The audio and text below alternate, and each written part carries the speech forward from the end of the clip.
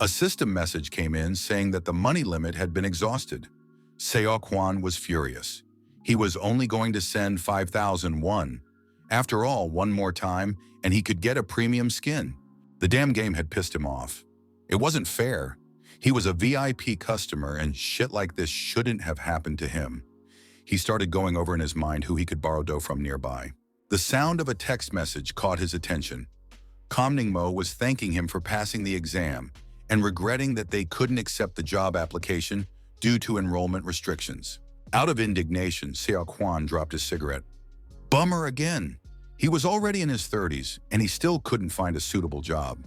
Working behind the counter of a store was one of the easiest jobs, but it required a lot of patience. You had to put up with a lot of assholes. This guy would come in every day, collapse on the floor and drink, and he'd get on my nerves with his stories about how cool he was when he was young. But as soon as a really tough customer showed up, he'd cowardly run away. If someone asked Huang what a game and reality had in common, Huang would say that everywhere you go, there are a bunch of idiots. However, he has now become an educated and polite man in his 30s. He is in control of himself. Huang politely asked if the man would get sick lying on the cold floor every day. The question angered the drunkard, and he stood up and made threats. This pathetic freak realized that the guy could not answer him. Otherwise, he would be fired. A big man with a threatening look came into the store and demanded cigarettes. One look was enough for the big guy to make the drunkard leave. Huang asked with a polite smile what kind of cigarettes he wanted. The man replied that they were Dunhill. The guy asked what kind of Dunhill cigarettes he wanted. The question made the big guy mad. He clenched his teeth, barked that they were blue, and called Huang a jerk. It's all about patience. The guy had it in his head. He had to be patient. He was a well-mannered man now. Huang said the price was 4,501, and the man threw his change on the counter. It was a whole bunch of small coins. The man unsealed the cigarettes, crumpled the package, and threw it on the floor. Fury was boiling over. Huang tolerated such rude behavior and even found the strength to thank the customer. Just a little more and he would be gone. Counting the coins, Huang found that there were 201 more, and that calmed him down a bit. Suddenly, as if remembering something, the big guy called out to him. Huang tensed up. He urged himself to be patient, but he was running out of patience. The man insolently demanded that he light his cigarette. Huang thought he'd heard him, but the man repeated the demand rudely. He liked to bully others. He could see it in his insolent look. That was the last straw. After all, his patience was not rubber. With a polite smile, Huang flicked his lighter. Now he's going to give him a light. Calling the customer the last words, the guy lit his beard on fire. The man screamed and jumped on the spot, waving his arms. They clashed, punching each other furiously. The guy was venting all his anger from the day. He and Ye Rin met at the cafe the next day. Of course he was fired, but the young man didn't feel guilty. The girl didn't understand how one could be proud of being fired without even working for a month. She accused the guy of intemperance. Huang tried to explain everything to her, that the client started first and was rude. But the girl thought that he should not have stooped to the same level. Otherwise, how could he be better? It was useless to argue. Huang asked her how she was doing. The girl replied that she could afford to have a couple of drinks today because she had gotten first places in all subjects. She was happy and proud of her success. The young man was also happy about his friend's success, but his own failures seemed a complete failure against the background of her triumph. It seemed that he alone was worthless in this world. He was downcast. The girl tried to cheer Huang up. After all, the main step was to realize his mistakes. Memories of the past added to the pain. He lost his father early, got involved with gangsters, and almost died. He had been on the verge of death several times, but he continued to endure the pain. To Ye Rin, his revelations came as a surprise. This part of his life was unknown to anyone. They chugged and decided to change the topic. The girl advised him to become more independent and responsible and rent an apartment in Seoul. The alcohol relieved the tension a bit, and the conversation became more casual. Ye Rin remarked that by leading such a lifestyle, he wouldn't make it past his third decade, and that he would have to take responsibility for her after graduation when she got a job. And it would be nice if he could at least make it to that point. The night lit up the lights in the windows. Huang was plagued by nightmares. The dreams were restless, and every now and then he woke up and remembered his conversation with Ye Rin. All the nonsense she said during the conversation made him anxious. He imagined what it would be like if he never got a job until he was 40 and spent all his time at the game cafe. The thought seemed funny and the guy laughed. Another nightmare, where he saw himself as an old worthless wreck, planted in his head the idea that a 30-year-old guy who had achieved nothing in life was just trash. It wasn't funny to him anymore. He didn't feel like sleeping anymore. Perhaps he really should have moved out and behaved himself. He got out of bed and picked up his phone. Gotta send his resume somewhere. At least this way he wouldn't look like a buffoon in the eyes of a 20-year-old girl anymore. The guy cursed and started flipping through the ads. They were offering a yearly salary of 1,800 won for a production job. That's for 72 hours a week. No one normal would buy that kind of crap. Another ad caught my eye. Munt Cleaning Company. Hiring with no experience and no conditions, the 9,000 won a year was surprising and disbelieving. Such a salary for a normal cleaning job? To Huang, it was a huge sum. For 9,000 won, he could buy so many skins. He could buy his own computer with that money. The ad seemed like a scam. They'd send him on a ship to the Pacific Ocean.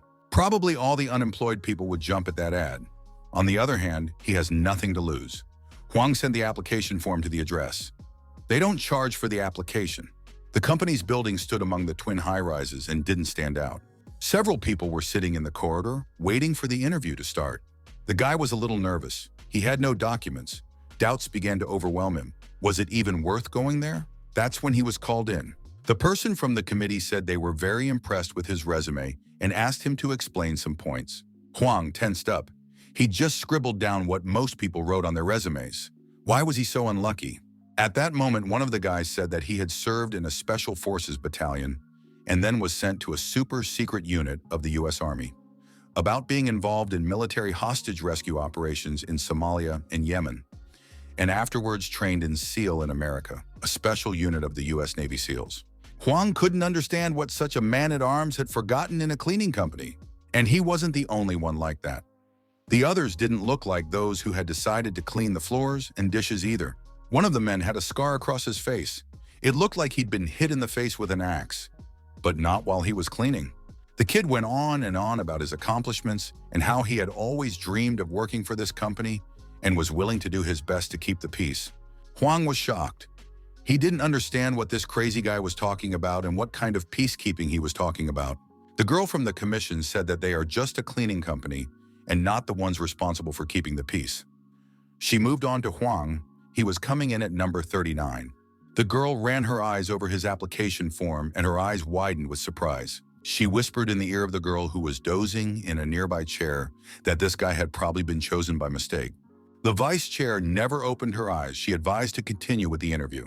The girl read out a passage where Huang wrote that he was angry at the educational system of this disgusting country, deliberately passed the final exams and entered the local university. After that, he worked part-time at various places teaching proper behavior to ill-mannered customers. And then the unfair director, illiterate as well, fired him. That's what he wrote. The girl looked up and asked if everything on the resume was true. Laughter broke out. There was whispering behind them. People didn't understand what Huang was doing here. The guy was sweating with excitement. The girl asked him if he considered all the things he'd written to be his virtues. He didn't. He just wrote, and that was it. If a person is treated like shit, he has the right to respond in kind. Huang wrote obvious things and didn't see any problem with it. The girl scribbled something on the form and thanked him for his answers. Something in her appearance suggested that Huang had failed the interview again. She asked if there were any questions. She asked out of politeness, hinting that it was time for him to go. But Huang had a question that had been plaguing him all along. He asked why a man with a gun was allowed to be interviewed. The gun question caused bewilderment. Huang said there was a man sitting at the other end of the row, and he had a gun in his pants. Huang questioned whether it was even worth talking about. The man started yelling indignantly at him, denying everything. Huang continued to argue that there was a law against carrying guns. Huang tried not to look at the gun in his pocket, but the man kept looking at it as if he was trying to keep his eyes open. The man with the gun snatched the weapon and started shouting insults at Huang. The scarred man knocked the gun away. He tried to reason with the asshole, but it was no use. A fight broke out, and the blows came one after another. Suddenly, the crazy guy opened his shirt. He yelled for no one to move. His body was wrapped in explosives. He shouted out some nonsense about how he immediately realized that this organization was actually the Natural Disaster Preparedness Committee. His words were all nonsense. He kept yelling that they were lucky they didn't have a chairman today, and they'd have to blow up whoever was in the room for the sake of real, white peace. And the lady in the cap continued to doze off. And Huang snapped again. All that noise and that bastard with the dynamite pissed him off completely. The guy yelled for the guy to shut up and get lost, and then he punched him in the jaw with all his might. The guy took off, or rather fell out of the office window right onto someone's car. It was a long flight, so it wasn't a soft landing. Huang's resume may not have been anything remarkable, but he knew how to handle these things. It looked like he'd blown the interview again. The guy waved goodbye to everyone, wished them a good job, and turned to leave. He got called out. Wow, the lady in the hat woke up. She's got a lot of nerve, though. She said that Seok-hwan made a mess of their company and that he should be held accountable for his actions. No matter what the situation is, you have to take responsibility for what you've done. Why did she suddenly decide to wake up? And the girl continued to reason. She said that he threw a man with a bomb on him out the window, and he didn't even think about the people downstairs. They could have been hurt, and someone who acts so recklessly should be punished because he said something like that. Huang tried to object, but in a strange way, she used his own words against him. It turned out that she had foreseen that this was what would happen and had ordered the guy to play along. If it had been a normal person in his place, he would have died from the blow. Huang was shocked. He remembered the man with the gun and the way he played the psycho. So it was all an act. An act?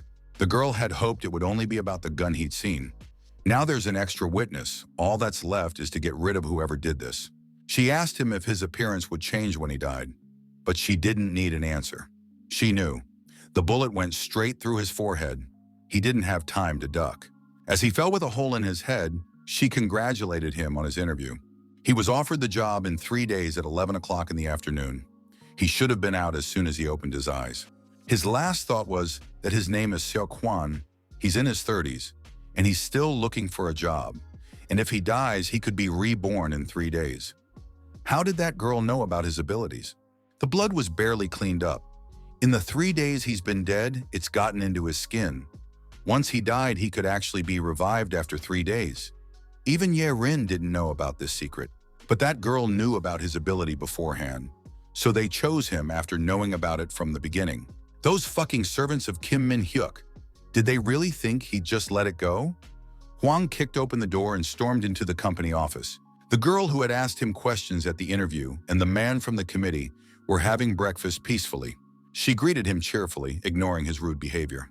The girl seemed thrilled that he was actually resurrected in 3 days.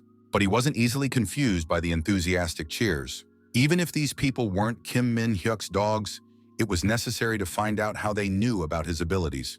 The girl said that Kim Min-hyuk died right after he became the representative of the Daewon Group. In order to rise to the position of company director, he killed many people. Then it came out that the case was related to politics, and a lot of people from the higher ranks were fired. There were many protests from civilians. What was interesting was that the person who killed Kim Min-hyuk was his own mother. She was the one who then presented all of his crimes in court. Everything the girl told was true. In order to investigate his abilities, Kim Min-hyuk killed the guy dozens of times and also tortured his loved ones. Huang was hoping for a peaceful life after the death of this creature. But then some new people show up who know about his abilities. He won't let anyone else bully him. The girl says that their company has nothing to do with that horrible man. They first learned about Huang's abilities at an interview. The only person who really knew everything beforehand was the vice chairman, the girl in the cap, the one who killed him. The employees introduced themselves. Her name was Cha Hee-soo, and she was the general manager of the cleaning company. The man's name was Jang Ho-young, and he was the general manager. They took the elevator downstairs and came out at the underground parking lot. Waiting there was the same bitch who had shot him in the forehead. Huang was instantly enraged. She wasn't even surprised to see him. She only asked if Huang was the Jesus of Korea. He's going to show her Jesus. He's going to arrange a private meeting with him. Cha Hee-soo jumped up and down to her boss. She asked what kind of work they were going to do today. The vice chairman whispered in her ear that they were being tailed by 3 people. These men had found them when they heard the news that a man had fallen out of their office window. They shouldn't have gone to the main office now. They should take the freeway to see exactly how many people were following them. Hwang grabbed the bitch by the shoulder. Now he's going to settle accounts with her for everything. He would find out who she was and how she got involved with Kim Min-hyuk's gang. Hwang was furious.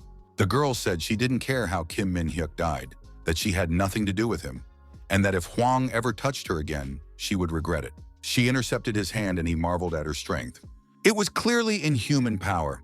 Who was this girl, really? Their confrontation was interrupted by a polite question from the general manager. He asked if Hwang was going to work for their company. This was a monstrous impudence. Did they really expect him to work for them after everything that had happened? Where do you see a person being shot at for a job interview at a cleaning company? The general manager said that after the internship, the salary will be much higher than the amount stated in the advertisement. The pay would be 110 million won per year. Hwang became numb to what he heard. 110 million won! This was unthinkable. Moreover, there would be a merit bonus at the end of the year. It would be a good idea to read the contract to see if Hwang would change his mind about leaving. Hwang inquired exactly where they were going. He was told that the building where the interview took place was a front, and the main office was in Yedo. The other applicants who were interviewed are already there. They started work 2 days ago. He inquired about what they actually do. He was told that he was now working for the Natural Disaster Preparedness Committee. It was a very famous international company that was often talked about in the news. The department Hwang would be working for was a fake firm that provided unofficial assistance to the Disaster Preparedness Committee. It's an undercover job. In order to prevent disasters and crimes in advance, they sometimes have to do work that is against the law. That's why they get a lot of ex-military and special forces people. The only thing I don't understand is why they need Hwang. He was told it was an order from the chairman. Hwang was getting nervous again. How did the chairman know everything? At that moment, something strange began to happen on the road. They were being attacked in broad daylight. It was a monstrous impudence. Needing more instructions, the general manager called the chairman. Even though the car was armored, the tires wouldn't last long. Hwang didn't realize what was happening. Finally, the girl in the cap paid attention to him. She informed him that it was time for work. They had been attacked right in the center of Korea. It was outrageous. A machine gun appeared from the truck in front of them. One of the cars leveled at them. A weapon peeked out of the lowered window. Bullets clattered against their vehicle, knocking sparks out of the armor. They were surrounded and began firing from all sides. Something had to be done. They couldn't hold out much longer. The window wouldn't hold and would shatter soon, and they didn't even have weapons.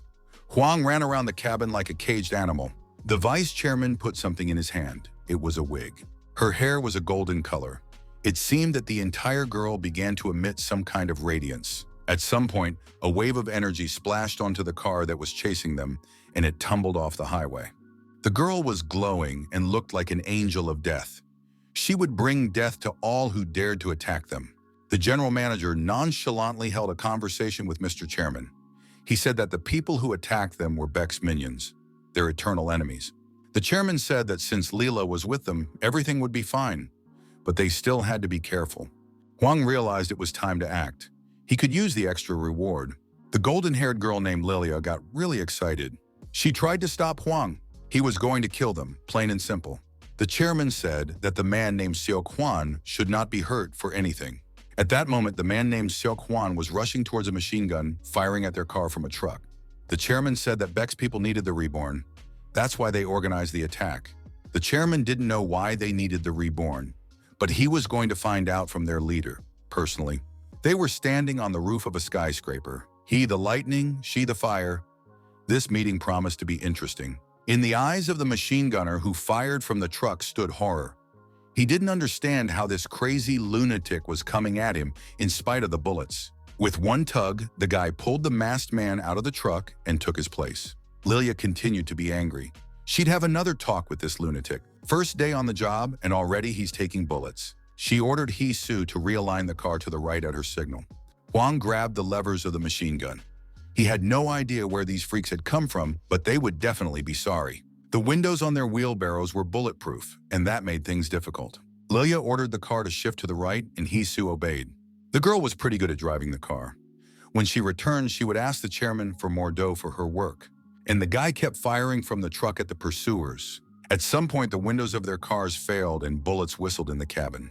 The tires on the wheels blew out, and one of the cars was blown off the highway. The fewer pursuers, the better chance of getting out of this mess. The pursuers only had one car left, and it was bullet-riddled. Their plan was a failure. The chief ordered them to turn around. The driver tried to object. If they retreated now, they would lose the Reborn. But it became clear that they should retreat. The pursuer's car curled up the highway. The members of the special division exhaled with relief. Hee-soo couldn't believe that it was all over. The general manager was holding his head, his ears still hurting from the rumble. The blonde girl had a rather gloomy look on her face. The new employee, on the other hand, was glowing with excitement. It was cool to get to have such an adventure on the first day of work. Seoul, Jongno Street, Clewell Tower. This was where their main office was. They were going up in the elevator. Lilia pushed him against the door with all her might so that the elevator's glass shattered and cracked.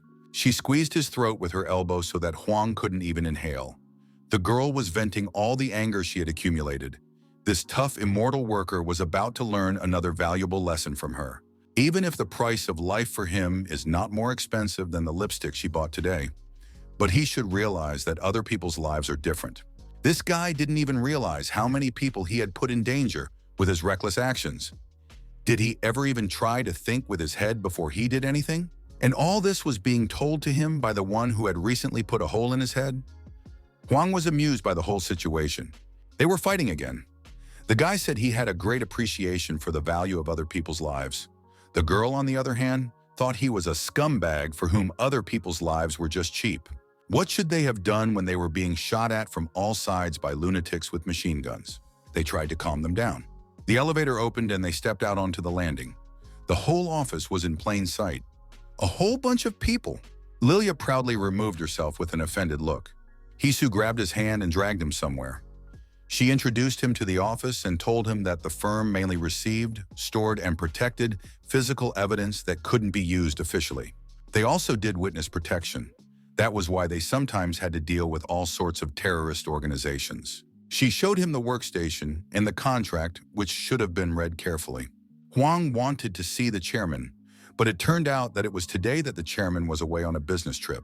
The office staff listened attentively to the news report. The report said that a civilian in the Gangnam area had filmed a fight between some suspicious girl and a terrorist. Because of this situation, a large number of people fled away from the Gangnam area. Fortunately, no human casualties have been reported so far. The office staff were clarifying and asking for details.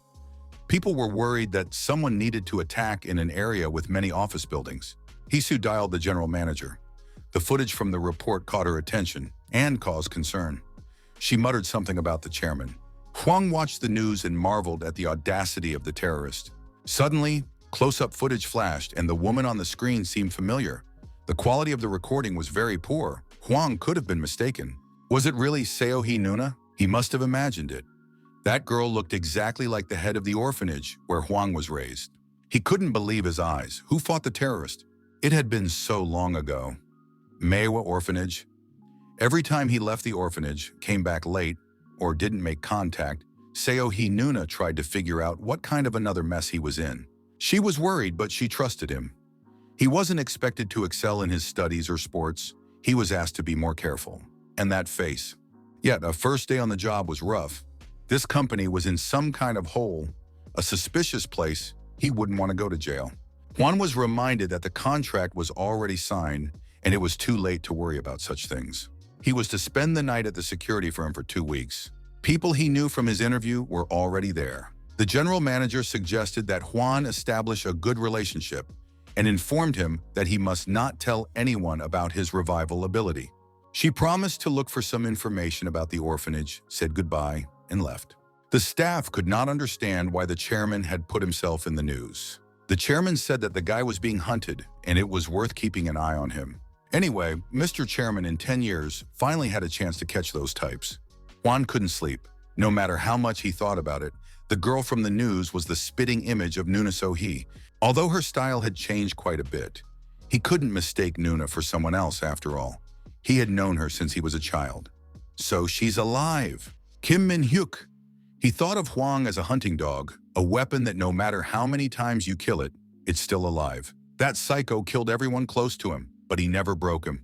However, Nuna So-hee was killed by another person before Kim Min-hyuk came along, but now she's back again. An unregistered person appeared at the headquarters of the Disaster Preparedness Committee. The person was heading towards the chairman's office. The voice was also unrecognizable. It was the chairman of MUNT, Min Jung-woo. His identity was so classified that he was not listed in any databases. A phone call rang in the darkness. The number was unidentifiable. A familiar voice called Hwang by name and asked for help. The girl said she was glad to hear his voice for the first time in a long time. She asked how he was doing. With trembling hands, Hwang lit a cigarette. It was unbelievable. So that girl on the news was really Nuna. But why had she never once tried to contact him? And why was she calling now? Nuna apologized, said she was afraid and hiding. She was being chased, so she couldn't contact anyone. She asked for help. Hwang asked where to come to. She named a place, the place where they last saw each other. The girl begged not to tell anyone about that conversation. Hwang didn't know that their conversation was bugged, and everything would be relayed to the president. He wanted to get out of the room, but he ran into Hee-soo. Hwang lied that he got lost while looking for a place to smoke. The girl said that new information had come in, and they were moving out for an operation tomorrow. Hwang needed to be there too.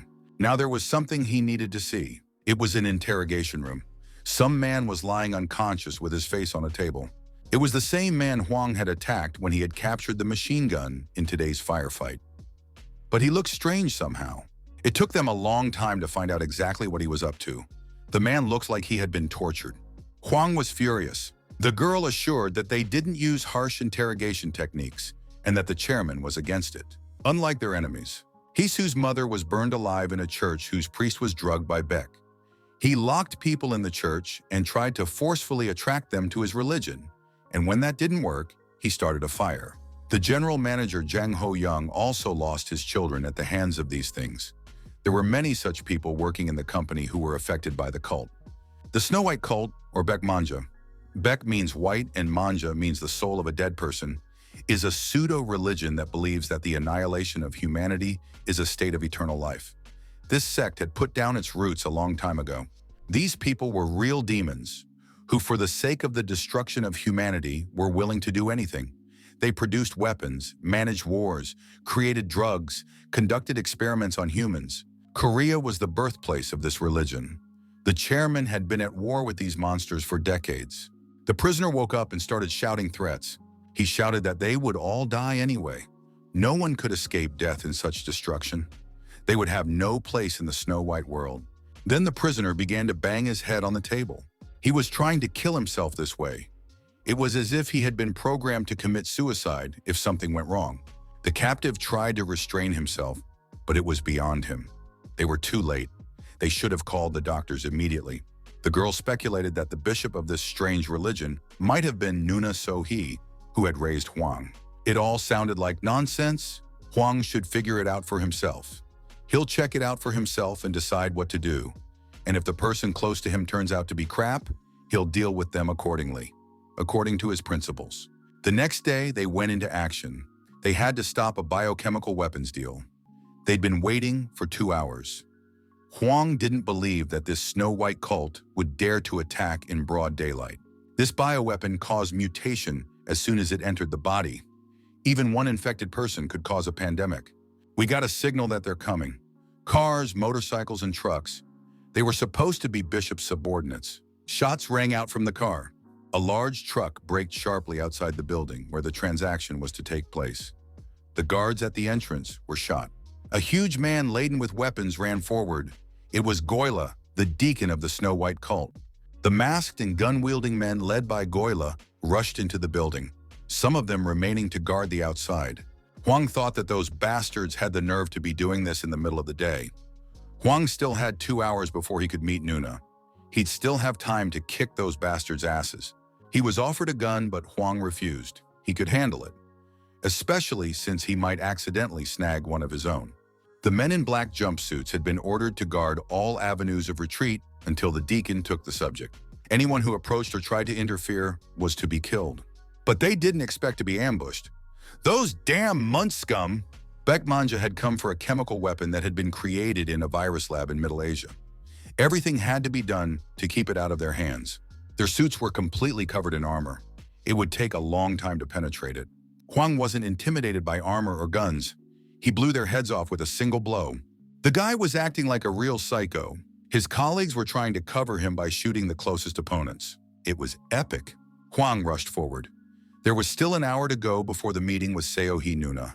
He had to get there in time to find out the truth. Beck's henchmen were killing everyone in their path. They didn't leave any witnesses. The man with the suitcase sat in the chair shaking with fear. He didn't understand what was going on or why he needed all this equipment. He wondered where the money was. It was the director of the Star Call Club, Jung-Fil Hwan. He was a former gangster. He tried to be indignant, but a point-blank shot from a handgun interrupted his speech. Goila took the case. The weapon capsule was in place. The serial number matched. It was the original. The deacon was about to leave, but then word came that an invader had entered the building. His movements were very fast, and he had already managed to kill all the guards. A real psycho. He took out all the guards by himself. Huang didn't understand why there was so much trash in the country. He was looking for the boss. It didn't take long for Goila to show up. He grabbed Huang with his mechanical arm and lifted him above the ground. He didn't understand where the damn terrorist was or what Unkillable was for getting here. Seohee was worried that Huang had been broken through to. She also didn't understand where the chairman was. In the meantime, the chairman had already arrived at the place, Manhwa's shelter. Huang didn't understand how this gorilla knew about his abilities. The deacon asked, hadn't Huang received a call and an offer to meet with Madam Bishop? Huang didn't understand anything. Where was he supposed to meet the bishop? The deacon's answer stunned him. Manhwa's shelter, where he lived under her auspices. Goila reported that they were going to pick him up back then on the road, but the damn munt got in the way. The deacon decided to kill Huan to keep him from messing things up and send him back to where he was originally supposed to be. Mechanical fingers glorified his throat. Huang couldn't believe his ears. This couldn't be happening. Manhwa's shelter. How did that freak know all about him? Huang broke free of the iron clutches. A short struggle and the deacon was defeated. There are only a few questions left to ask. First, the bastard will tell us how he knows everything. Then Huang would kill him. The Unkillable was revived 3 days after death. His extraordinary power allowed him to utilize his stored life energy when he was on the verge of death and life. This ability was called Nirvana. Huang asked who they were and what the hell were they doing here? Why did they want to destroy the world? The big guy replied that he couldn't understand, and that Huang didn't deserve to have the power of rebirth. It was of no use to such a worthless man. They clashed again. They pounded each other, creating great destruction around them. When the owner of the building sees all this, he will shed bitter tears. Huang threw a straight punch with his fist right on the metal arm. Something inside the mechanism shorted out, a crackling sound broke up, and sparks flew. While the fight lasted, the men in black jumpsuits decided they didn't have time to wait, and since they had the object, it was time to run away. Just as they were trying to escape, help from the Munt arrived. A firefight ensued. The guy was trying to warn his men that there was a biological weapon in the suitcase. An accidental shot could damage the suitcase, and then everyone would be totally screwed. That's what happened. The guy tried to reach for the glass flask, but didn't make it. The flask fell to the floor and shattered. The contents of the capsule spilled out onto Huang. They were in deep shit. Suddenly, Huang smelled a familiar nutty aroma. A strange odor for a biological weapon? The deacon realized it was a trap from the start. That was why those assholes had rushed over so quickly. Huang was puzzled. Deacon explained to him that if the biological weapons were real, it was unlikely that the Munt employees would have reacted so calmly and come without protective suits. That was the way it had always been. In order to catch criminals, they were capable of pulling off anything. The guy's jaw almost dropped in surprise. It didn't smell like a dangerous chemical compound, but ordinary sesame oil. Now the deacon realized why the terrorist, who usually did nothing but try to interfere with them, wasn't here today. His true target was the bishop. That's why he got rid of all of them and that jerk Unkillable. A colleague came over and praised Huang. Although the guy had caused some trouble when he rushed forward alone, but in the end it had ended up being a success. He was promised to explain the whole situation on the way. Huang intercepted the hand that had been clapped on his shoulder and squeezed it until it crunched. What kind of success are they talking about? A bunch of innocent people died here. The guy was seething with rage. An emergency was reported to headquarters. The newcomer had escaped. He left on the bike that the Snow White cult left near the building. Huang guessed where the chairman was now. Bishop realized that their conversation had been bugged when she saw the chairman. Huan was a naive fool and didn't even realize they were being bugged. The chairman assumed that by tricking Huan, Bishop was going to steal his revival ability. Although she didn't look like a bishop today, it would be more correct to call her Jin So-hee. The chairman thought that Jin So-hee was not yet able to steal Unkillable's ability, that it wasn't like this. She wouldn't have fallen into such a stupid trap before. Had Bishop lost her ability and now she could no longer take possession of someone else's body?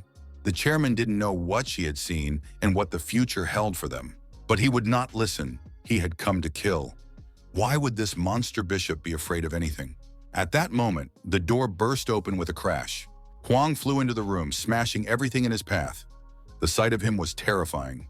Huang couldn't even protect the place that had served as his peace and support for many years. Moreover, that bastard had let many innocent people die today. He had too many reasons to punch that type in the face, but the guy still gave him a chance to explain everything. The chairman apologized and said he didn't have time to explain everything right now. They would talk in the office after the sect head was arrested. The guy sent him very far away. Just today was enough time for him to kick that bastard chairman's ass. Huang pounced on the chairman. His movements were so fast that even Huang couldn't see them. The guy never managed to punch him once. He didn't dodge the attacks even after he saw them. This creep dodged as calmly as if he was fighting a child. It was as if he knew exactly how Huang would attack from the start. Nothing, just one strike and he would be finished. Lightning flashed and Huang was thrown to the ground. The chairman said this was no time for games. He knew that even though he was unkillable, he couldn't defeat the terrorist in his unawakened state because he could anticipate the impending danger in advance. Huang did not calm down. He stood up again and attacked the man with strange powers. Again, the blows whistled and the lightning flashed. Smoke billowed from the windows of the shelter. The girl watched the fight. The chairman tried to reason with the boy. He tried to say that they were not enemies. The girl realized that the chairman didn't want to kill Huang, and if they had killed the guy right away, it would have been over by now. She realized that only by using Huan could she prevail. She threw the car at Huang. The guy barely dodged it.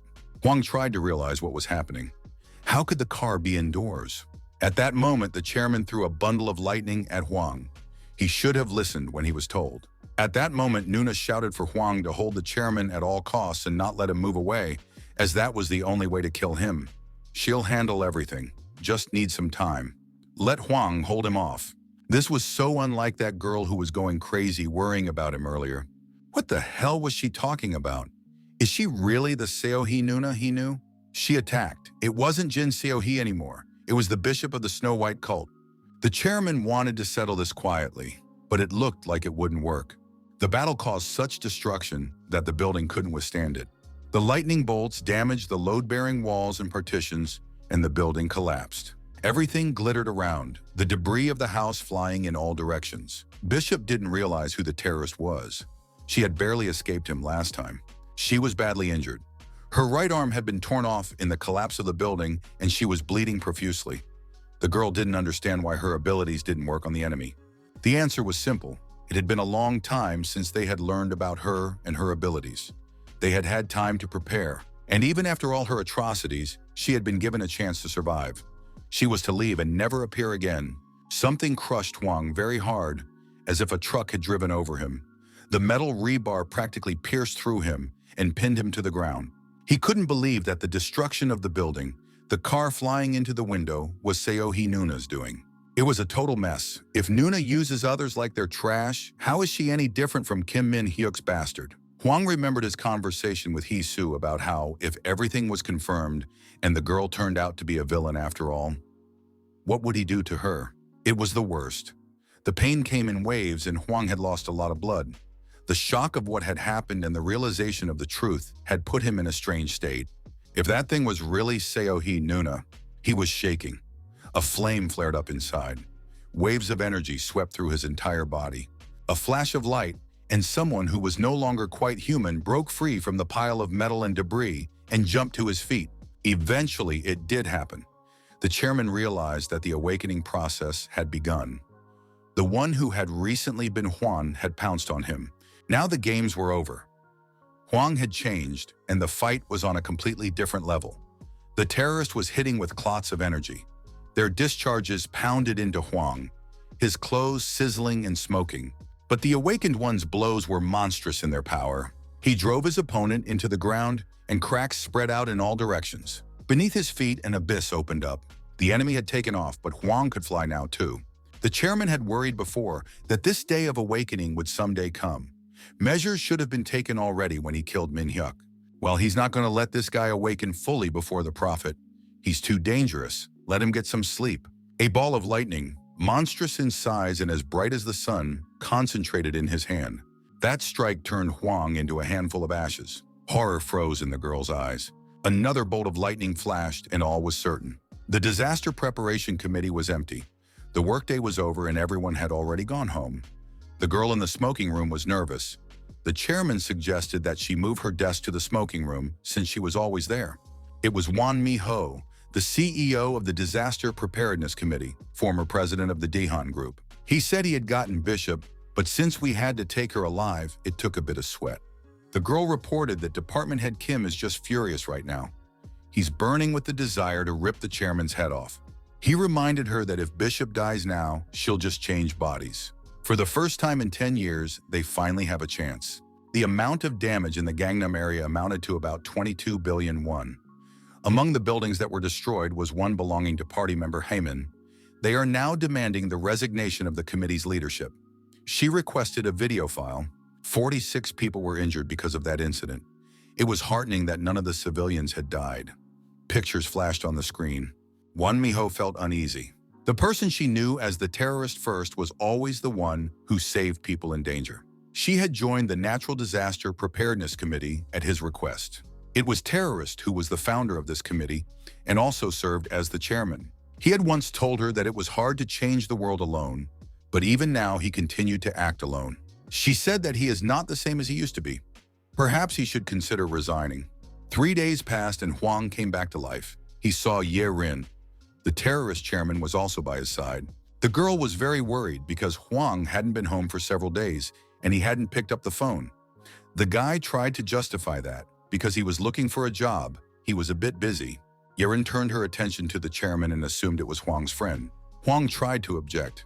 That type wasn't his friend, but the new boss said they'd been friends since high school and he ran a small cleaning company. Ye Rin noted his unusual hair color. With that shade, the guy looked a lot like the terrorist from the news, and that was dangerous since they could accidentally get mixed up. Huang tried to say that the bastard was the terrorist, but the chairman clamped his hand over his mouth in time.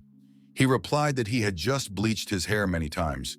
Min Young-woo said goodbye and said that it was time for him to leave, hinting to Huang that he shouldn't say anything unnecessary.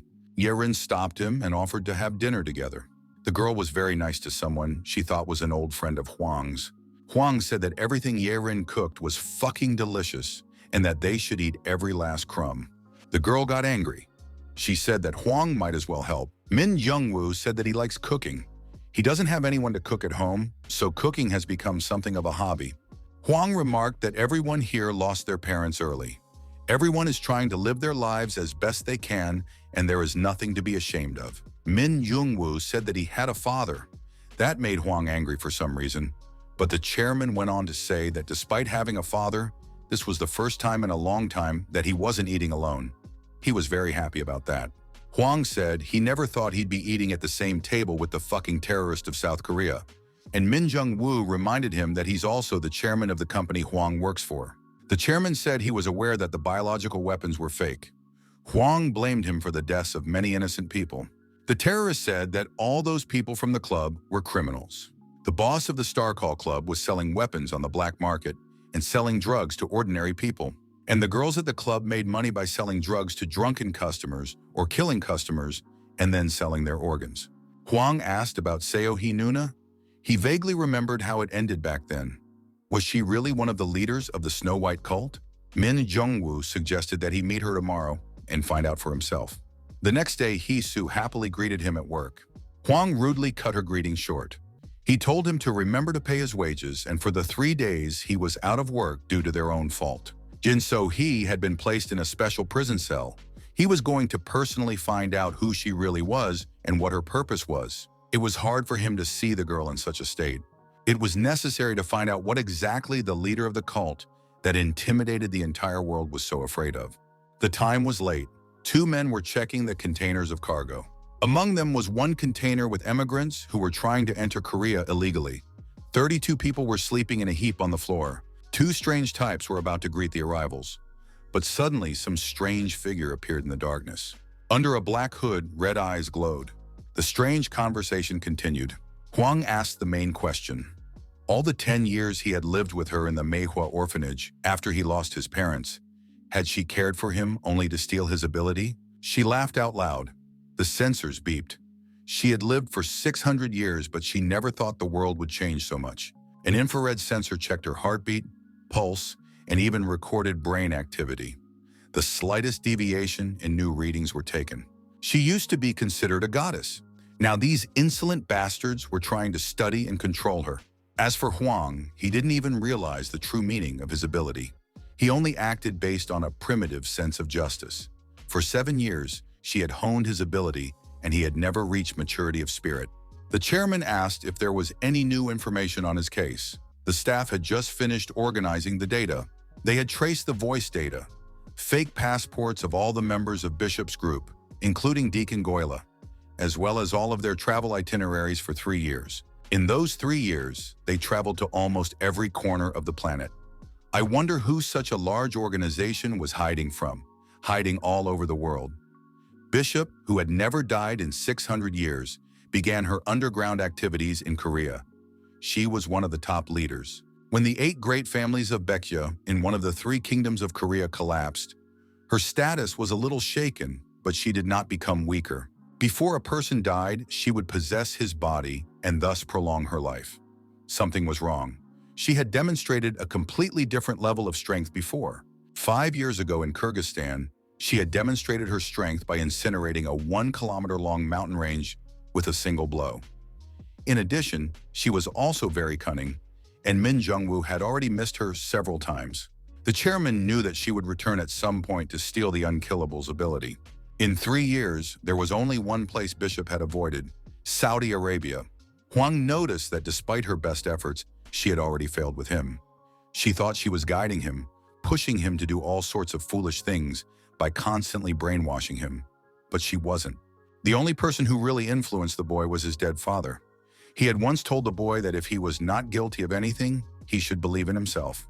When a fire broke out in the factory where he worked, his father went into the fire 5 times to save people. He ended up dying himself. Huang also tried to help people in trouble by taking down the bad guys. Huang tried to be like his father, and it wasn't about his ability, it was about principles. Bishop replied that it was all just nonsense coming out of the young man's mouth. This ability was originally hers. Huang saw no point in continuing this conversation. He had learned everything he wanted to know. He would keep in his memory all the good things that had happened. She shouted that he would be resurrected after any death, but death from old age he could not avoid. Then the ability would be lost forever. That gift should belong to her, and the other half should have been extracted long ago. She added that someone would come soon and everyone would die. There was an intruder alert. Intruder alert 2. An unknown person had entered the grounds. There was a man standing in front of the door. The guards pointed their cameras at him, trying to recognize his face. Fiery eyes rolled from beneath the hood. There was a crackling sound in the headphones, sparks sprinkled. Blood flowed from the guards' ears, the men shaking from some incomprehensible impact. A second-rank alarm reported that an unconfirmed intruder was approaching. The chairman ran for the exit. There was a purple haze in the entire office. This was serious. He ordered Hee-soo to contact the security team. The general manager reported that a call had come in from the security team. An unknown intruder had entered the building through the main gate. All the cameras had fallen into disrepair. Some team members, for some unknown reason, had damaged eardrums. The elevator stopped at the main entrance. This meant that the stranger knew where to go. The chairman remembered the bishop's warning. The chairman said that all staff had to be evacuated. A purple mist covered the entire building. There was no more than 10 minutes of time left. Min Jungwoo had the ability to see a place where an accident could happen to him. Such an area was covered in purple fog. The chairman ordered the alarm to be raised to level 4. The field team was to pick up Bishop and transport her on the freight elevator that was in Sector B. and also to prepare the launch of the Vilogia project. Bishop reported that the one she warned about was already here. Huang tried to evacuate. Bishop shouted that there was only one way to stop the type. Huang must give her his power. The terrorist can't do it on his own. Only a fully awakened prophet could stop the intruder, or else everyone would die. It was time to move towards the elevator. A special unit of the Natural Disaster Preparedness Committee was about to arrive, but then the lights went out. The men had their weapons at the ready. The emergency power supply was about to kick in. Some black figure blurred in the darkness, and in a second the entire squad was cut to pieces. Blood was everywhere. This man had once been with them but had betrayed their cult. The stranger told Bishop that he didn't believe in all this cult nonsense. Their conversation was interrupted by the terrorist. He burst in, flashing lightning, and was stunned. The stranger, it was Chom. He was devouring the bishop. The chairman couldn't understand what exactly Haum was doing to Jin So-hee. He couldn't really be devouring her, could he? It had a human body, but it looked like the body of a huge beast, and its hair was very unusual. The chairman saw that the entire field team had died. It was his fault. He hoped they would be able to move the bishop before the stranger burst in. Haum wasn't feeling particularly enthusiastic after eating a 600-year-old woman. They entered the fray. There was fire everywhere, lightning flashing. The strikes were so fast that an ordinary person could only see blurs. Haum was pleased, finally a worthy opponent. Their confrontation continued. Haum was anticipating victory. He wondered if he absorbed the terrorist. Would he have the same purple eyes? There was a rumble like an earthquake. It felt like the building was about to collapse. There were 90 seconds left to launch the Vilogia project. Huang asked what kind of project it was. The girl said that the Snow White cult had taken possession of many gifted people. Most of them had the ability to send out special brainwaves. Project Vilogia was an experimental weapon that was created by a weapons research and development team with a scientist named Kim Bong-chun. The weapon was experimental and it could have a side effect. The girl said that Huang has a different type of wavelength, so he won't get any effect from the weapon, unlike Mr. Chairman. Meanwhile, Min Jung-woo continued to fight. The enemy had somehow attacked him from the ground side, but the floor remained intact. What kind of ability did he have? An unusual but overwhelming ability.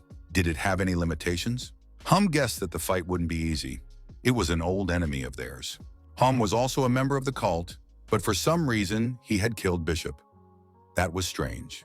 Hum informed him that cult was not a proper name. Beings like humans evolve from generation to generation, following only their desires. And that's what they spend their entire lives on. Their organization, on the other hand, dreamed of eternal development through death. The chairman ordered to activate the project, which was already ready to be launched. At that moment, clots of darkness began to seep straight from the ground and envelop the employees of the organization. This was the power of Haum. It was going to kill everyone and then devour the chairman's corpse. The entire building shook. Huang realized that something had gone wrong. The project had never gotten off the ground. He asked where exactly were the weapons. Black blotches spread across the walls and floor. Black fog was billowing and taking over more and more areas. Haum used his ability. The chairman couldn't let him win and let himself be devoured so easily. He began to concentrate the lightning bolts in his hands. He linked both hands together. A huge plasma ball sparking with lightning flew towards Haum. The chairman was the first one who could resist the invader's power. But the more the darkness thickened, the stronger Haum became. Now was not the time to conserve strength. Before the weapon was activated, it was necessary to stop this type at all costs. And the chairman began to generate streams of high-discharge electrical energy. The brightest flash was blinding. It dispersed the tongues of darkness. Haum realized that their abilities were similar in essence. The energy diverged in circles in all directions. Darkness and light collided, and a massive explosion shook the building. The chairman's ability was on loan. Haum himself was the progenitor of his power, its original form. The monstrous monster transformed from clots of darkness and swept away the terrorist in a single motion. Huang was rushing down the corridor. If he activated the Vilogia, they would have at least a chance to save the situation. He found the right door. It was covered in blood. The weapon had never been activated. Time was running out. He had to figure out exactly how to activate the device. Some black shadow came over him and swaddled him in his arms and legs. He didn't realize what it was that had seeped through the floor. Haum said it was a device that immediately caught his attention. Since Unkillable had come here, it meant he hadn't prepared in advance and killed everyone here for a reason. Huang asked that thing where the chairman had gone.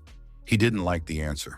The monster informed him that Huang would be devoured just as the bishop had been devoured, and bit his head off. Darkness. Someone's voice called out to him. Huang opened his eyes. A black fog was swirling around. This place seemed familiar. He was sure he had been here before. Fighting the terrorist was not an easy fight.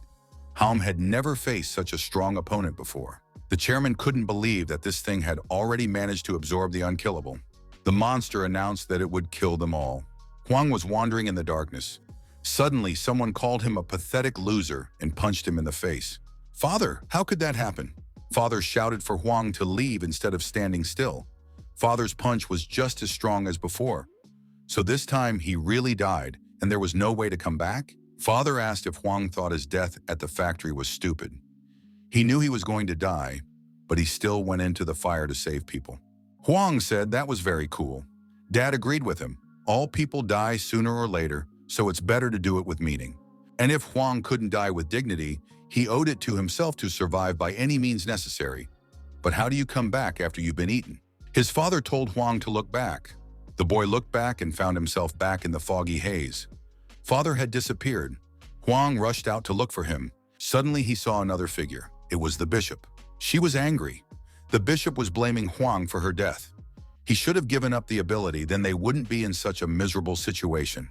It was the inner world of that creature that consumed them, a demonic space that consumed and destroyed life itself.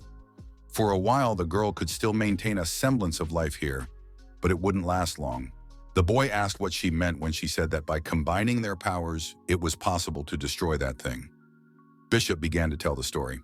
Long ago, when mankind first set foot in this world, 5 new creatures appeared on a star. They were prophets, beings beyond the laws of life and death. They tracked and destroyed creatures that brought death. One of them was the Unkillable. In the end, he was the only one left. The others died or disappeared. From generation to generation, he bestowed his power on whomever he deemed worthy to continue his mission. So Huang was the real Unkillable, and Bishop just stole his power and lived for 600 years. She didn't think he was worthy of that power, but she's going to die soon anyway. So wouldn't it be better to make it worthy and give what's left to Huang?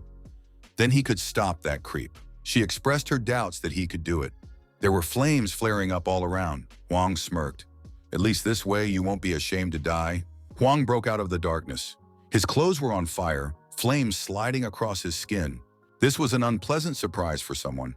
Haum was ready to kill him again and again. Shards of darkness grew out of the ground in sharp wedges. But Huang inherited not only his father's heroism, but also his fortitude.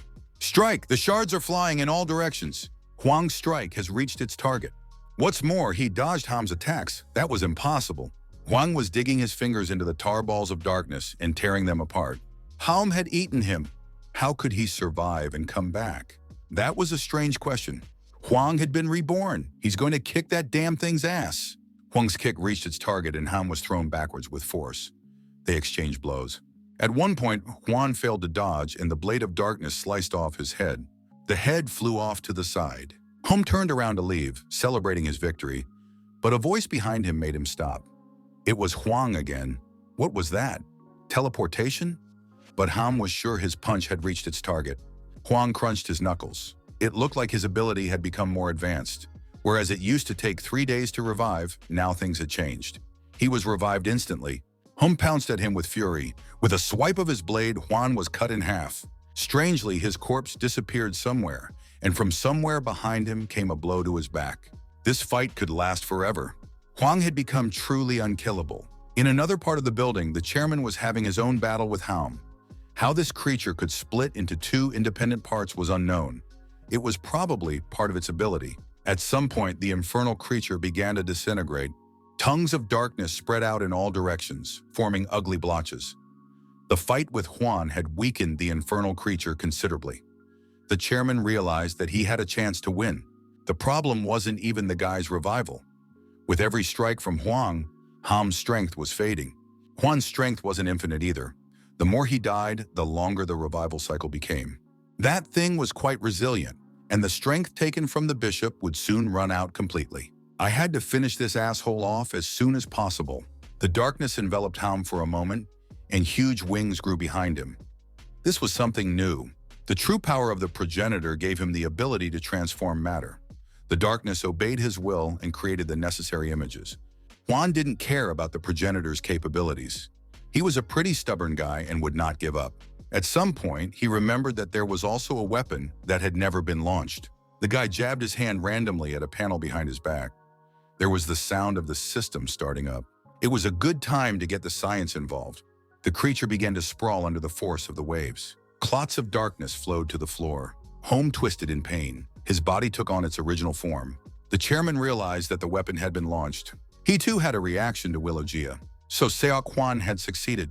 Ham didn't give up. He continued to fight on two fronts. At some point, Ham realized that his strength was rapidly disappearing somewhere. He didn't realize what that worm had done to him. Hwang realized that the weapon had worked. The creature had decided to escape. He said his real name was Obaid al-Dosari, and now Hwang had become his personal enemy. Hwang wasn't going to let the scum go so easily. He put all his strength into the final blow, and the creature choked on blood. Tongues of darkness splashed from all sides.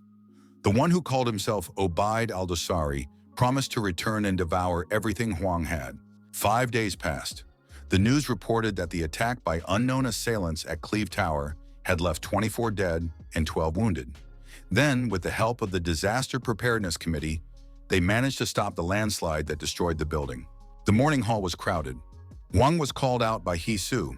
The girl was worried about Hwang and had even stopped by his house while he was abroad.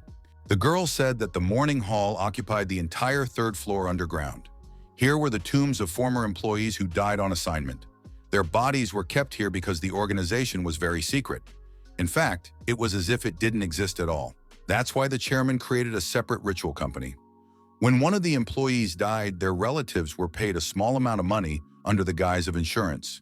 And if the deceased had no family, the chairman personally attended the funeral ceremony, so that no one had to go to the next world alone. Hwang saw the guy he was interviewing. He wondered how this man felt about everything. Was he afraid to die like that, without anyone ever knowing about his death? The guy said he didn't really care, probably because he's been in the service before. In a way, it was kind of cool, quietly sacrificing his life to keep the peace in a place that no one would ever know about. They met up with Ye Rin at the waterfront. The weather was nice. It was easy and nice to sit with a girl like this, drinking a beer. The girl asked if Hwang was going somewhere. The guy flinched at the unexpected question. The girl inquired about his face. Hwang turned it into a joke. He said his face should be fine since he'd been shaving pretty thoroughly lately. They laughed. Hwang said he'd recently had a dream about his dead father and that he missed him a lot. Then he remembered the threats from Obaid al-Dosari.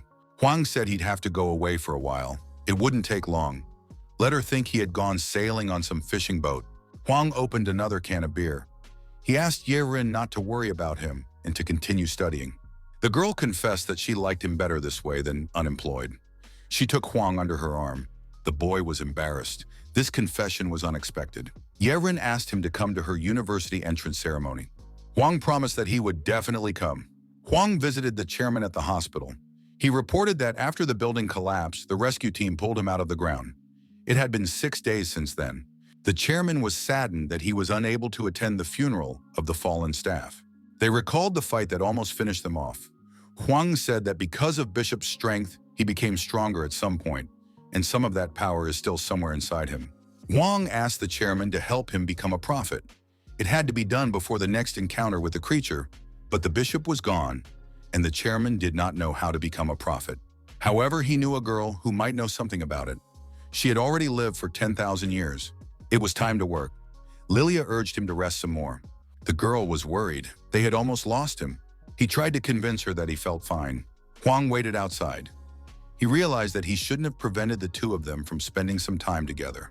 The chairman revealed that Kang Suk-hee was an immortal who had been living in South Korea for 10,000 years. She acted as a balance, restoring harmony to the world if there was a sudden imbalance. She was currently working with Lilia. Podkopaiva Lilia Alexandrovna was a secret employee of the organization, codename Red Swan. The chairman asked if it was true that they had gotten along from the very first meeting. This question angered Hwang and Lilia, that Hee Soo had said something unnecessary again. They drove up to the house. At the entrance, Lilia called out to Huang. She asked him why he was here again. After all, he had almost died for real. Even if he'd managed to awaken some strength, it didn't mean that everything would work out somehow. If that's what he thought, it was better to leave now. Huang replied that she looked pretty cute when she was sitting so still and not showing off. Huang walked and thought about the fact that over 20 people had died at the hands of that scum. He couldn't ignore that and just walk away. Gad had promised to come back for Huang, so he had to be destroyed before he showed up again. They went in. There was a girl sitting in the room playing a console. She was losing, and so she was nervous. She threw the joystick and it fell apart with a crash. The chairman said he came as agreed. Huang was shocked. Was this really the immortal Kang Suk-hee who had been keeping the world in balance for 10,000 years? The girl tearfully asked the chairman to help her win the game, but the chairman replied that the joystick was broken, so it was unlikely to work. While the girl was sobbing inconsolably, the chairman said that Huang had a request for her. The girl abruptly grabbed Huang's hand. Her face was already shining with joy. She called her name and began to shake his hand. She had learned from Lily about his ability to be reborn 3 days after death. That amused her. Huang was horrified by the girl herself, her behavior, and her monstrous power. It felt as if his fingers had been broken. The chairman said they needed her knowledge. Perhaps it had something to do with her immortal roots. He asked what she knew about the prophet. The girl became frustrated again. It seemed that a little more, and she would cry again. She knew nothing about the prophet. The girl grabbed Lilia's hand and clung to it. Lilia shoved her away from her with irritation. It was all to no avail. She didn't know about Unkillable's abilities either. She had said that if some bishop there had actually stolen the ability 600 years ago and gone into hiding, she would definitely be aware of who Unkillable was. But this was the first time the girl had heard of any of this. Watton asked if she knew anything about that black type who had attacked them. At that moment, the doorbell rang. And who did it bring at such an important moment? The chairman inquired if she was expecting someone. The girl joyfully pulled out a huge spear from somewhere. She said that the Blackwings clan was up to dangerous games and was clearly on the prowl. The door cracked open with a crack. Kang Suk-hee asked Huang if he was ready to fight. Huang was ready, as always. General Manager Won Mi-ho was listening to complaints about the actions of the Natural Disaster Preparedness Committee in Korea. There had been a series of dangerous incidents in the country, and the committee had received many complaints. The board of directors expressed doubts that such a world-renowned organization was still under the rule of a terrorist. However, statistics said that it was due to the actions of the terrorist chairman that the frequency of natural and man-made disasters had been reduced by 70%. Nevertheless, the CEO was ordered to hand over to South Korea all the secret information on the work of the D to Z Security Level Committee. Meanwhile, the committee staff was preparing to meet with the guests. Immortal reported that recently, high school boys had started passing out in the area, and none of them had woken up afterward. They were all 18 years old, had blood type 4, and were Aquarians by zodiac sign. At this point, this is the only house left that fits all the criteria. So she snuck into someone else's house, played games, and broke the joystick. The door creaked open, and they saw a zombie. The creature was holding a machine that looked like an old Polaroid. He was looking for his son. The danger was coming from the camera's camera. There was something wrong with it. It couldn't be allowed to press the button, but they were too late. There was a click, followed by a huge burst of energy. The energy wave miraculously didn't hit any of them. The picture was smoking, so he was killing guys with that thing. The zombie blurted out something about a son who must have gotten involved with the bad guys. The chairman threw a lightning bolt at him, but the wave reflected off the protective barrier that kept the electricity out. It was as if the cell itself was setting up that barrier. Huang remembered that that black Aldosari type had the exact same protective barrier. Kang Suk-hee said that the Blackwings clan was a kind of virus that came about due to the desires of living beings. The stronger a person's desire was, the stronger the virus and the host creature became. It was just the clan's fun, and this zombie was just their toy. The immortal chopped the zombie into 2 halves. There was nothing inside the zombie, just emptiness. The 2 parts rejoined into one whole. The zombie fired again and hit Seo Kwan. The camera started draining the guy's life energy. Leela tried to intervene, but the chairman stopped her. Something crackled inside the camera and an explosion went off. Huang was shocked. Did he die and come right back? Kang Suk-hee realized that there was a strong intertwining of life and death inside the guy that the camera was unable to capture. As a result, there was an overload and the camera broke down. And the meeting to discuss safety continued. The committee president tried to explain that the level of information is rated by the committee according to its importance. She recalled a case that happened a year ago when the head of the N department and 10 high-ranking officials almost died from an unknown infection on a cruise ship. The prime minister was thankful for the rescue. It was a Z-level emergency that nearly paralyzed the entire political apparatus. The director general objected. The incident amounted to the lowest level D. From the committee's point of view, the status was not important. One civilian or the president died. That was the internal evaluation criteria. Kang Suk-hee ordered Hwang to focus. She was going to unleash his ability right now. He was going to show this zombie right now. A huge monster figure grew in front of them. This was the real creature that was hiding inside the chamber. And the zombie was just a shell. A flare of fire erupted in the monster's mouth. A powerful explosion shook the entire space around it. The girl screamed that she couldn't be scared twice by the same trick. She had seen such an attack before. They managed to dodge the attack, but the house that was in the line of attack was destroyed by the blast wave. Suk-hee ordered everyone to stand still. She and Hwan could handle it on their own. The boy doubted his own strength. The monster was huge. The girl suggested him to imagine a punching bag instead of a monster and show all his skills. Hwang rushed to attack. The monster swung, the fire flashed again, and a powerful blow to the body almost shook the soul out of Hwang. By some miracle, the guy managed to block the blow. Suk-hee was surprised at this kind of fighting tactic. Even though this was the guy's first time facing a non-human creature, he was quite skillful in combat. She noticed that Hwang's eyes changed color to red during the attack, and his physical strength increased dramatically. The girl attacked the monster again. Hwang didn't understand. How did such a small body have so much strength? The monster exhaled another wave, and the color of the space around them changed. The monster opened its mouth. Inside it, a fiery flare began to erupt again. It turns out that this was the kind of attack it used to devour children's souls. Suk-hee put all her strength into the spear strike, but the monster managed to dodge. The girl said that the Black Wings clan is very similar to demons, which grow by feeding on people's bad thoughts and extinguishing the fire of life in them. But the life force in its pure form, without any compulsive desires, becomes a poison for them and destroys them. The immortal asked if Hwang had ever thought about where exactly those 3 days after death before resurrection are, and why exactly 3 days, and what happens if more than 3 days pass, and why does he get reborn in the same place every time. The girl speculated that after 4 days, Hwang's body might actually die, so the prophet's power that is in him automatically blocks death. And that means that he has such a powerful amount of life force sleeping inside him that even the soul-absorbing chamber couldn't handle it and broke.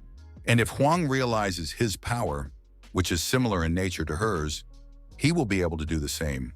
He would be able to control the time and place of his rebirth and change them at will. Hwang remembered that after absorbing So-hee Nuna's power, during the fight with that black type, he was able to control his ability. At that moment, he had only thought that he had to win by all means, and something changed inside him then. His will to win played a very important role. The will not to lose and to survive at all costs. Hwang realized how he had to act to awaken his ability. He gathered all his will and desire to win and put them into a punch. The power of the blow was so great that it shattered the monster's jaw. Well, as Suk-hee said, he had gotten the hang of it. The girl praised Hwang. She said it was her turn now. She was going to show the guy how to control his power. The chairman concluded that Suk-hee's ability was also related to the prophet. The first thing to do was to clench his fist tightly, and then channel her power, feel it bursting out of her body. The girl concentrated her power in her right hand. It was amazing. Her punch seemed to punch a hole in space itself. The powerful release of energy tore the monster apart. A single strike was enough for her to win. The zombie approached them. The chairman asked the zombie why it was holding a camera. He replied that he was looking for his son. He then vanished into thin air. They visited the school where the dead boy studied.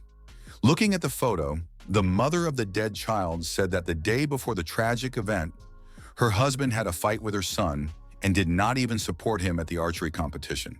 He could not even imagine that it was their last meeting.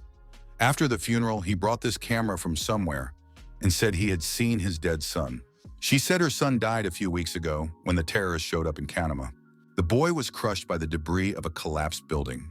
The chairman felt guilty about what had happened.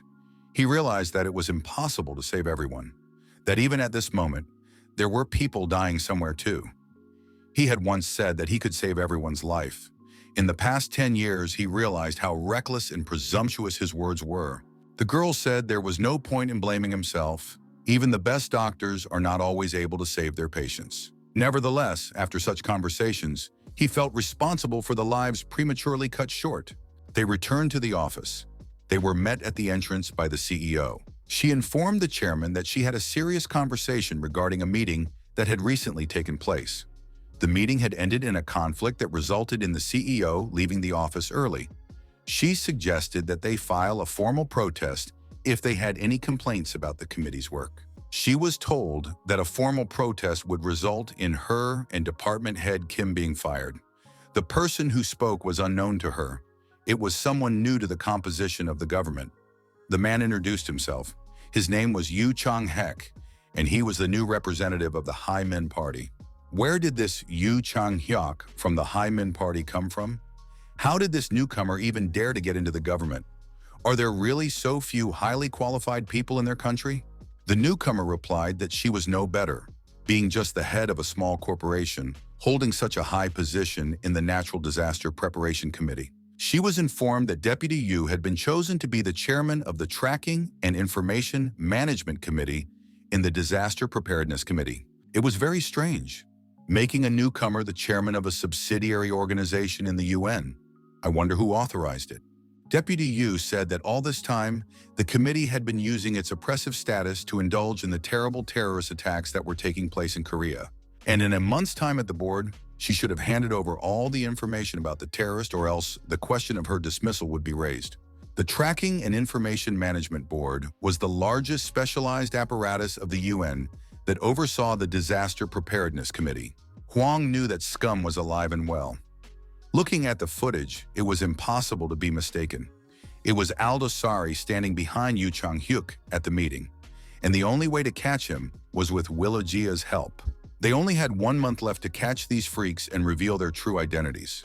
As they were leaving after the meeting, Aldosari wondered if it was worth exposing him to everyone. After all, now everyone will realize that they are acting in concert. Deputy Yu said that was exactly what he wanted. Previously, he thought that the Black Wings clan's creatures could only be opposed in strength by the Prophet. However, if he himself was a member of the clan, his strength was not needed by the terrorist. They created a bomb that was filled with the power of the creatures from the Black Wings clan. Now that they know Aldosari is alive, they will create the weapon again. The Age should take this weapon away, and when he awakens into a full-fledged member of the Black Wing clan, it will be time to fulfill a cherished wish of their Snow White cult. And the first thing he'll do is pay back that red-haired cretin.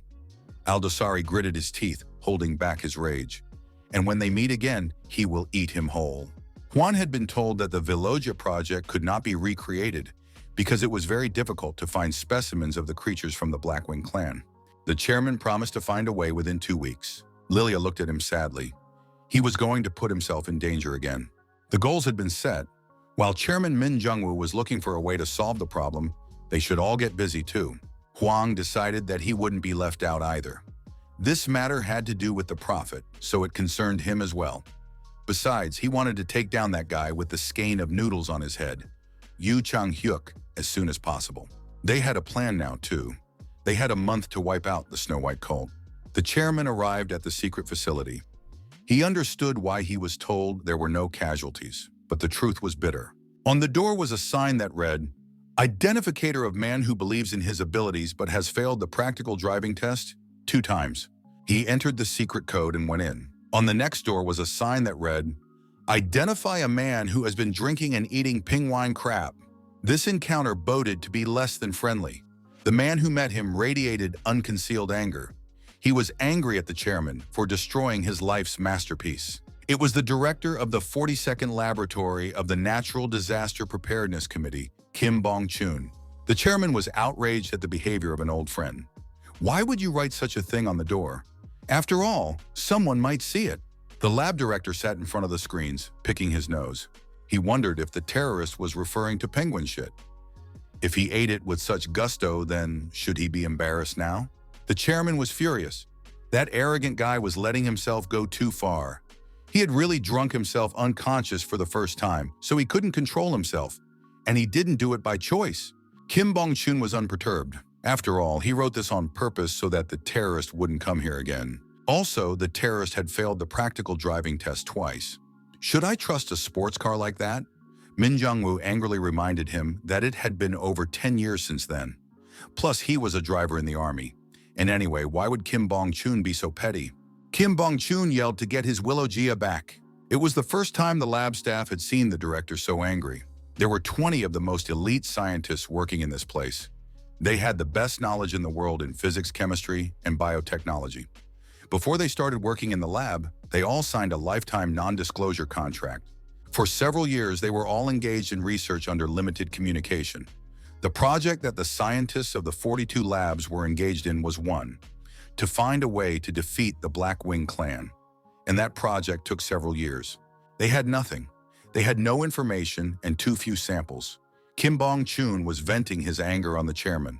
They tried thousands of hypotheses, one after another, before they created the weapon. And in the end, the terrorists destroyed everything. The chairman apologized. He was truly sorry. It was just that they had no choice. The lab director asked what the chairman was going to do now. Min Jong-woo said that he would create a new weapon in 2 weeks. And this time, the Velogia would already be in a completed form. Kim Bong-chun said that until they find a whole and unharmed member of the Black Wing clan, they can't get normal samples. The chairman said that they had that very sample. He had to do it. There was no other way. The lab director said he had always known about this possibility, but was looking for others. Would the terrorists really want to die so badly? The problem was that if Seok Hwan became a prophet, the white cult members would come after him. It was necessary to stop those types before Huang awakened the prophet's power. A lab employee asked if it was true that the terrorist and the Natural Disaster Preparedness Committee were allies. The duo of terrorist and Red Swan used to be known throughout Korea. So it was Kim Bong-chun who designed the costumes and equipment for them? But now there are protests all over the country because of the incidents at Gangnam and Cleve Tower. People are unhappy with the terrorist and the government's inaction. Should we have aided the terrorists now? After all, in the 10 years that the employee has been working here, the world hasn't gotten any calmer. The director decided it was time to show his colleagues something. They went downstairs. The director took him to the annex, which had never been completed. But it was only the appearance of an unfinished room. It was a secret place in the heart of the secret laboratory that few people knew about.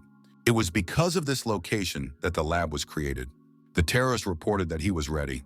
Kim Bong-chun said that the reason he was helping terrorists was because he was the only one who had gotten out of that abyss alive.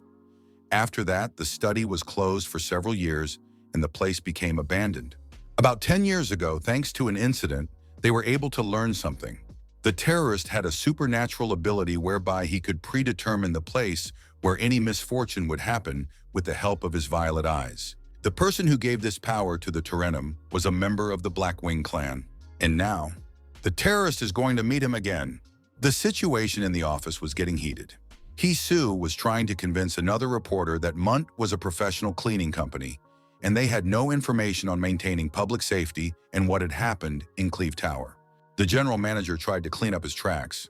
He ordered the destruction of all documents that could link them to the activities of the terrorist. The program Pursuit, the 25th Hour, they called the terrorist the worst criminal in Korean history and tried to track him down. They were trying to analyze all his cases, from the attack on a Korean department store 10 years ago to the Cleve Tower incident. Meanwhile, the man everyone used to call the terrorist was once again risking his life to save the world. Standing on the edge of the cliff, he said goodbye to Bong Chun-hyun. He asked him to come back alive, even if he couldn't get the samples. The man jumped into the abyss. The lab director said they should go back to work. The only thing they can do to help is to collect and combine all the data on the project. The chairman thought to himself that little had changed in this creepy place in 10 years. The creature recognized him from the sound of footsteps. His worst enemy had returned. The terrorist said he needed the creature's body part again. The monster said it saw that world through him and knows that the terrorist wants to create a weapon that will kill their clan. He is so pathetic, this man, and always has been. Even the ability of this insignificant little man was born out of his power. The terrorist recalled an incident in Russia in the Saiyan Mountains 32 years ago. Then, instead of killing the creature, he had taken it into himself. It was only because of that the monster did not disappear from this world forever. Min Jungwoo felt no gratitude for passing on the ability. If there were originally no such creatures in this world, the Snow White cult would have never existed. The monster said that everything was inevitable. He saw the future of this world. The terrorist was falling somewhere. These were the memories of the creature before him. The wreckage of a dead world, the future. The creature reported that everything was headed for destruction, with the remaining humans killing each other. This is the future that was determined due to the law of causality. The law of causality is the principle of cause and effect, which establishes the permissible limits to the influence of events on each other. According to this law, certain causes produce corresponding effects. The chairman was disgusted that the monster had taken on his own guise. The creature's real body had been sealed by the prophet. For several years in succession, the creature had tempted him. Now he was being given one last opportunity. He could make any wish he wanted, and the creature would fulfill it, then take possession of his body, and mankind would end. Such creatures should not exist in this world. The man lunged at the monster. At the same second, some creepy insects swarmed all over his body, and the news about the terrorist continued on TV. Someone was trying hard to ruin his reputation. They called him a demon or an angel of death. They were trying to remember everything that had happened to the terrorist in the last 10 years. The department store collapse, the destruction of a large SWAT team at Anyang Station, the death of the top of the stock market in the Jinmyung Tower terrorist attack, which subsequently sent the Korean stock index down to 28%. Attempted assassination attempt on president in attack at Interior Ministry. Hee Soo was outraged. Why aren't they talking about the other thousands of lives saved? The journalist tried to portray the terrorist as a criminal who jeopardizes the destruction of all humanity. Lilia said that Toryanim called his life a failure. To him, any situation in which even one person could be maimed was considered a failure. Kim Bong-chun himself couldn't understand the reason why he was helping the terrorists. He would find out when it was over. The creature wasn't going to kill him. After all, it would not be able to return to the world. But it could inflict unbearable pain on him indefinitely and wait for his will to break. The hellbugs were burrowing into her body, stinging and biting. There was some sort of noise from above. Something was rapidly falling downward. It was an old, dilapidated platform. With a rumble, it landed, almost falling apart. This distracted the monster and allowed the terrorist to make a dash forward. Min Young-woo grabbed the creature by its remaining horn. One could speculate all they wanted about the end of the world. But while the world was still alive, Kananwar, Hakur terrorist will not surrender. No matter what the creature says, he will not stop. And if he doesn't give up a part of himself, the terrorist will take it away by force. The monster was unfazed. He said that everything that exists is just an illusion. In fact, the terrorist can't even get close to his real body. The platform began to move upwards rapidly with a rumbling sound. They flew upward at tremendous speed, and gravity crushed the man to the floor. The platform climbed out of the abyss and soared into the sky. They looked down from above at a dead world, a world with no hope of salvation. The creature reminded them that the terrorists had the ability to predict misfortunes in advance and avoid them because of that. Moreover, he had been given a body capable of rebirth. He could take the form of other people and could teleport. These abilities will be a blessing and will help him survive the coming disaster, something that would help keep life alive in this hell. The terrorists did not believe in the reality of such a future. It was just an illusion. And if such a thing were to happen, it would be solely due to the fault of the Black Wings clan. What was the point of all these powers? The creatures said that they didn't benefit from exterminating humanity. After all, they were all born precisely because of the cherished desires of humans. The man did not believe it. Well then, let him fall down.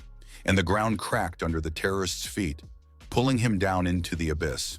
The platform collapsed, its shards falling to the dead earth. The creature said he had no choice here. He could either meekly accept the creature into him or remain forever trapped in this place. The man was falling downward. Suddenly, quite unexpectedly, the creature was hit in the head. Inexplicably, the man found himself back on the platform. Was it due to teleportation? How was this even possible? The terrorist said the creature had almost succeeded in deceiving him. But then he realized one important thing. Since the creature itself was the source of his power, he was able to use all his abilities here as well. And the reason why this demon requires him to desire it is because there is a limitation. The man himself must give his consent, otherwise the creature cannot use his power. That was true. The demon could not invade the human world without fulfilling the human's wish. Otherwise, the source of the clan's power would lose its wings. Then the terrorist offered him a new treaty. He offered him the only possible terms. The demon realized that he could not break this man's will. No matter how worn down his soul was, his spirit was unshakable. With a crunch, he broke off his last horn. He had given a piece of himself to the man. The contract was made. The chairman appeared in the laboratory. Only 1 hour had passed since his disappearance. Now they could recreate Willogia, and there would be some left over. The creature in the infernal abyss was triumphant. Nothing. He'll wait for the moment when man's faith fails. Then everything in this world will be turned upside down. Now they could make not only weapons, but something else. Something they could go up against the Blackwing clan and the prophets. They could make a new anti-gas. Yu Chang-hyuk of the Hyman Party called a press conference. He blabbered quite a bit, but the point was the same. The Disaster Preparation Committee is incompetent, and it's a lie that in 10 years they've never been able to catch a terrorist. He was reminded that the number of human casualties and natural disasters has decreased significantly since the committee came into existence. Yu Chang-hyuk countered that. For all that, the number of unsolved cases had increased and unfavorable incidents were being covered up. He urged the country to stop the terror that has erupted. It was time for citizens to take matters into their own hands. Reports featuring him were all over the news. Their conversation took place in a rather strange place. However, it was much safer than meeting in secret apartments. The conversation seemed to be Yu Chang-hyuk's. The results of the investigation were mixed. He graduated from high school in Korea, then enrolled in politics in America before returning to Korea 2 years later and joining the military. Nothing more was known about his later life. Absolutely no records were found, as if the man had simply vanished. The man said that Yu Chang-hyuk was a political manipulator created by the National Intelligence Agency. He worked in Middle Eastern countries. His duties included controlling and deterring arms smuggling. Then 7 years ago, he suddenly disappeared in Saudi Arabia. More recently, he suddenly turned up in Korea. Yet he has corrupt records on politicians and the government. He knows everything about political and business circles, all the secrets. Thus, using blackmail, he was able to get a seat in Hyman's party in just 1 year. As for the goods she asked for, it would arrive secretly through the port and would arrive in a week. The man had to work very hard to obtain this thing. The video call ended. The director was angry. No matter how hard these dumbasses tried, they wouldn't be able to get the committee out of the way. A strange voice came from a neighboring office. The speech was somehow inaudible. The principal walked in and saw Huang. The guy looked like a truck had run over him. While Min Jung-woo was trying to recover his weapon, Seo-kwon asked the girls to go out against him in sparring to awaken the prophet's ability. It was a temporary measure for the sake of revealing the original power while on the brink of death. The girls happily brushed the boy off. The result was obvious, or rather, on his face. In addition, he bit his tongue. Now we could only guess what he was trying to say. At that moment, Hee-soo's cell phone rang. It said that someone had deliberately blown up Seo-kwon's apartment. Huang was worried. Ye-rin was in danger. It was hard to understand what he was trying to say, but the girls figured it out. They advised him not to react to what happened. It was an attempt to trap him. After all, the biggest obstacle to their enemies is his ability as a prophet. It was possible for these creeps to pursue Ye-rin. At that time, Lilia offered to pick up the girl and transport her to the secret bunker where Min Jung-woo's father was. Huang tried to say something else, but no one understood anything. Hee-soo assumed that Huang had said she was hot. Leela asked him to die for a couple days and resurrect when his speech was more understandable, because his verbal diarrhea wasn't making any sense. The boss said she had a private conversation with Huang. Training with the girls was a good idea, but it required patience. Is he ready to become a prophet? It came even faster than she thought it would. His tongue was still sore, but at least Huang could talk humanly. Won Mi-ho asked where he'd been resurrecting himself all this time, and now that he was gone, what would he do? Huang recalled that there had been times he'd been revived in other people's homes, most often where he'd last slept. His boss had noticed that his clothes were probably the same ones he had worn at the moment of his death. The boy didn't understand where he was being led, and what kind of place was capable of awakening his prophet power. It was like an emergency room. One Miho said that it would be more accurate to call this room a shelter. It was considered the strongest place in this building. The girl asked for his hand and quickly snapped a bracelet on it. Huang didn't even have time to react. While he was trying to figure out what exactly was going on, she quickly walked out and slammed the door behind her. One Miho had said that this was the fastest way to become a prophet. They could only communicate through voice communication. She recalled Suki's words that the most important thing is his will. One Miho suggested imagining that there is a bomb on his body that will explode in 5 minutes. And what would happen if after 4 minutes and 50 seconds, someone managed to kill him earlier? And what would happen if that bomb had a function to kill him at the 4th minute and 50th second, like an electric shock? Huang became indignant. Was this thing on his wrist designed so that if he revived, he would be blown away by the bomb 10 seconds later? Was she completely out of her mind? Yarin was in danger, and he's only going to be revived in 3 days. What if there are people at the site of his resurrection? The boss said he'd have to use his will. If he could overcome the limitations of his rebirth and come back to life at once instead of in 3 days, they would have a new weapon that only the prophet could wield. A bomb that will explode an infinite number of times. Otherwise, there was no point in becoming a prophet unless there was a worthy use for his abilities. Huang thought he should have said so. What kind of character are those women on the committee? One Miho said he didn't have to worry about his girlfriend. The main thing was to survive and come back right away, and Yarin had someone to look after her. Cha Yarin was very surprised to see the girls from the Natural Disaster Preparedness Committee. They said that Huang was working with them, and he had asked for her protection. They told her that Mun, under the guise of a cleaning company, was handling the committee's affairs. The girl recalled a man with whom they had once had dinner. He then introduced himself as the head of Mun's cleaning company and an old buddy of Huang's. On the way to the office, the girl said she guessed that Huang was involved in something dangerous. They were being followed. Deputy Yu gave orders to Aldasari to start the operation. The lights went out. They realized something had gone wrong. There were no cars around. Huang's bracelet showed 13 seconds until the bomb went off. He was going to finish quickly here and get Yarin himself. Their enemy was standing on the road. He was confident of his victory. Aldasari used his ability, and tongues of darkness pierced the entire space around them. The girls continued to break through the darkness. Suddenly, the entire space was illuminated with a bright light. The man in black saw the girl with the spear. She jumped onto the roof of the car. Her eyes sparkled with different colors. He realized who it was. He knew that the queens were very dangerous. He had been told that Kang Soo-ki kept the balance in the world because of her immortality ability. She caused them a lot of trouble.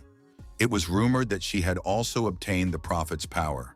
When he chased after the bishop, he was told that the only prophet left was unkillable. He'll have to send them all to the next world. Lilia said she would drive. Hisu didn't see how they could switch, but Lilia settled the matter. Kang Soo-ki was worried about the lunch she had recently eaten. Somehow the timing of it all was wrong. She was chopping daggers from the darkness, but they were growing anew. It was urgent to crush this rat. Lilia shouted that he had the ability to split his body. Then she would have to remember her youth. Her spear was filled with power. Aldasari also used the ability and transformed. Huang thought back to his conversation with Kang Soo-ki. The girl had said that there was no need to complicate things. His body was already used to using the prophet's ability. The ability to change the color of his eyes to red is called nirvana. Huang said it happens to him when he is enraged and out of control. She said the desire to live is an instinct. It is not controlled by the mind. Beyond life and death, they can become what they want. There is nothing complicated about it. You don't have to look for some meaning in life. You just have to enjoy the moment. His eyes changed color. There were still 2 seconds left. Explosion. One Miho heard the sound of the explosion. If Huang didn't succeed, the bomb would explode only 3 days later. The door creaked open. Huang tumbled out of the bunker and asked for a cigarette. They raced at breakneck speed, cutting through the darkness with firelight. The car spun from side to side, wheels whistling, sparks shooting from the asphalt. The girls squeezed into the seats and squeezed their eyes shut in fear. Lilia, gritting her teeth, tried to keep the car on the highway. The cult henchman made a hand motion, and tentacles of darkness grew out of the asphalt, pushing the car to the edge of the road. The car lost control and, breaking the curb, began to tumble down the cliff. The immortal realized that she would have to gather all her strength again. She made a dash forward, concentrated the energy in her hand, and slowed the car's fall. She was very angry. It was a miracle no one was hurt.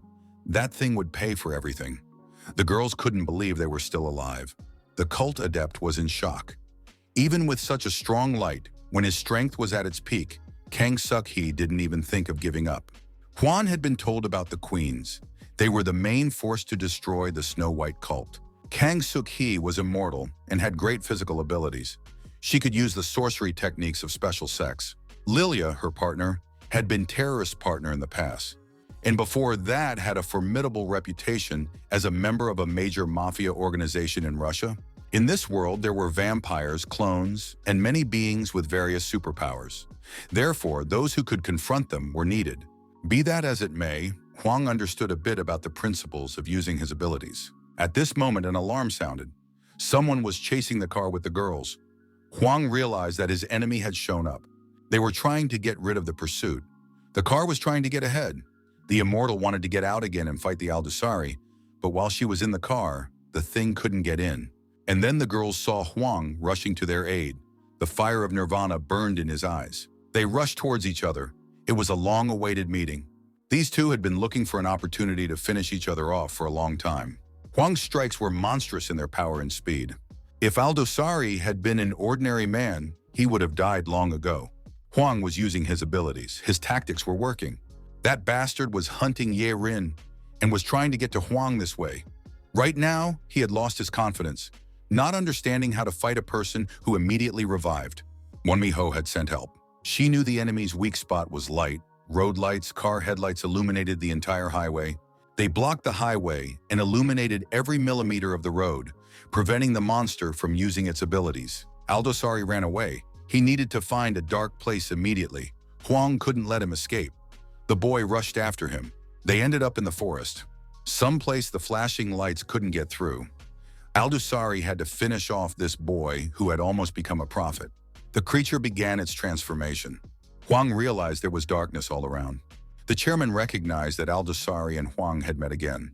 It was very dangerous, for Viloja was not ready yet, even though there was a full moon tonight. Oh, and Suk-hee could cause a lot of trouble for the enemy.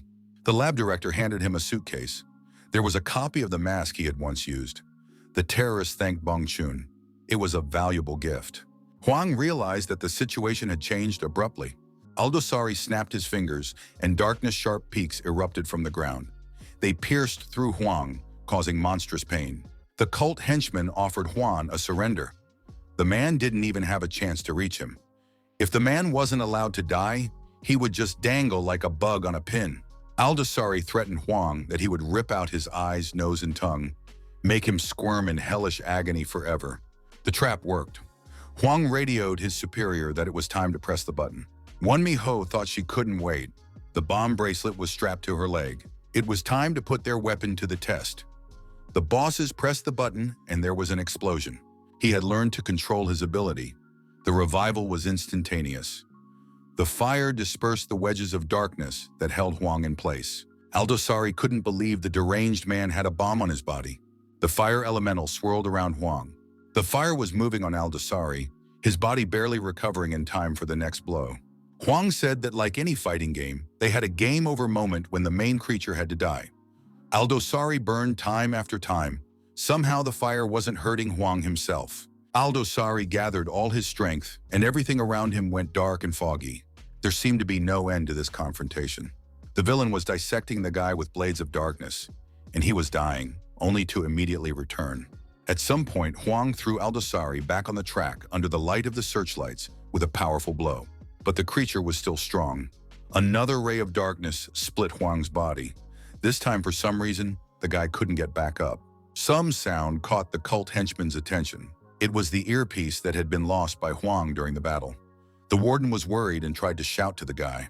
While Aldosari was trying to figure out what the sound was and where it was coming from, a spear of light was brought to his throat.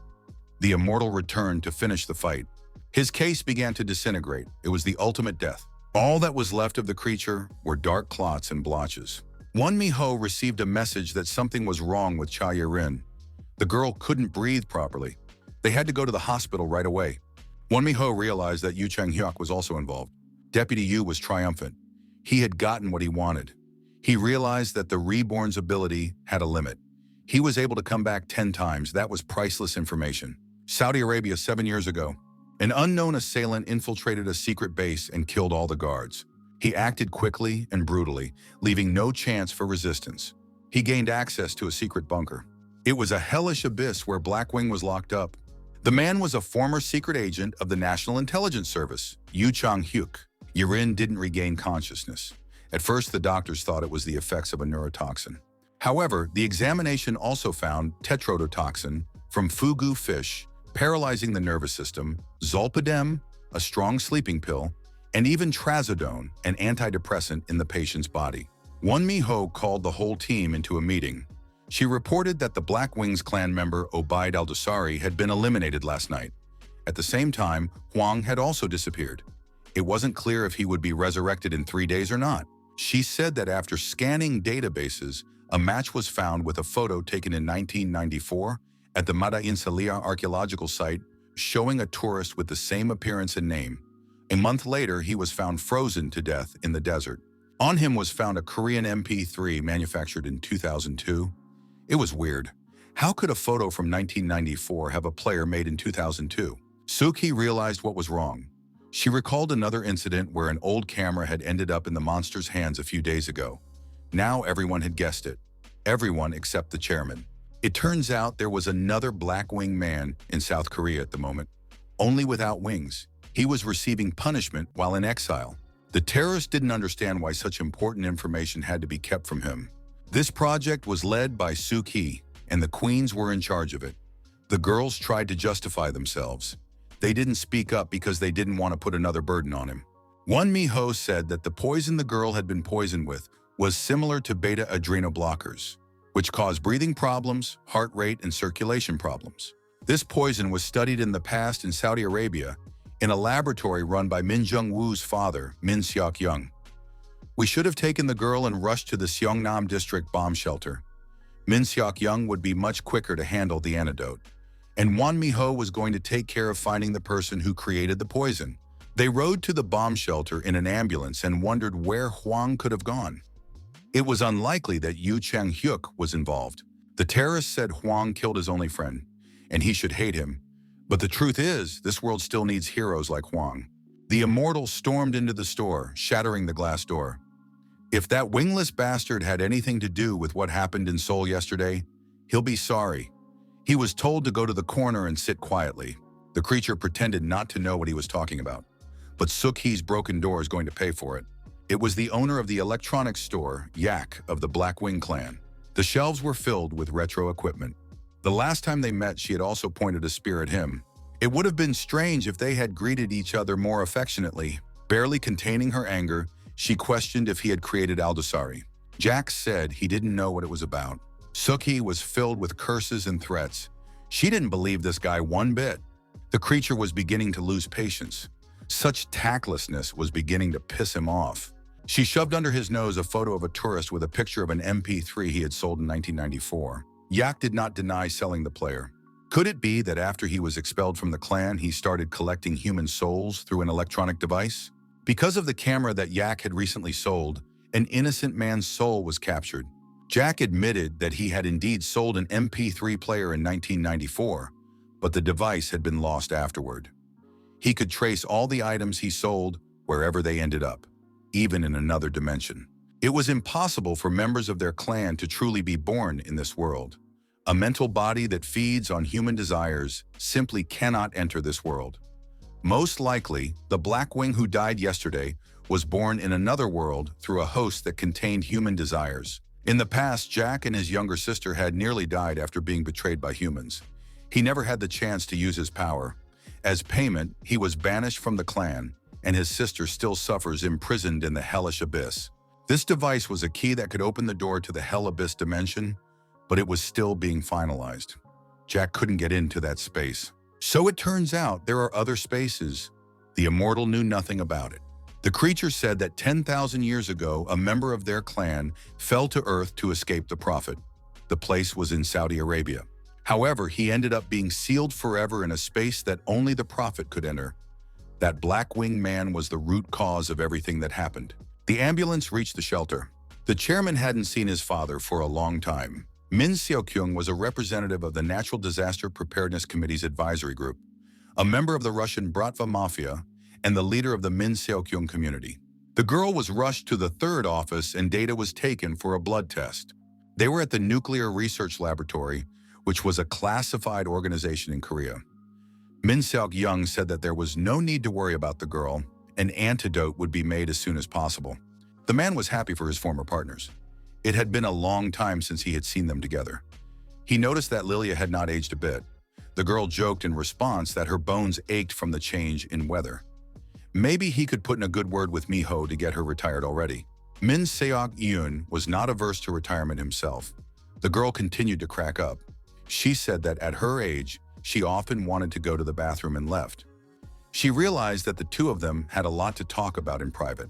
Father said he heard from Bong Chun that Jung-woo personally met with that demon to complete the Velogia project.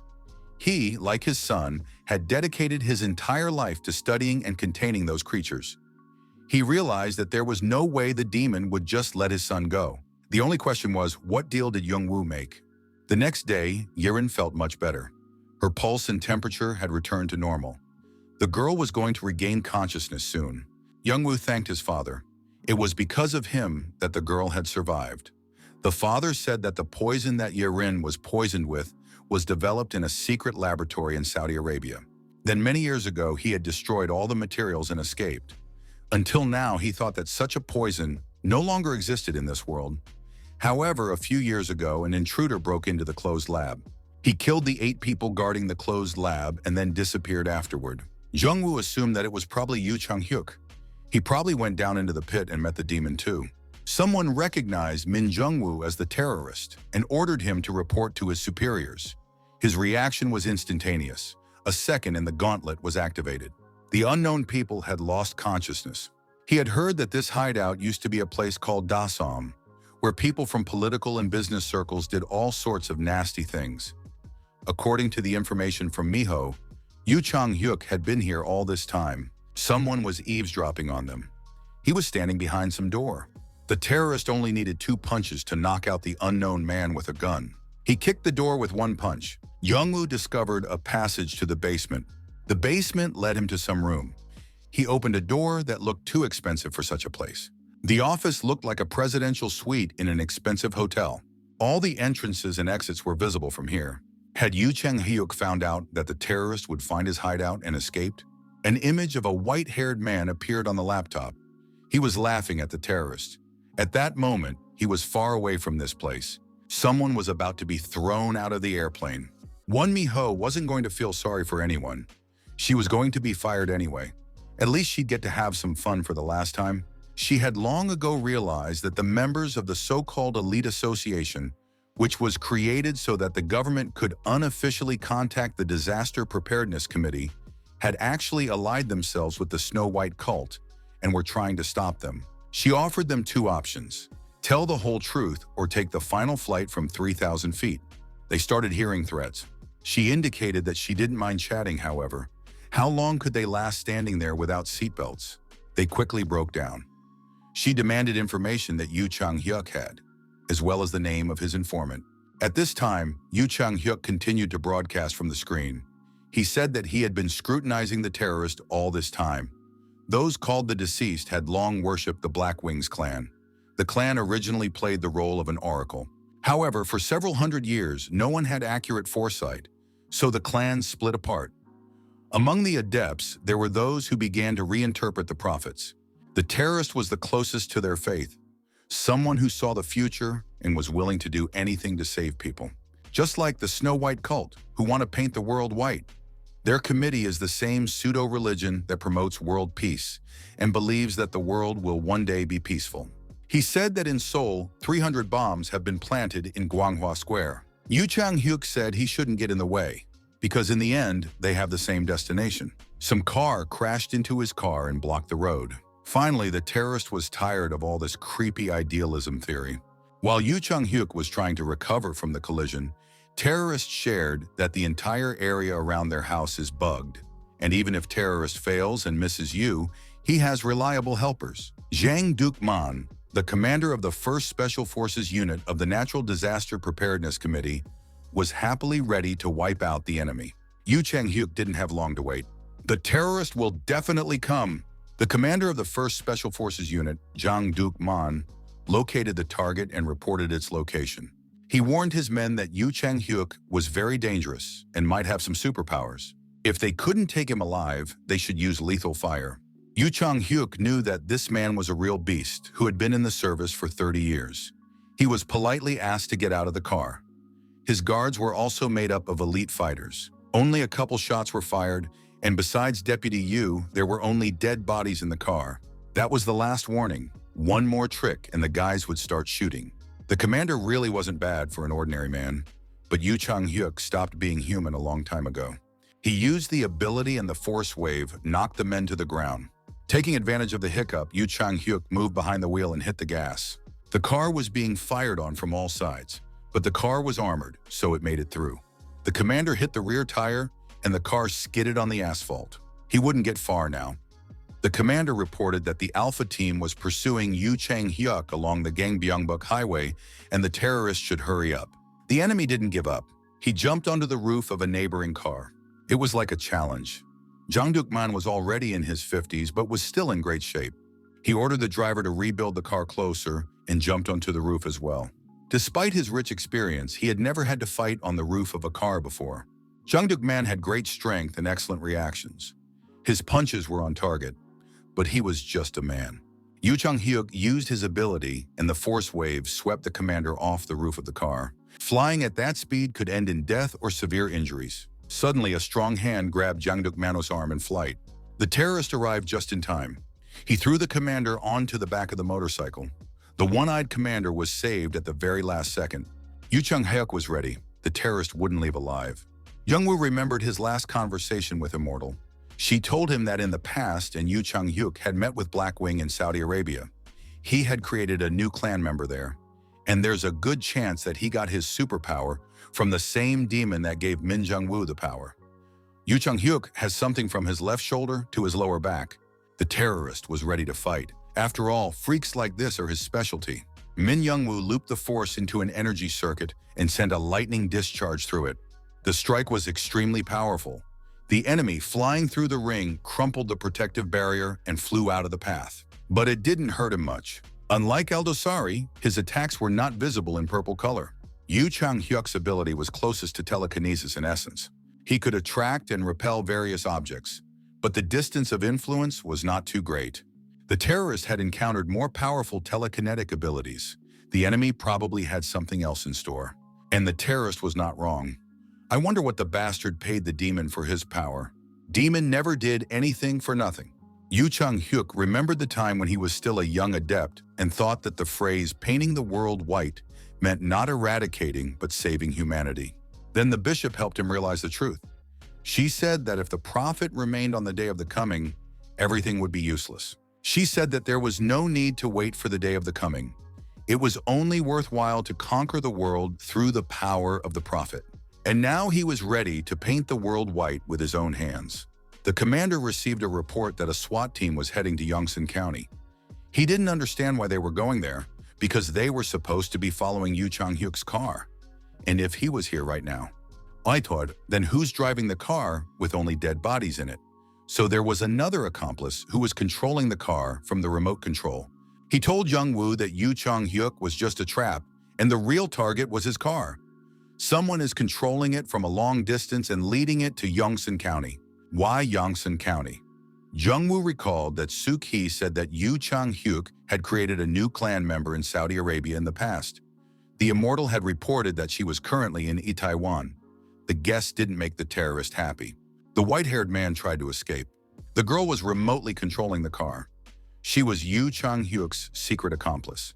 The only thing left is to call Lily to find out where she is now. And Lily answered. Yu Chang-hyuk sacrificed Al-Dusari too easily, so he still knows a way to create other Blackwings. He called Suk-hee. The girl was on Itaewon, Yongsan County. He warned the girl that Yu Chang-hyuk was heading towards them. If he knew a way to create Blackwings, he would probably want to meet with Jack.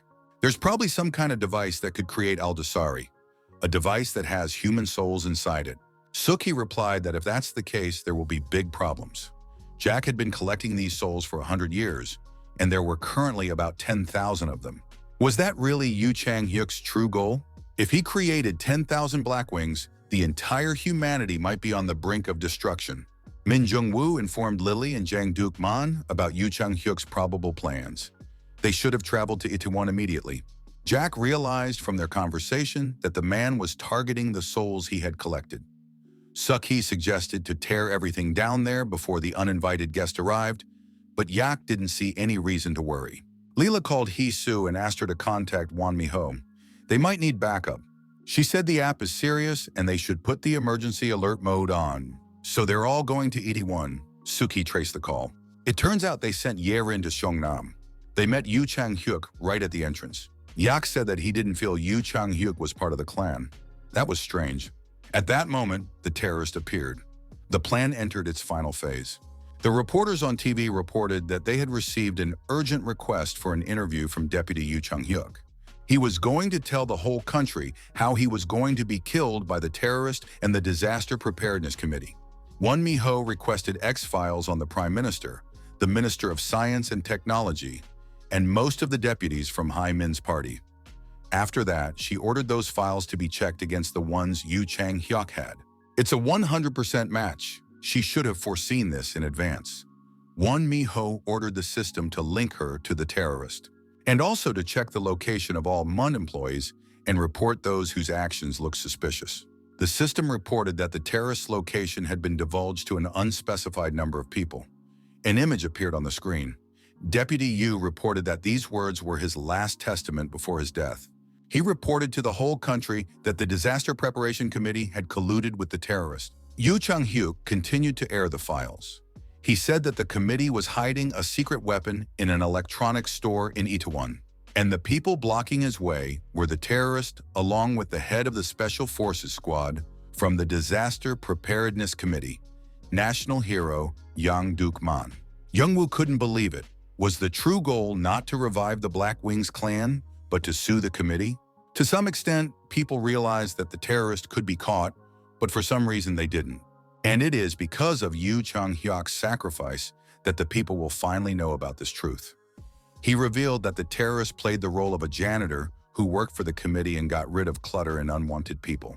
The general manager ran to the car and confronted Hee-soo. He said that there was an order from General Manager Won Mi-ho for everyone to go to Itaewon.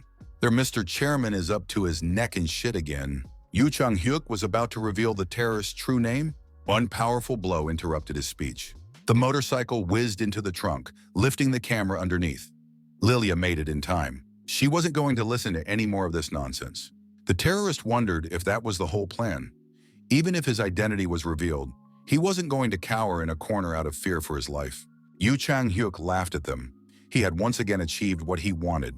The call from Mi-ho was the missing link in the chain of events. She said that Yu Chang-hyuk was just a distraction to get them all in one place. It was urgent to go to the Seongnam area. She said that Cha Hee-soo was Yu Chang-hyuk's assistant. The general manager couldn't understand where they were going. Shouldn't they have gone through Yongsan? Hee-soo suddenly started talking about how she deeply respected him for his accomplishments and sympathized with the loss of his son. In a way, they were alike in many ways, so no one suspected the girl. What kind of nonsense is she talking about? All this time she's been trying to tolerate them. How brainless everyone around her was. She put a knife to the general manager's throat. The terrorist was running at full speed, but he realized he wasn't going to make it. If Hee-soo was a traitor, he couldn't not know it. His ability should have tipped him off. Won Mi-ho pointed out another oddity. Was it during the fight with Yu Chang-hyuk that he looked at him with purple eyes? The explosion tore down the wall of the shelter. Why didn't the alarm go off? Hee-soo had waited so long for this day. Yerin opened her eyes. She didn't recognize this place. And why was Seok Hwan lying next to her? Hwang himself couldn't answer that question. Yerin blushed with embarrassment. How did Seok Hwan Oppa end up in her bed? The guy said it was all some kind of misunderstanding. Someone put him there too. The girl didn't believe him. She had just come to her senses and didn't realize where she was. It was necessary to find out what this place was. Had it really been 3 days since the battle with Aldasari? It was strange that he had revived in a completely unfamiliar place. Judging from the fact that Ye-rin was fine, this place was probably safe. But at that moment, there was a noise of explosions somewhere outside. Hee-soo said that it took her 9 years to find it. She turned on some kind of device. Some energy swirls appeared and the lights went out. The magnetic bomb he invented decades ago. He was attacked by his own weapon. She tried to attack him, but the shield went off. Hee-soo had heard that this man was developing alien technology on his own. At that moment, he recognized her. Could it really be that girl? The terrorist told Won Mi-ho that it was Hee-soo who gave all the secret information to Deputy Yu. She was the traitor. The timing was also consistent. It was 7 years ago when Yu Chang-hyuk disappeared that she showed up at the company. She said that her parents died because of the Snow White cult. She asked me to train her. It was unthinkable. After all, he himself scrutinized all the employees. It was certain that her parents died in the church at the hands of the Snow White cult. And then he remembered. There was indeed a church as an offshoot of the cult. The bishop had looked into it once. But that church was so weak that it was left in the records as an ordinary church. There were no other records. Yes, that man destroyed the Snow White cult completely and never left anything behind. That church was liquidated by Min Seok-young's association, his father. Min Seok-young asked if she was the girl who survived from that church. He thought she died with everyone else in the fire. She was cradling the bodies of her parents who were burned beyond recognition. She thought tirelessly about how to get back at him, how to make him agonize the most. The purpose of his life was to destroy the Blackwing clan. Then she realized the best way to take revenge. To turn Min Seok-young himself into a member of the clan he hated so much. She raised her hand and everything around her came into motion. This girl possessed the immense power of destroying everything around her. So she possessed the ability as well. That was how she had infiltrated here. What she didn't expect was Seo-kwan's appearance. One of the fleeing men had managed to tell Hwang something about Hwang's colleague, Hee-soo. He hadn't quite figured out who all those people were yet. And who was that man in the wheelchair, enemy or ally? Min Seok-young said that this is his lab, and that this girl barged in here during Cha Ye-rin's treatment. Ye-rin appeared and confirmed his words. She remembered that day when she lost consciousness. It was Hee-soo who injected her with something through a syringe, and she fainted immediately afterward. Hee-soo tried to deny everything. She said that Ye-rin was in shock and didn't quite remember what happened then. She tried to pretend to be an innocent victim, but Hwang wasn't willing to listen to her. Hee-soo realized that pretending was useless. That idiot, why did he show up now? They had waited so long for this moment. Back then, at the threshold of the hellhole, Yu Cha-hyuk wasn't alone. They were going to go there and gain the power that would make the terrorists unable to anticipate their moves. They were going against everyone, even against the foundations of the cult. But she didn't care about the cult. She wanted revenge. The terrorist was almost there, but couldn't enter yet because someone had detonated an electromagnetic bomb. Hwang started to attack. What was his surprise when Hee-soo literally blew up the ground? He realized that she had the ability too, and that her main target was that man. Anger boiled up inside him. He had trusted her after all. She had been so sincere when she offered him friendship. Was it all a lie? The girl said she wasn't lying, but the truth can be different depending on how you look at it. She was always sick of Min Jung-woo's fairness. How did the system he was talking about define evil? If someone believed in the wrong religion, then they deserved to be burned alive in a fire? She had an arm like a monster. Was that the source of her ability? Min Seok-young said it was time to leave. Ye-rin was really worried about Hwang. Hwang grabbed Hee-soo by the throat and suggested that she surrender. She said there was a bomb planted in Ye-rin's body. She said goodbye to him and threw the grenade. She had no personal animosity towards him. It was just the way life happened. Could it have turned out differently if she had a stronger will and could have forgotten everything? Now she would die and meet her parents. She had honored the pact. The grenade exploded. Hwang resurrected a few seconds later.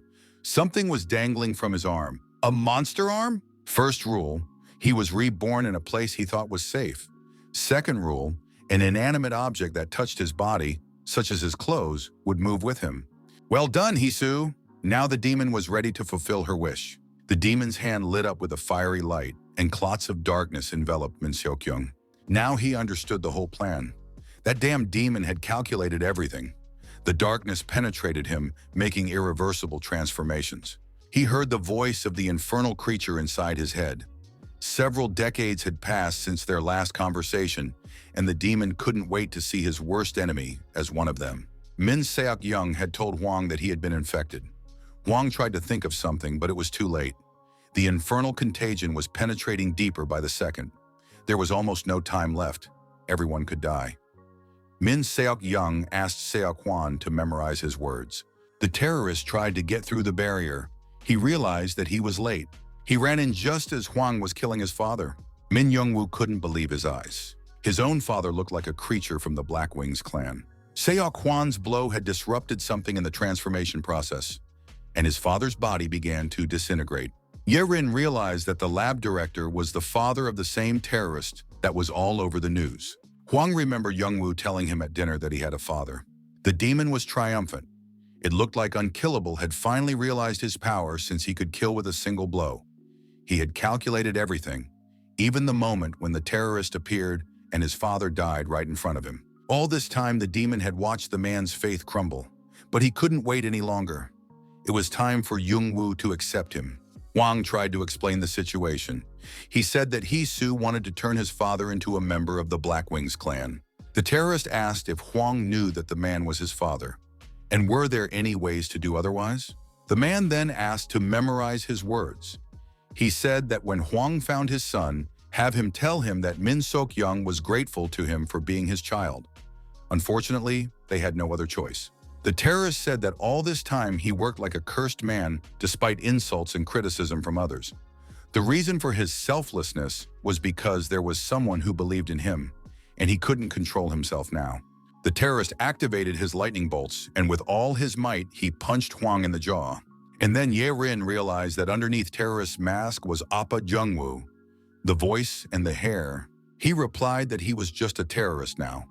Lightning flashed, heating up the space around them. Suk-hee and the SWAT commander were guarding Deputy Yu. Reporters surrounded the truck. They were waiting for a scoop. The camera flashes made it as bright as daylight. When lightning bolts struck the truck, Suk-hee realized something was wrong. In front of everyone's eyes, the terrorist grabbed the deputy by the throat. Yu Chang-hyuk realized that terrorist's father was dead, and they had finally succeeded. Now he would become as fallen as them. He wasn't afraid of death. He told the men to run and tell the rest of the people the whole truth, to tell how the lying organization had destroyed their country. Those were Yu Chang-hyuk's last words before his head was blown off. The terrorists should have killed every single one of them from the beginning. It's okay. It's not too late to correct the mistake. Hwang didn't regret what he had done, but he felt responsible for what had happened. Now it was his job to stop the terrorist. People were fleeing in panic. His colleagues didn't understand what had happened to him. Why had he killed the one they'd had such a hard time catching? His plan had simply changed. He trusted people and didn't divide their actions into good and evil. He thought that as long as a person was alive, they had a chance to change someday. But they didn't. They should have paid for their crimes long ago. And he knew where to find those who should have been sent to the other world long ago. In the committee's special detention center, Hwang stopped a cab. He asked the driver for a cell phone. In return, he promised to pay 10 times the cost of the ride. After all, the money would come from the Natural Disaster Preparedness Committee's budget. Won Mi-ho ran to the detention center together with the guards. At that moment, she received a phone call from Hwang. He reported the death of Dr. Min Seok-young. It was a great tragedy for everyone. The lab director sobbed uncontrollably. They had come such a long way with Uncle Min Seok-young. They shouldn't have left them so soon. Lilia heard the terrible news from Master Baek Muk-ho of Min Seok-young's association. This couldn't have happened. The master inquired about Seok-hwan's whereabouts right now. The terrorist had infiltrated the detention center, where the most dangerous criminals associated with the Snow White cult were being held. He scattered the guards. He no longer cared about the health of others. He opened all the locks on the holding cells. The criminals began to come out into the corridor. They didn't understand exactly what was going on, but they were clearly amused by the situation.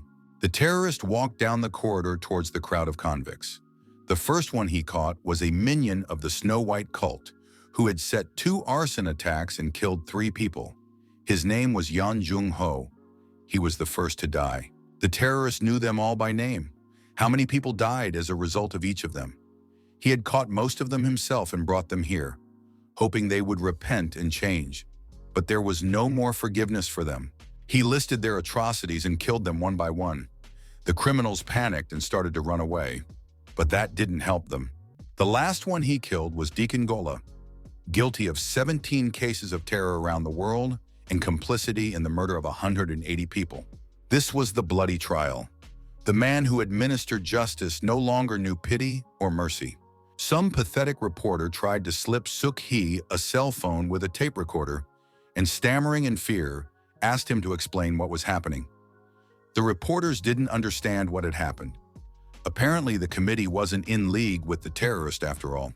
What was happening now was like a disagreement. Suk-hee gave vent to her anger. A person had just been killed here, and these bastards were trying to make a report again, looking for another sensation. They knew that the terrorist was not a villain. These two-faced bastards are always changing their minds for their own gain. They backed him into a corner instead of giving him help and support while he cleaned up the mess. Now let them pray that the terrorist doesn't really decide to become a villain. Suk-hee was rushing towards him. Her face was twisted with anger. He hoped she would understand him. When she saw him covered in blood from head to toe, she knew he wouldn't just stop. She should have stopped him sooner. She couldn't believe that he had killed all the people in the prison. He didn't see anything wrong with it. He only condemned those who already deserved to die. There wasn't a single person there who could be pardoned. She said he used to realize that vigilante justice and unchecked justice were more dangerous than evil. Wow, what words. The image of a high school girl suited her better. He started the thunder mode. Their collision was like a small cataclysm. Won Mi-ho was trying to figure out who should be Min Jung-woo's next victim. She asked the head of the department to block communication with Leela and Kim Bong-chun. They could still change the future. The lab director couldn't contact anyone. He was informed that all communication was blocked. Moreover, the Natural Disaster Preparedness Committee had closed the outside entrance. So Won Mi-ho had already declared him a traitor. Kim Bong-chun ordered to block the power supply to Vilogia and prepare a truck. He had to help his family. They continued their battle, building up more and more power. The terrorists launched the third phase of the super strike. Suk-hee's sword could barely contain the lightning strike. She reflected the strike right back at him. The immortal grabbed the man and pulled him against her. Now the discharges covered them both from head to toe. She understood his pain. She was in pain as well. She had lost someone close to her more than once in these 10,000 years. One couldn't get used to this anymore. She asked him to stop. Tears, not anger, might help now. He said that she controlled good and evil in this world, so she should understand him like no one else. Lilia was running towards them. She was yelling to get out of here right away. They were in the Yongsen neighborhood. Did he? He said that what this world needed now was absolute destruction. The demon was triumphant. He demanded that you say out loud, "Is Ayudirbersurso," his name. They made a deal on that platform. The demon was going to incarnate through this man, but couldn't do it without his consent. When he was ready, he would call out the demon's name. Then the man would receive the power of the demonic being, and in return, he would help him cross over into the human world. He brought the contract to fruition. He summoned the demon, calling its name Atrahasis. He was now somewhere in his dreams, in his mom's hometown of Tongyong. One day, his father suggested they take a trip to a beautiful place. There were amazing sunsets and blue sea. When the time came, they would go there together with Lilia and Bong-chun, the whole family. Yak didn't really believe at first that Seo-kwan had inherited the prophet's power, but it was true. The wingless man could clearly feel it. He found the guy and briefly explained the situation to him. And then he made a movement in space which brought Huang near the demon. Yak used the passionate desires of 100 people and transformed them into power.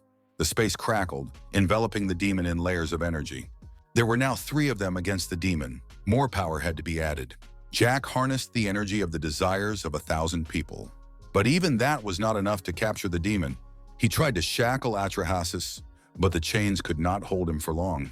The power was running out, and the demon was still strong. The energy of human desires was only enough for a few minutes of capturing the demon. The 3 of them didn't stand a chance either. Huang tried to get close to Atrahasis, but even captured, the demon killed him time after time.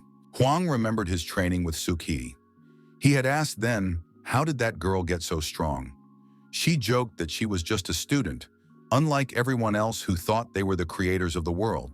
He told her about Kim Min-hyuk, that scum who killed or maimed everyone close to him, or even people he knew. He was such an asshole that he had even shot his own mother, who could have been his weak point. And then he found out from Lily that this thing was Min Jung-woo's only best friend. And even though Hwang had finished the creep-off, the terrorist hadn't said a word to him. They had a lot of common topics to discuss. Suk-hee replied that the man never gave up, and they shouldn't stand by. And the people kept coming. Where did the truck come from here? Bong-chun couldn't miss the best part. It was time to end this. What's that on the demon's head? One horn? Things weren't so rosy in the real world. The demon's name was called out. The layers of reality came into motion. Jack sensed the change. Had this fool accepted the demon after all?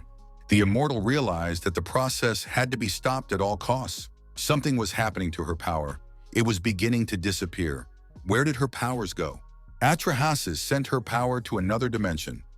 Even though her ability was only an inherited ability, it could still touch the demon directly. Atrahasis had returned after all. Jack wasn't too surprised. It was because of Atrahasis that the world was on the brink of destruction.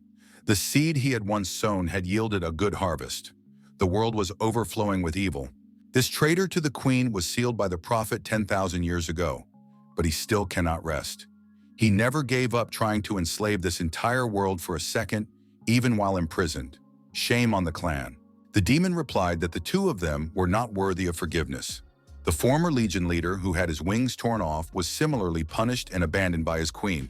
Jack realized that the demon had come to him to take advantage of his installation. He wanted his body back. In this world with no prophet, Atrahasis would be able to challenge the queen again. The wingless one wasn't going to just back down. A second, and the demon moved in space. That was unexpected. Jack had long since lost his power. So, it was still the action of the installation. With so many dark human desires that Jack had been collecting for a long time, he was capable of a lot. He was going to rescue his little sister from hell. Would he really be willing to give up his goal to gain power? Jack replied that he wasn't willing to lose everything because of the demon's actions. He would rather wait another 100 years. The immortal found him. They never finished their conversation. A flash of fire shattered the rock beneath his feet.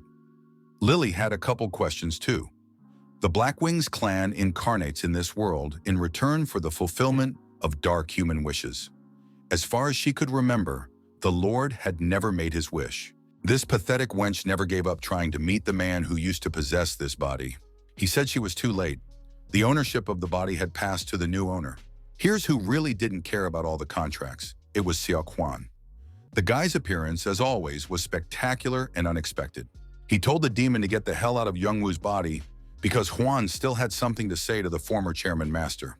The demon was still chained up, but it was clear to everyone that it wouldn't last long. Suk-hee asked Jack to hold the chains. She needed a little more time. She had to gather all her strength into one blow, the last one. Leela asked the immortal to conserve her strength. It wasn't the time. If they failed, the world would end. Hwang died over and over, getting closer and closer. They struck together and the space around them shook. It wasn't long now, and the demon would be finished. There was no more power. Suk-hee had exhausted her reserve. The demon grabbed Hwan by the throat. That man could have succeeded. They were just a little short. But they would have lost anyway. In the end, only Min Jung-woo would die. But that wasn't the end. Kim Bong-chun hadn't even started yet. He had something too. The man pressed the remote control button. The rocket launcher turned towards the demon. This missile was another development of the genius scientist. Project Velogia, the prototype of the Bonogia. Kim Bong-chun released the missile. We'll have to get rid of another annoying little man. Atrahasis tried to launch a blob of dark energy at Kim Bong-chun, but his strength failed him. That was unexpected. Hwang gloated. Now the demon was dead. The missile was on its way to the target. The chain had broken, but the demon was still unable to move. He couldn't understand what had caused the loss of strength. Another pulse. The missile was approaching, creating a field of energy around it. The demon felt the control over his body diminishing. Unfortunately, the scientist didn't have enough time to recreate the project again, and so he had to put the original extract into the weapon itself. The rocket ejected a small ball. This core carried the very same charge. The demon continued to stand motionless. Huang thought that it might be Min Jungwoo trying to help them by holding the demon in place. Yak felt the threat coming from the weapon. This Banoja would destroy his teleportation device. He gathered the power of 8,192 people's longings, and the space went cracking. These people couldn't be trusted. They had failed him again. The weapon triggered, unleashing a wave of power. A bright flash illuminated everything around him. Min Jungwoo let Huang go. He said that this wasn't the end. Yak poured all the energy into teleporting. It's okay. He'll make up for everything he spent today. A powerful explosion went off, and part of the space disappeared. The next day, excavators tried to clear away the rubble. Despite the early morning, a huge crowd of people gathered in front of the Natural Disaster Preparedness Committee building. There were at least 10,000 people there. People were furious. They demanded that the committee be dissolved. The commander of the Special Forces said he wanted to resign. He was going to take the blame for what happened. Only his face was caught on camera yesterday. It was the only way to mitigate the situation.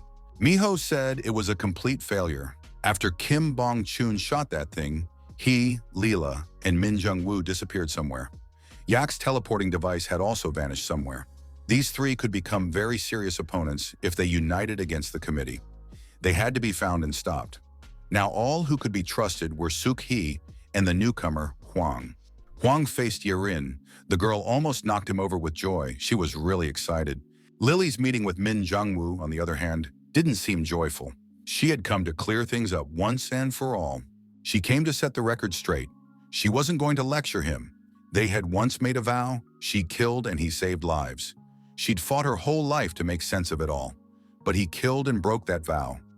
And there was no changing that. His father was buried here, and his mother. Not many people knew about this place. Yesterday, a demon was summoned that could destroy the world. And there was a weapon that could destroy the demon. Even if the world is completely destroyed, the people won't just disappear. They'll find a way to survive. Leela said he's talking nonsense. No one will believe that nonsense. Min Jungwoo took the blindfold off his eye. He asked them to believe him. In a few days, Atrahasis would return again, and then Min Jungwoo will disappear from this world forever. Before that, he'll try to find the teleportation device by all means. Then she shouldn't get in his way. She wanted to at least bring flowers to the master, but she didn't have time. Lilia cut off her hair. The wind blew the golden strands across the grave. She said they were enemies now, and their next meeting would not end so easily. The girl went back to the office. She said that Min Jungwoo was planning to find Jack's device and summon the demon back into this world to destroy everything. And even though Torianum asked to believe him, Leela feels like he wants them to stop him.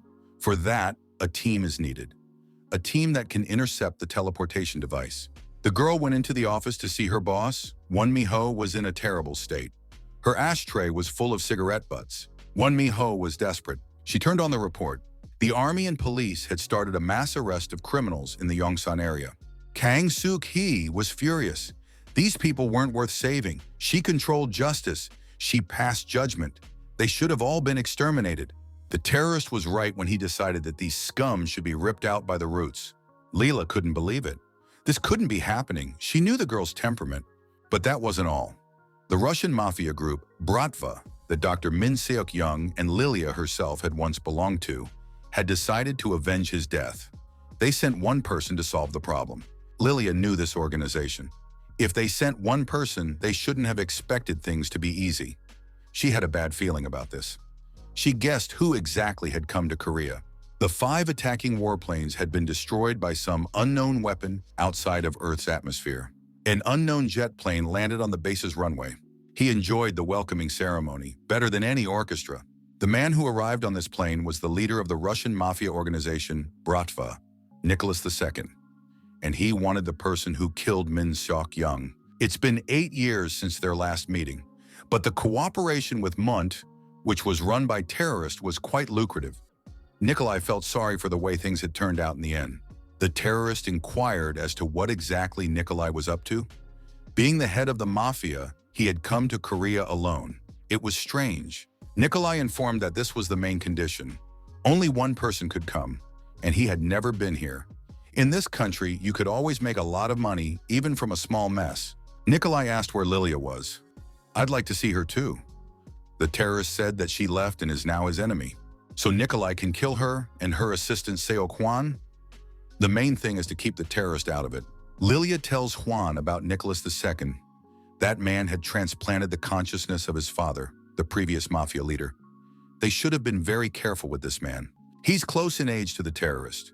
But if you take into account his and his father's ages, it's 3 times that.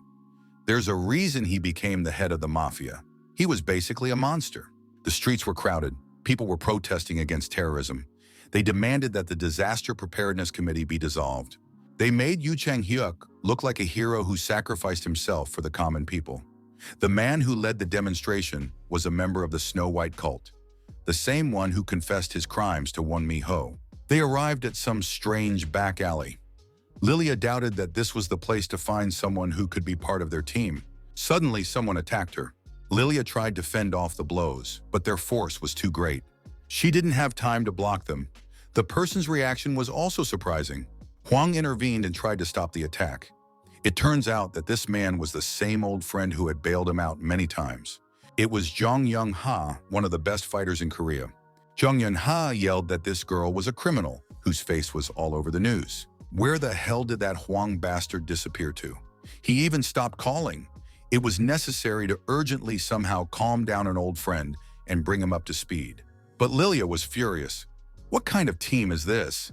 How dare that jerk raise his hand to her? I don't think Mi-ho even knows.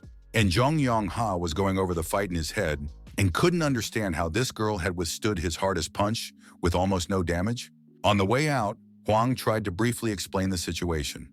The circumstances were confusing, but the main objective was clear. The terrorists should have been stopped. It was a pity that they never had time to have a proper conversation. Perhaps the future would have turned out differently. What did Min Jung-woo think about Kim Min-hyuk's murder? What Hwang Nuna meant to Hwang, who was bishop? What would Hwang do if he knew beforehand that he should have killed terrorist's father back then? Won Mi-ho called. She reported that Squad B had failed the mission and everyone should have gone there. Everyone died from gunshot wounds, 1 shot to the head and 2 to the torso. The so-called Mozambique 3. Body armor didn't help. Had to deal with Yak too. That day he used the power of every human desire he'd accumulated over the years. But there was something left, and Yak knows it. There are some things the committee kept, like the wishes collected by the guy with the camera. They kept 120 wishes in total. The item is in a secret vault on the 31st floor of the X-System Tower. Jack stood on the roof of the skyscraper and looked up at the tower where the wishes were stored. He thought back to his last conversation with Suk-hee. She had said that if the demon appeared, everything would end. Of course, he didn't care about humans. They had brought this world to the edge with their own filthy desires. Suk-hee was angry. She said that Jack and his sister, and even this installation of souls were made for humans, and that they needed to join forces. They had managed to awaken Young-woo, after all. At that moment, their conversation was interrupted by the military, and Suk-hee flew off the handle. The highway was blocked. Someone was standing in the middle of the road. It was Nikolai, and he was waiting for them. Now it was clear who shot Squad B. Lilia told Jong Young-ha that this was a test to join the squad, and if he can handle Nikolai, she will personally ask Won Mi-ho for a bonus for him. Jong Young-ha asked for an apartment. Juan wasn't sorry, it was committee money anyway. They all attacked together. Lilia attacked from the center. They attacked from the flanks. The girls suspected that Nikolai was not called a monster for nothing. I don't think it's just because of the pistols. Something he is clearly hiding. The shot was monstrous. The girl was thrown back with tremendous force. Even her ability couldn't create a full shield. Well, I should have known better. Its cannons were as powerful as anti-tank weapons. The projectiles were cast from a tungsten super alloy, super strong and designed to operate in extreme temperature and force conditions. Quite an expensive scientific development. Nikolai didn't feel sorry for the money spent on a super expensive weapon. He hadn't had a festival like this in a long time. Huang suggested attacking while the weapon was reloading. Jung Young-ha used a rather original Jeet Kune Do technique, which surprised Nikolai. He didn't think that there were such martial arts experts among them. Lilia continued her attack. She realized that Nikolai was not in this place for nothing. Most likely he had time to meet with Toryonemom, but he came alone. So Min Jung-woo doesn't want to participate in more destruction. Perhaps there's still more to come? She took the shots not herself. giving the guys a chance to get close to the enemy. Jung-Yun-ha was amazed by the girl's abilities. She can fly through the air too? They pursued him until they came to a hall full of corpses. Did that scum really kill everyone? This was unforgivable. Hwang warned his friend not to be surprised by anything, but Jung-Yun-ha could hardly be surprised by anything yet, after everything he'd seen today. But Jung-Yun-ha was wrong. Nikolai shot Hwang at point-blank range. The shot blew the guy's head off. Jung-Yun-ha was dumbfounded by the emotion that was tearing him apart. While Jung-Yun-ha was in shock at the sudden loss of his friend, Hwang somehow disappeared and materialized right next to his enemy. Hwang delivered a powerful punch to Nikolai's jaw, knocking him down. So that's it. And Nikolai had already thought that this kid was really unremarkable. Now I know what Youngwoo meant. The ability to come back to life anywhere you want? No, not anywhere. Otherwise, the guy wouldn't have come in a car, but would have come straight to this place. So the place must be familiar. What if he was captured and taken to Russia? There was a flash of fire and Nikolai was gone. Escaped? Doesn't look like it. This man was full of surprises. Too bad he couldn't have taken all his equipment with him, but he did bring something. This weapon was a work of art. The Svarog's hammer is a supersonic rifle with a sniper scope, armor-piercing charge of 30 millimeters. So, hunting time has begun. Hwang had a strange feeling. This place was fine, but here was everything around it. Setup. 1.5 seconds to launch. Nikolai fired the rocket into the floor. The rocket rushed downward, punching through the concrete partitions of the floors. They rushed in different directions. The hole in the floor looked impressive. Another charge and another explosion nearly destroyed the entire building.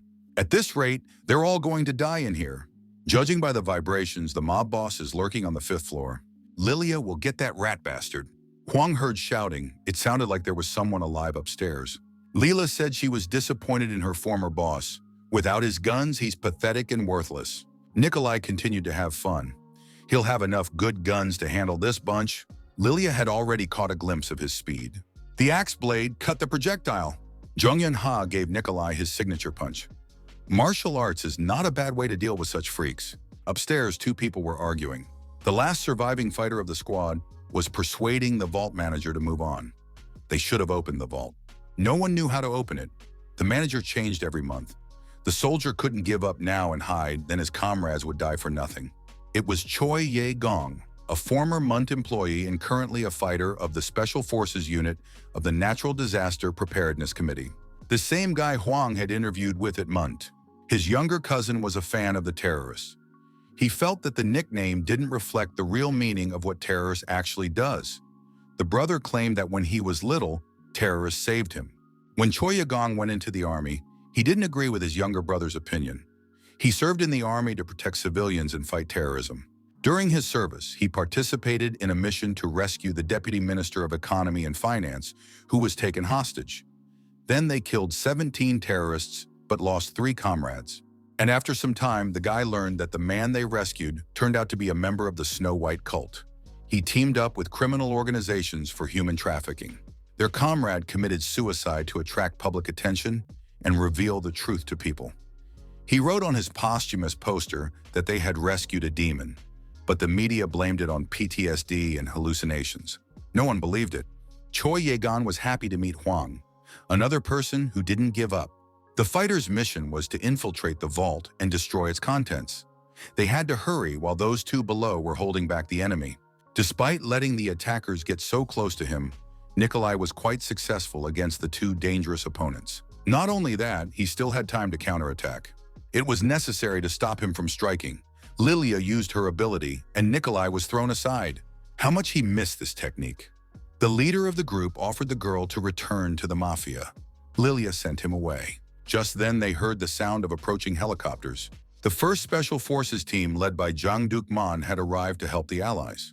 It was now clear why there was still no sight of Unkillable. They were stalling for time. Nikolai jumped out the window. His weapon was equipped with a harpoon. One upward shot and the rope began to pull him up to the upper floors. They reached the vault door. Hwang realized that the guys would have a hard time dealing with Nikolai, but their main target was in the vault. Some kind of sensor went off. Hwang jerked the door open. He was in a hurry for a reason. He had a feeling that if anyone else got into the vault, he'd be the one to deal with it. It was Yak. Choi Ye-gong realized that the creature was surrounded by the same black mist as the type that had attacked the Munt. Huang thanked Yak for helping him fight the demon. Yak replied that he was only using them since he was in a desperate situation. In the end, he had failed. He had lost his store, and his allies had only made more enemies. Huang wondered why Jack needed the contents of the vault. Was he really going to get into a fight with Min Jungwoo? But Yak didn't want to fight anyone. He just wanted to escape to another dimension where no one could find him. They brought him the key themselves. This person they brought was the only one who could break the seal. Choi Ye-gong ordered the creature not to move. Otherwise, he would shoot the seal keeper in the head.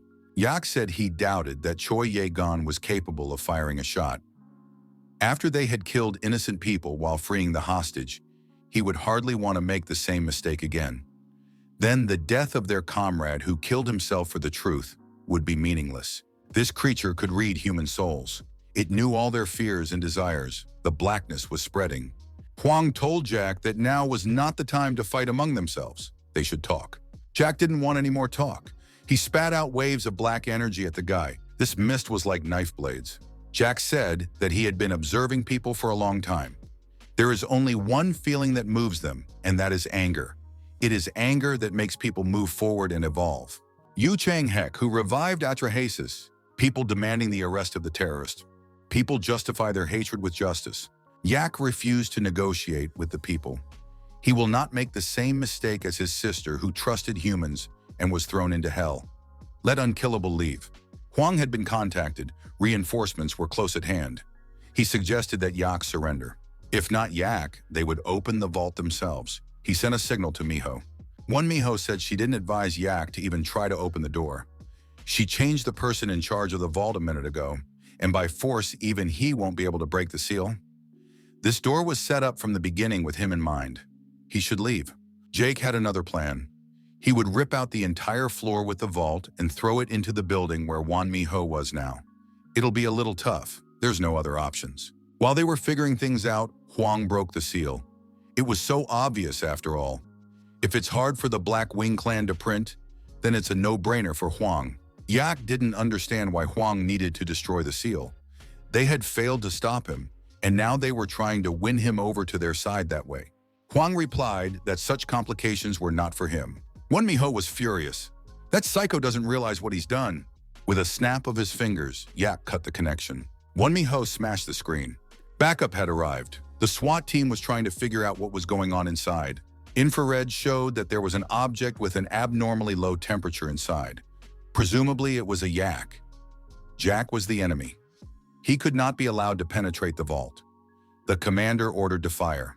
Huang yelled for no one to interfere while they talked. What kind of conversations is this lunatic having? They don't have time. That mafia boss is going to come up from downstairs and people are going to die. If even one fighter dies because of Huang, he's dead. Nikolai was close. He was going after Huang, and no one could stop him. He hit the co-pilot of the third helicopter. Duckman was ordering Huang to leave immediately. Jack was confused. He could read into people's souls so easily, but he didn't understand at all what exactly this guy was trying to accomplish. Huang thought back to the days when he still didn't work anywhere. He did whatever he wanted. He went to bed when he wanted to and woke up when he wanted to. Although he was pretty miserable at the time, he could still think seriously about the future. Sometimes he could even eat thanks to one girl.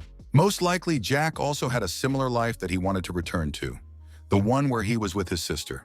So why did they have to fight now? Because of that foul demon that made things so difficult. They're not the enemy. Everyone here now may not be friends, but they all have the same goal.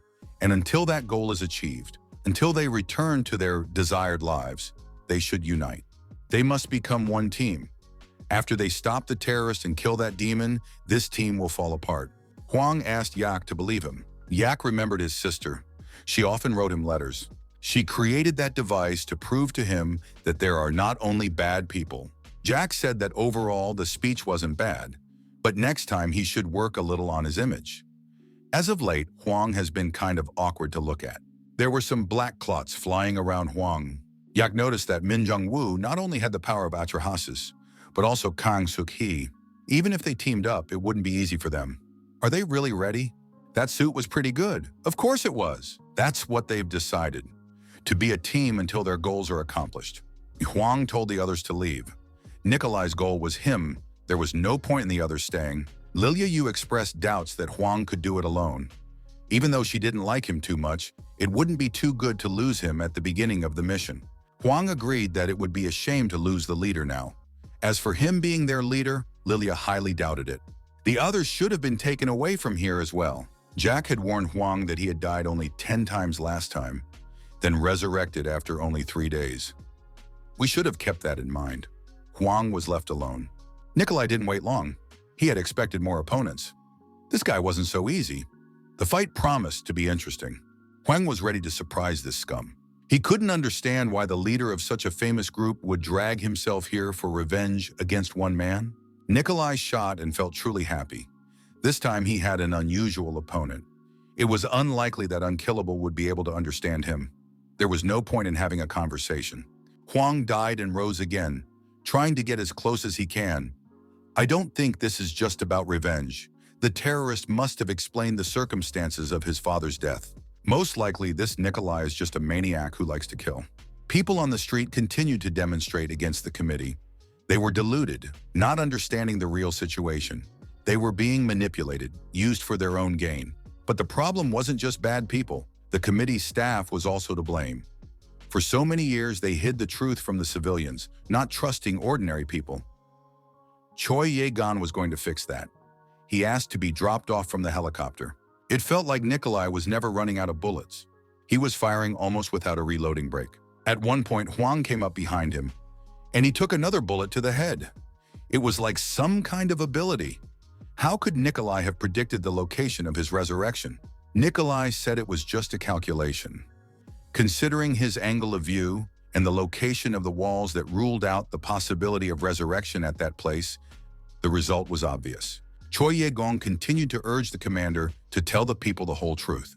Because they are keeping silent, the villains are taking advantage of the situation and supplying the people with false information. Even if he risks his life, this matter will not be in vain. He will be remembered just as he will always remember his fallen comrades. Gad on stage kept calling for the elimination of the Disaster Preparedness Committee. He was trying to say that what the world truly needs is Snow White. A powerful blow to the jaw interrupted his speech. Another bullet and another death. If Yak's words were to be believed, Huang had 2 more rebirths left. Nikolai realized that Unkillable probably had a limit on the number of revivals, just as he had a limit on the number of bullets. Their confrontation would end sooner or later. Let that maniac think that Huang is counting his bullets. We need to read the moment he changes the clip. Huang jumped out at the exact moment when the bullets in Nikolai's clip ran out. Nikolai laughed. That boy had forgotten he had 2 revolvers. I wonder if he still had revives left. Better not take any chances or he'll miss it. He stabbed himself in the heart? What kind of earthquake? Huang lunged at the man who thought he was the smartest person here. Clinging to Nikolai, Huang pushed off with his legs and they both tumbled out the shattered window. Huang hoped to die this time, taking the Russian thug with him, and Nikolai was trying to figure out how Unkillable had managed to revive a floor below and take him by surprise. After all, he could not revive in unfamiliar places. Then he remembered about the hole in the floor, made by large caliber shells. Most likely during the battle, he somehow managed to view the lower floors. It was a pity that Nikolai had not considered this possibility. It could have cost him his life. Nikolai used his carbine and grabbed onto the nearest lamppost. This helped reduce the speed of the fall and saved his life. With all his might, Huang hit the pavement. This blow should have ended in another death, but the guy held on with all his might. He couldn't let himself die while his opponent was alive. This fight wasn't over yet. Suddenly there was some noise from above. The terrorist had come to the aid of his acquaintance. After all, he had warned Nikolai that Unkillable was not as simple as it seemed at first glance. Grabbing the Russian mobster, the terrorist left the battlefield. Huang shouted after Min Jungwoo that he had something to tell him the next time they met. Huang's strength left him and his eyes began to darken. 3 days later, Huang woke up on a couch in the committee's office. The members of his team were gathered around him. Apparently, they had calculated that this would be the safest place for Huang to be resurrected. I wondered what they were all waiting for. Everyone was preparing for the decisive battle. The next steps had to be planned. Miho reported that a lot of interesting things had happened in those 3 days. For starters, he should have looked out the window. The people outside the window were still crowded. It seemed like there were even more people. But some things had changed. The signs had changed. Now people were thanking and supporting the Disaster Preparedness Committee. It turns out that in the 3 days that Huang had been dead, Choi Ye-gong from the 2nd Special Operations Team had done something unthinkable. Another team led by terrorists was discussing their plans for the near future. Yak's teleportation device was to be found. Suk-hee didn't want to team up with the man who had wiped out one of the air bases. He was a real bastard. Nikolai ridiculed the girl's appearance. Walking around in a school uniform at that age was strange, to say the least. Kang Suk-hee was getting agitated. That kid dared to make fun of her. She had no desire to join the gang of lunatics. She demanded Min Jung-woo to tell her the reason for this strange behavior. He turned on the report from yesterday. On the podium, the committee officer, an honored Special Forces fighter, was trying to open people's eyes to the real situation. He was trying to tell exactly who it was that was really fighting for the common people. Colin Jang Dukman, a hero of the nation and commander of a Special Forces unit, also came on stage. He spoke about a man who had recently joined the committee. There were high hopes for him. It was about a video that was uploaded to YouTube the day Huang fell from a roof. This clip blew the public's mind. It showed a man who was a Russian criminal mastermind running away with the terrorist. He is chased by an unknown guy, together with whom they fell off the roof of a multi-story building. This man, who stood alone against the most notorious criminals, falls to the asphalt and then disappears before everyone's eyes. The video, in which the man abruptly disappears, broke world records in terms of views. People began to think of him as a real hero who fights evil single-handedly. Huang reprimanded himself. He had no plans to become the new Messiah. Min Young-woo said that it was like a new religion. People aren't perfect. They always need to believe in some external control. They can't rely on themselves and become uncontrollable with any external influence. There is no point in saving such imperfect people. Suk-hee should understand this better than anyone. If you hand Atharis a body, there will be chaos in the beginning and most of humanity will probably die. But those that remain alive will be forced to change drastically. And then absolute order would come, human inferiority would disappear, and a new world would come. Such was his contract with Atrahasis. Nikolai laughed at this pathetic plan. He didn't care about humanity and its well-being. He only wanted the unkillable. The immortal listened to all this nonsense and realized only one thing. Young-woo was lying. Over the many years of her life, she had learned to recognize lies quite well. Kim Bong-chun said that the reason was only because Atrahasis must not find out the true reason for the terrorist's actions. If the demon learns the truth, whatever it is, he will kill Torionum and escape. Min Jung-woo had to keep the demon at bay at all costs, and they should trust this man. Lilia looked down from the balcony and pondered over the Torionum's actions as well. She guessed that there was some other meaning behind his actions. Many of the people now standing below had once been sincere fans of the terrorist. They had continued to believe him even when he was labeled a criminal and a traitor. But after seeing how much he had changed, they had become disillusioned. Now they believe in unkillable. Huang said that the terrorist had himself to blame.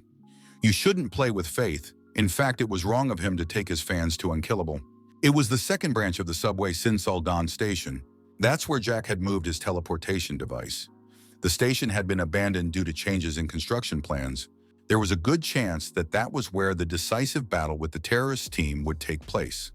Jack said that if he tried again to move the device to another location, irreparable things could happen. For example, it could open an entrance to another dimension. The plan was to prevent Min Jung-woo from getting close to the device so that he couldn't summon Arahasis. And it had to be done quickly while the terrorists still had consciousness, and they should have suppressed his team. Nicholas II is the leader of the Russian mafia organization Bratva, a man who is living his second life. He will be taken on by Lilia. Kang Suk-hee is one of the queens and the balance keeper. She is about 10,000 years old. Jack said that he will try to handle her. She's not easily awakened, so there's a chance for her to win. Seo-kwan will oppose the terrorist. The biggest problem is Kim Bong-chun, the scientist who created the entire technical and network security system of the Disaster Preparedness Committee. In some ways, he's even more talented than Dr. Min Seok-young was. They should have struck first. There was a chance that they were hiding in one of the equipment storage hideouts that Kim Bong-chun had used when he was the terrorist's partner. Only 2 of the 6 hideouts remain. They're most likely hiding in one of them. The operation was scheduled for 7 in the morning. After the meeting, Won Mi-ho asked Jung Young-ha to stay behind. Out of their entire team, he was the only person without abilities, though he was quite strong. She didn't like to take risks, so she had something to enhance his physical abilities. A special liver drug that could make his body invincible. Also immune to alcohol. Hwan was found a temporary place to stay. The building was quite old, but it was in the center of Seoul. And here he got another surprise. Baek Moon-ho grew up in the same orphanage as Hwang and was his mentor. At the same time, he was part of Min Sok-young's association and was in charge of intelligence. Won Mi-ho sent him to prepare Hwang for his upcoming fight with terrorists. It turns out that Baek Moon-ho also had eyes that foresaw misfortune. Hwang couldn't believe that his mentor was already a member of Min Sok-young's association back then and knew all about Hee Nuna, about her being the bishop of the Snow White cult. In fact, he only found out the truth when he became an adult and independent. That's when he began to wonder if there was something wrong with this woman's age, and found out her real identity. They started practicing. Hwang kept missing. Baek Muk-ho, nicknamed Tiger, anticipated his every punch and dodged easily. It was infuriating, but even using Nirvana's power, the guy couldn't win. Tiger was trying to make him angry, to make him go all out. At one point, Hwang saw that the figure of the man had multiplied. Now he had 3 opponents instead of 1. While the guy was in shock, a powerful punch to the jaw nearly knocked the spirit out of him. Tiger explained that his clones were ordinary holograms. They didn't do any physical damage. He emitted a special gas that could make a person within 30 meters feel the effects, allowing him to reproduce hallucinations he had invented. This was another of his abilities besides his violet eyes that anticipated danger. Hwang realized that he shouldn't spare his old friend, so he tapped into all of his power. With a throw over his shoulder, Tiger sealed him into the asphalt. This time he had to use his violet eyes after all. Both of his abilities combined together to create the illusion effect. He was the only one who could use 2 abilities at the same time. Once upon a time, Min Young-woo could use 9 at once, but he had abandoned them in favor of 1, which he had developed to perfection. It doesn't matter how many abilities a person has. Even an ordinary person can achieve victory. It is necessary to analyze the ability, understand its nature, and anticipate subsequent actions. All this can be done without eyes that foresee misfortunes. If we remember Nikolai, who used only analytics without any ability and successfully confronted an unusual person, it wasn't how you used your ability that mattered, but how you used your opponent's ability. They started once more. Tiger launched his clones, and at some point the entire area around Hwang turned purple. Did the guy really figure it out that fast? Hwang didn't rack his brains for long. He didn't like to rack his brains during battle at all. He simply memorized the one who could touch him, unlike other holograms, and decided to act at the moment of touch. Why try to understand the enemy's character and all that? Wouldn't it be better to let the person know it's all useless no matter what they do? What Hwang hadn't changed in was his self-confidence. Someone's voice wondered how long that confidence could sustain him. Min Jung-woo was approaching them. Baek Moon-ho had decided to join the committee after all. It was a shame. He had worked with his father for so many years. They couldn't anticipate each other's actions since they had the same ability, and that made it difficult. The terrorists generated a plasma charge of immense power and launched it at his rivals. The space around them melted and burned. Min Jung-woo's skills improved greatly and his strength increased. Hwang grabbed the machine and launched it into the plasma clot. A powerful explosion shook the entire building, and Baek Moon-ho was knocked down. Hwang attacked. His battle tactics had changed as well. Now he was somehow dodging the terrorists' attacks, but not all of them.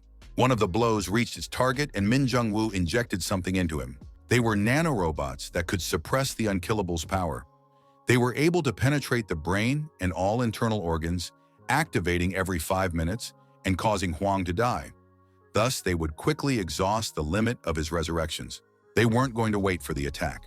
They decided to attack first. If there was an obstacle, he would always destroy it. After all, preventing incidents in advance was his special talent. Hwang also had a special talent. He liked to surprise fools who were sure of their victory. Won Mi-ho had all the attack sites tracked down. The fight between the terrorist and Hwang hadn't even begun. and the guy had already died. The nanomachines were killing him without a fight. Something had to be done. Baek Moon-ho realized that he would have to fend off the attacks himself, and the boy should be sent to Won Mi-ho's office immediately. Perhaps they could extract the nanorobots. Otherwise, Hwang would waste all his resurrections here. He should try his best to move after death and resurrect in the committee. Baek Moon-ho had something in reserve, some kind of stimulant. Illusion's ability increased several times and was able to overcome the reciprocal power of compensation. Despite the mask that blocked the odors that created hallucinations, the ability still worked. And before he died, Hwang was going to take full advantage of it. They were going to hit him so hard that he'd be in for a world of hurt, and the demon in his head told him that the entire history of mankind was built on wars. And all living now come from killers who survived at the expense of someone else's lives. Nikolai hadn't seen her in a long time. The girl cut her hair short. I wonder if it's because of Min Sok-young's death or because she broke up with the terrorists. She's really lost it in this country. It's because of him that everyone thinks Torianim is a murderer. After he appeared on TV with Nicholas. When did she become a saint? And not so long ago, she was still on his team. Nikolaev used one of his toys and things got hot around him. The girl didn't wait for another surprise and attacked. She had gotten considerably faster. Nikolai realized that a second ago, he was a hair away from death. The girl was aiming for his carotid artery. She was going to kill him with one blow. No matter how much time had passed, her killer instinct was still there. Admittedly, this new image suited her very well. Nikolai thought that after so much time, the girl had lost her form, but it was not so. She successfully resisted his attacks. Well, he hadn't chosen this alley for nothing. Nikolai pressed the button on the remote. The explosion shook the entire alley. The shells exploded one after another, turning the entire street into an inferno.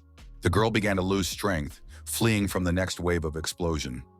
When did he have time to mine the entire street?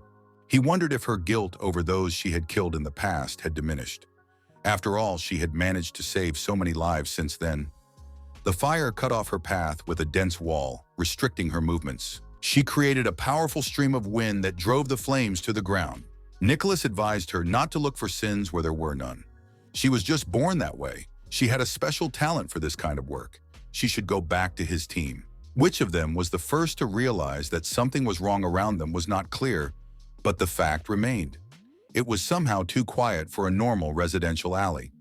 There was no noise or cries for help. Won Mi-ho was informed that the neighborhood had been successfully evacuated. The area should have been blocked off from random passersby. Nikolai won't spare anyone, and until Lilia was done with him, we had to stay on guard. Seo Kwon was never contacted. If he uses up all his resurrections, their plan won't work. Then it was time to use their last trump card. Won Mi-ho unlocked the safe. She worked so hard to get that thing. America had raised quite a howl while this item was smuggled into Korea. Inside was a future that was never supposed to happen.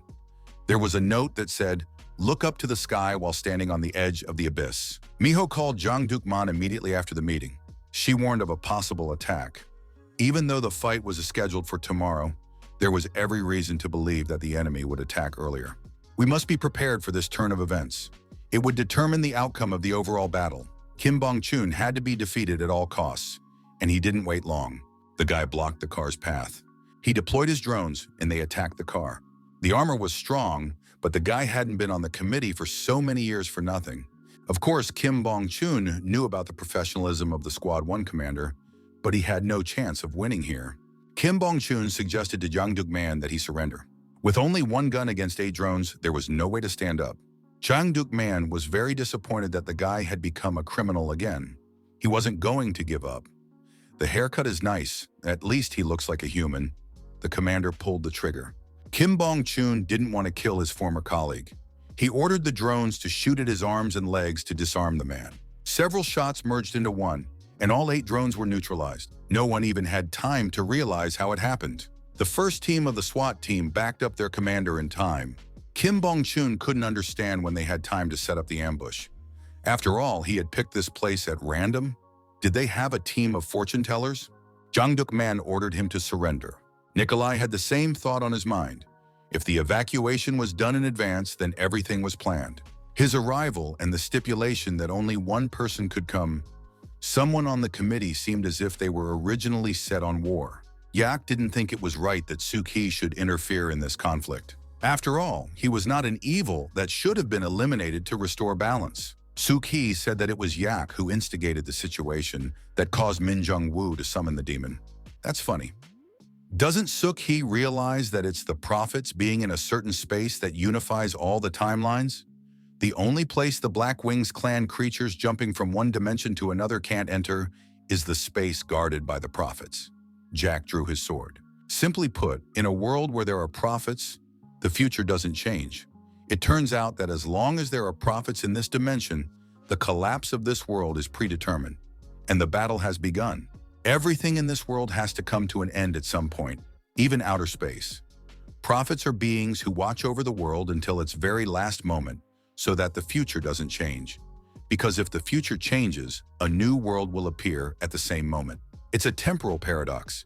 If you change something in the past, two timelines will emerge. The new timelines are not new worlds, but probabilities of one stream of a dimension. To prevent the dimension from collapsing due to increasing entropy, only one timeline is maintained. The girl wasn't listening. She wanted to fight. The two forces of the two streams were clashing and intertwining. Yak used his Black Wings clan ability. He didn't have the strength to move, but space thinned and cracked. With a small jolt, everything shattered into splinters. Suki lost her balance. Jang Duk-man ordered Kim Bong-chun to kneel down and put his hands up. The guy asked how much he cared about this battle. The commander didn't understand what the question was about, but the sound of an approaching flying object caught his attention. The guy continued to explain. The goal of their battle was total destruction. The object was approaching. It was somehow blocking all communication. A platform separated from it, and Kim Bong-chun climbed onto it. Now the real game would begin. The inventor used all his abilities. Nikolai signaled to someone. He asked the girl to think about his proposal again. One of the reasons he came here was Lilia. He wanted to persuade her to return to Russia. Something that looked like flying microwaves on legs was approaching them. That Bong-chun, as usual, went overboard with the design.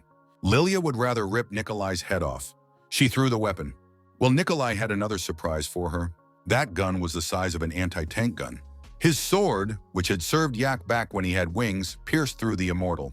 At the same moment, something appeared in the sky. It struck the ground with a pillar of plasma energy. The immortal had awakened. This spirit item was already 1,500 years old. She had to sell it to pay off her debts, but now she had decided to bring it back. So what did his future say about how the sexy babe was going to kick his ass? This look of hers was truly beautiful. The immortal reported that this magic sword had been absorbing its master's life force for 1,500 years. It had killed too many people. Its hidden power was enormous. Yak didn't understand how such a weapon could be sold for a debt. He was holding back the onslaught of the ancient weapon with great difficulty. There had to be something to cover the student loan. What was so incomprehensible about it? She struck again. The power of eternal youth and immortality, obtained from another prophet. Now it was hard to predict the outcome of the battle. Two legendary weapons clashed. Two great powers were opposing each other. The space crackled. Seok-hwan struck. Another death caused by the nanobots interrupted their battle. Another resurrection and another death. This was already the penultimate resurrection. There was one more to go. Hwang wanted to move to the committee after death, but it didn't work. He showed up here again. The terrorist guessed his plan and said it wouldn't work. Hwang can't leave, leaving Baek Moon-ho here and knowing that he might die. The resurrection mechanism is governed by the subconscious mind, and subconsciously Hwang is worried about his friend. This was the last straw. Swearing all the last words he could think of, Hwang lunged at Min Jung-woo. Baek Moon-ho turned on the illusion. Several Hwangs surrounded the terrorist, but somehow Min Jung-woo was evading the blows. How could he do that? Baek Moon-ho was at a loss. The terrorist explained that his illusion only affects vision, but there's also hearing and touch. Ka! And a powerful blow to the solar plexus blocked Hwan's very ability to take a breath. Baek Moon-ho couldn't believe his eyes. The combination of resurrection and illusion was spontaneous, but after encountering it just once, Min Jung-woo immediately found a weakness in it and was able to devise a counter tactic. The problem was not ability, but experience, and the terrorist had a lot of experience. He was informed that the system had been compromised. The teleportation device is located at the abandoned Sinseldon station. About time. This was the last resurrection, and now they would have to say goodbye. Huang frantically tried to find a way to win. One of the attacks had worked, so victory was possible. There was definitely a way out, and Huang only had a few seconds to find it. Wonmiho's car drove straight into the room, demolishing all obstacles in its path. It was a complete surprise. The terrorist hadn't anticipated her with her own eyes. She shouted to Huang to pick up the note. She had originally planned to give it to him when he became a full-fledged prophet. Right now, she was left to believe that he could change their loss to a victorious future. Huang tried to grab the note. If the prediction was true, this scrap could awaken Huang's prophet powers. Wonmiho refused to lose. Huang didn't have time. Lightning like a blade severed his arm. The note fell to the ground, so did his hand. Another discharge stopped his heart. Already dying for the last time, Huang managed to reach for the note. Look at the sky while standing on the edge of the abyss. What did it mean? Huang never heard an answer. They had lost. Now the terrorist can fuck off and have his apocalypses all he wants. Or does he want to kill them? Let him try. She was very angry and she had nothing to lose. He said he wouldn't kill them. He'd show her mercy like an old friend. And he left. The guy asked what was in the note. What did it matter anymore? It was all useless. Miho tore up the paper. They had done everything they could. The terrorist informed his team of the meeting place. It was time to move on to the next stage. Normally, humanity's development follows a pattern: 2 steps back and 3 steps forward. People develop faster only when they lose something. Wars, diseases only accelerate development. Love is stagnation. Only hatred pushes people forward. If he summons Atrahasis, he will draw all hatred to himself. It's time to end this story. The boy said goodbye to Uncle Duke Man. He was glad he didn't have to kill the old warrior. Who knows, they might see each other again. Suki interrupted the fight. It was time for her to leave. She hoped that Jack wouldn't follow her. Nikolai wasn't going to meet anyone. He had other plans. But the damn drones had a different opinion. They magnetized his weapon, and Nikolai himself didn't realize how he found himself in the air. When he arrived, he began to resent them. The terrorists said that this was their original plan. They help with weapons, and he helps with the call of Atrahasis. He would not forget this insult. Nikolai will find a way to pay the petty scoundrel. They have one last step left to make. Now, a very different story. Huang opened his eyes. He was in his apartment. Lilia was waiting for him. She told him it was his last chance. If he died again, no one would be able to stop Torianima. Automatically reaching for the coat rack, he took off his Hanrim gym uniform, and only then realized that something strange was happening. His apartment had been blown apart by an explosion. Was this really an alternate history? The team was all together. It doesn't matter what's going on. What mattered was that he had another chance to take out the terrorists. Seoul was on fire. Huang ran down the street and didn't understand where such terrible destruction came from. Did Min Jung-woo do this? What the hell is going on in this world? Leela demanded answers. Wonmiho was hiding too much from them. If they're a team, they should act in concert. Everyone was instructed that the fight would take place tomorrow. How did she know about the impending attack and even had time to evacuate the men? The SWAT commander was in agreement with Leela. If the exact location of the enemy's appearance was known, their new weapons should have been reported as well. Due to the lack of information, they were on the verge of failure. So Wonmiho began to tell the story. It was 12 years ago. A spaceship crashed into Jeju Island. The ship had Nor written on the hull of the ship. This ship was a Chinese manned device called Zhao Nadruo 14. At that time, China had already completed a space station, and this ship was designed to terraform another planet. This ship came from the future. At the moment, the construction of the Chinese space station had just begun. In the future, the Earth was destroyed, and this ship was able to travel to the past. It was able to get information about the way in which the planet would be destroyed. She asked Jack if he knew about this. After all, a being that can cross dimensions surely has information about what is happening and will happen. Jack said that he doesn't know everything. He can only see general details. It's like looking at a tall building without knowing exactly how many floors it has. You can only roughly see its height and the shape of the roof. Jack can only see exactly where the apocalypse is going to happen. Most likely, Atrahasis also had time to see the death of this world before he was trapped. The future turned out to be bleak. Seoul was badly destroyed. Wonmiho Wan and Chief Kim were killed by Jack. The Disaster Preparedness Committee merged with G2 and subsequently became the base for the revival of the Snow White cult. Zhou Quan lost the final battle with terrorists. After that, Min Jung-woo disappeared, and his fate is unknown. Seoul was rebuilt, and life slowly began to get better, until Jupiter collided with Earth and the apocalypse happened. But now something has changed, and she can tell the truth. She hadn't died at the hands of Jack. Seoul, though damaged, hadn't been destroyed. The committee was still active as well. That meant that the future had taken a different course. All that was left was to wait for Huang to return after his resurrection. Huang, who had once again died at the hands of the terrorist. Min Young-woo regretted that he had no other choice. Kim Bong-chun led them to the abandoned subway branch. According to the reports from the committee, that was where the teleporter was located. Immortal was in a pensive mood. She hadn't returned her weapon to kill Jack. Her target was the demon. It pained her to watch the world being destroyed. When Atrahasis emerged from the device, she would kill him. The device was gone. Huang opened his eyes. He was in his apartment. Lilia was waiting for him. What? Start from this point again? Kim Bong-chun had seen with his own eyes the pictures where the teleporter was at this location. Where could it have disappeared to? If it was raised to the second branch of the subway, many people would know about it. The device was about 6 meters tall, and it was impossible to move such a pyramid vertically. It was strange. The place was abandoned, but there was no dust on the ground. So the device had actually been here for some time. A sharp pain pierced through Min Jung-woo's head. They had too little time left. Atrahasis would appear soon. If they failed, the demon would escape and come up with some other plan to accomplish what they had planned in the future. It was necessary to keep it in this body at all costs. Min Young-woo recalled his conversation with his father. He had told him about the deal he had made with the demon.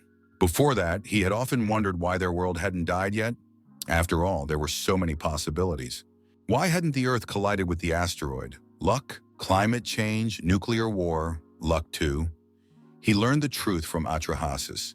Everything was predetermined because of the prophets. Humans, like lemmings, running towards the apocalypse. All their work was meaningless. Up to a certain point, nothing threatened the world. The future was already preordained. Every step of the way, the demon said that the prophets only enshrined one version of the future in order to contain the Black Wing clan. After all, if you create multiple probabilities of the future in one dimension, there will be more human desires and thus more food for the demons. An absurd pact made between the prophets and the clan queen. Humans no longer had free will. They were like fish in a small aquarium. Wouldn't it be better to become free birds soaring in the sky? Min Young-woo didn't agree with such an ending.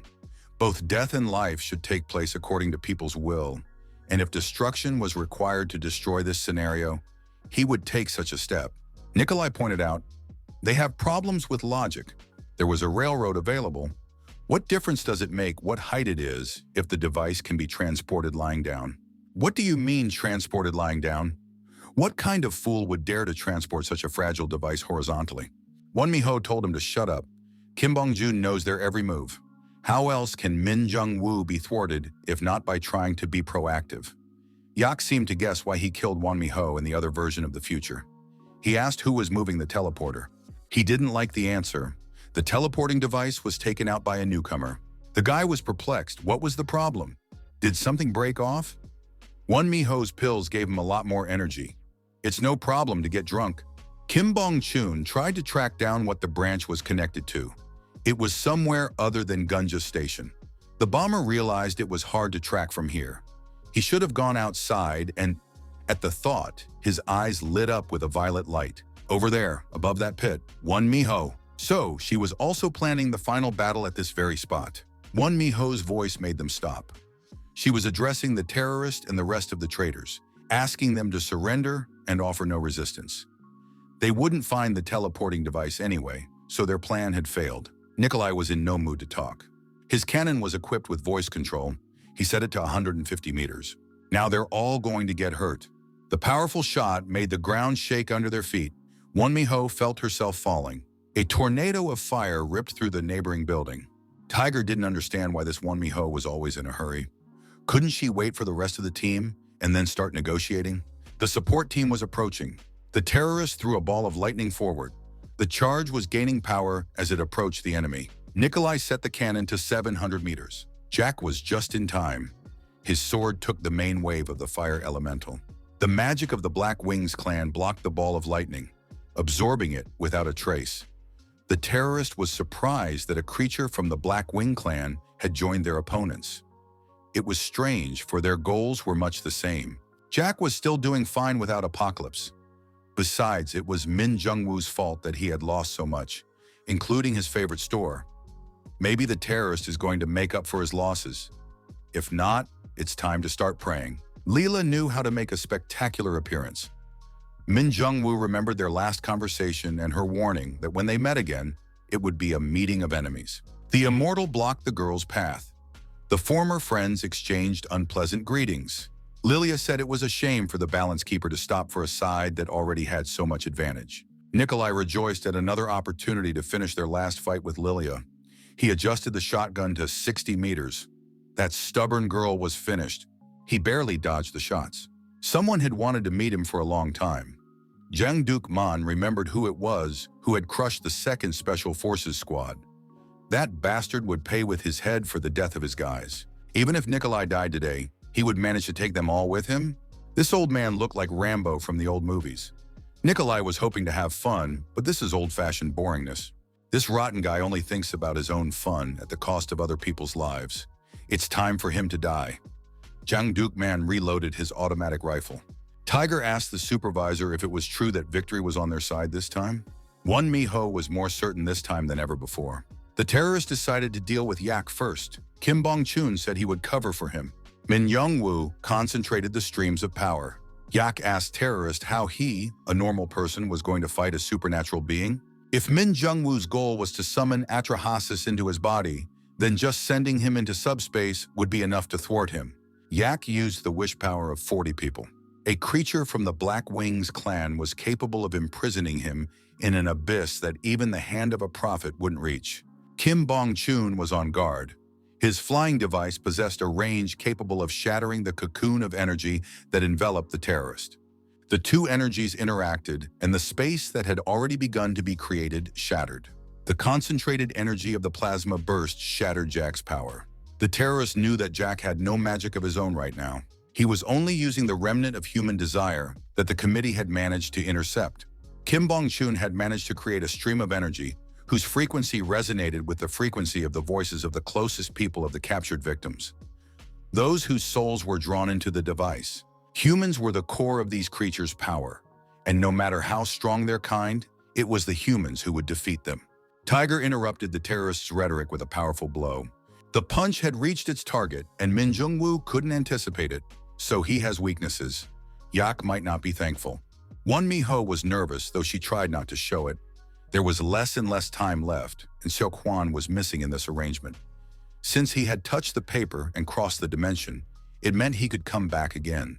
He had to hurry, or else it would all be for nothing. In the other dimension, the terrorist was killing Seok-hwan again. The guy went through the same death time after time. Another sympathetic speech from Min Jung-woo was already starting to piss him off. How many times? They had failed again. Hwang's mind was in a jumble. Do it all over again? Waking up in that bed again? I'm so sick of this. Where did he get that yellow jacket? Someone was waiting for him. And it wasn't Lilia. Some strange boy said he was glad to see them. The boy said that he too, in a way, was Hwang, the part of him that unites his whole being. It was the prophet. The boy's voice was very familiar. Ever since Hwang had been in the other reality, that voice had been in his head all the time. So, during the transition to the other reality, Hwang had a new consciousness. All these complexities, all that metaphysical crap had never been his strong suit. The boy tried to make it clearer. During the resurrection, everything in contact with his body is reborn with Hwan. The moment Unkillable touched the paper, this world recognized Hwan as part of itself and moved him into this reality. This world's hatred and lust for destruction has reached its peak. It is moving toward its inevitable end. This is the real future of this world. So this world is like a training ground? Countless confrontations with Min Jung-woo, as a result of which Hwang has to learn something? What's the point of all this? The boy assumed that Won Mi-ho had his own plan to strengthen Unkillable by merging consciousnesses. His consciousness from that reality overlapped with that of Xiao here. The result was a single personality. Each time, Huang gets a new experience. So if Huang returns to his world, this world will disappear? The boy said that the loop that gave birth to the new branch would disappear and the whole cycle would end. The Black Wings clan would absorb this world that had no prophets, and then destruction would come. It was pointless. Save your world at the expense of the death of another? How was that ultimately different from the terrorist plan? The prophet had said that no matter what choice was made, one of the worlds would still be destroyed. Juan didn't care about all that philosophy. He wasn't happy with this arrangement. The cult leader had once said that she was able to steal half of the Unkillable's power. In the end, that power had become unified again, so that power could be divided again. The prophet was getting angry. What kind of messed up mind did this guy have? Even with all his strength, he couldn't even defeat Min Jungwoo yet. If it were to be divided, both worlds could die. Now the training was making some sense. If he could defeat Min Jungwoo here, there would be a real chance of winning in his world. And there was no point in arguing. If the boy is a part of him, then he knows that Huang will not back down from his decision. That's right. That's what they are. Huang had lost count of his attempts to defeat the terrorist. This was another one. This time he'll die for sure. If you don't give up time after time, you can change any future. The terrorist realized that Unkillable was very different from the other prophets. By resurrecting in a new body time after time, he honed his power and thus could shape the future. The space was flooded with purple color. Finally, the roles had reversed. How did he do that? It was different a few days ago. Then the future can be changed after all. Min Jungwoo couldn't believe it. The training was over. Huang was now ready to return to his world. The rest was up to Min Jungwoo. Huang asked Min Jungwoo to save this world, to not get discouraged, and to stay alive. Huang shared his power with him and disappeared. The terrorist had a strange feeling. He was going to say goodbye to his life that day. But after receiving Huang's ability, he decided to do his best to save the world. They put things in order, and things got better little by little. But in the end, the world still died from the collision with Jupiter. They didn't succeed in changing the outcome. But they did do something. Thanks to Huan, they never gave up hope. They would go back in time and try again. A note that reads, "Look up to the sky, standing on the edge of the abyss. They will rise again." The battle in the real world continued. Suk-hee was fighting against Lily. She hadn't awakened her immortal power yet, so she was acting like a frivolous girl. Despite her age, she liked this image a lot. Jack was surprised. He didn't expect that they would be able to come up with a countermeasure scheme in such a short period of time. They were able to divide human desires and restrain them. But he still had his sword. It was quite a formidable weapon. This sword would not be able to be neutralized with the standard method. Kim Bong-chun frantically thought of a solution. If they couldn't use quality, they would use quantity. The object released the Bond, Coupe multi-role aircraft carriers. Yak had to block the attack of the aircraft carriers. He was sticking to defense tactics and could not attack at full strength without hurting Tiger. The terrorist took advantage of this situation and added his strength to Kim Bong-chun's attack. Jack didn't want to release the evil spirits trapped inside the devices, but he had no choice. He released the wishes of 30 people. These monsters were quite powerful. Kim Bong-chun directed Bong, Coupe against these creatures. The monsters were not affected by physical attacks. Yak ordered Mukho to climb onto one of the creatures and fly up on it. The surfing skills came in handy. Who would have thought that Tiger would use them in a situation like this? He was happily smashing Kim Bong-chun's machines. The scientist's heart was torn with pity for his creations. Atrahasis began to return. Huang didn't immediately realize where he had returned to. The principal's office? New suit? Well, it's time to get to work. Min Young-woo had a black wing. His eyes had changed too. It was clear to everyone that the merging with Atrahasis had begun. The demon was demanding to accept it. The more one used its power, the faster the fusion process became. The demon promised to change the world so that the prophets could no longer interfere. Kim Bong-chun was very afraid of losing the Torianum. Yak doubted he could fight off the demon with his remaining wishes. He told Min Jungwoo that it was a betrayal of his humanity. The man replied that he had no choice. This tedious bullshit again? Huang was getting sick of all of Min Jungwoo's philosophy. He showed up just in time. Now it was his fight. Yak could step aside. The terrorist didn't understand how Huang managed to return early. One more resurrection, one less. Nikolai was firing with all his might at the car in which Yang Dukman had arrived. Tiger decided to help the commander and tasked the monster to get closer. Nikolai was surprised to see a human on such a monster bird. He fired his weapon and Tiger barely had time to dodge. He rushed towards Nikolai under the cover of Yang Dukman. What kind of crazy people were these? How could they rush into battle so recklessly without a weapon? This country was becoming more and more to Nikolai's liking. The immortal stared intently at the black tornado. If the demon was reincarnating, it meant that Yak had failed and she should hurry to kill Min Jungwoo with that spear. Yak abruptly appeared somewhere behind her, said that their team's priorities had changed. Min Jungwoo realized that he wouldn't be able to get rid of Unkillable so easily, so he would have to calm him down for good. Huang said that kicking the ass of those who are absolutely sure of winning is his favorite thing to do. This time will be different. They were happy to see him. Even Lilia was smiling this time, and Nikolai was even happy to see him. Huang only had one chance. If he died in this battle, both worlds he wanted to protect would disappear. The prophet had informed him that after the power split, his consciousness would disappear and instant resurrection would be impossible. If Huang dies, he will only come back to life after 3 days. Min Jungwoo looked at the guy and couldn't believe his eyes. He was glowing purple all over. Some kind of haze around him was like a new ability. But none of that mattered anymore. He wasn't the same person he was before either. The demonic power had changed him. Huang dodged its attacks with ease. For some reason, it was to his right side. He must have learned that the terrorist has poor vision in one eye. What? Well, he'll be sorry. A sharp blow caused him to bend in half. Huang had long ago noticed that when Min Jungwoo was freaking out, he put his right leg out in front of him and lunged forward.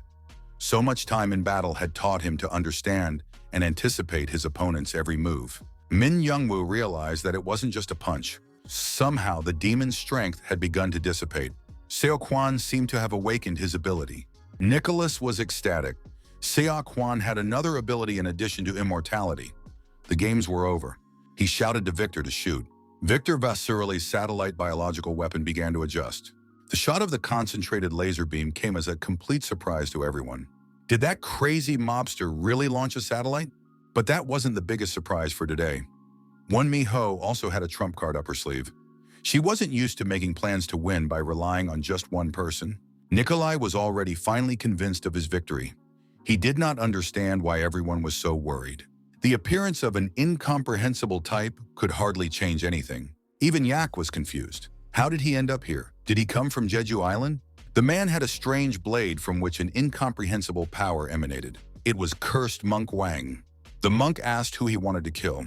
Won Mi-ho suggested killing anyone who dared to attack him. Well, the simpler the better. Nikolai summoned his satellite weapon again. It didn't take long to fire. A flash lit up the sky. Van mumbled something. It was like a Buddhist mantra. A monstrous paw grabbed a piece of the building and blocked the laser volley.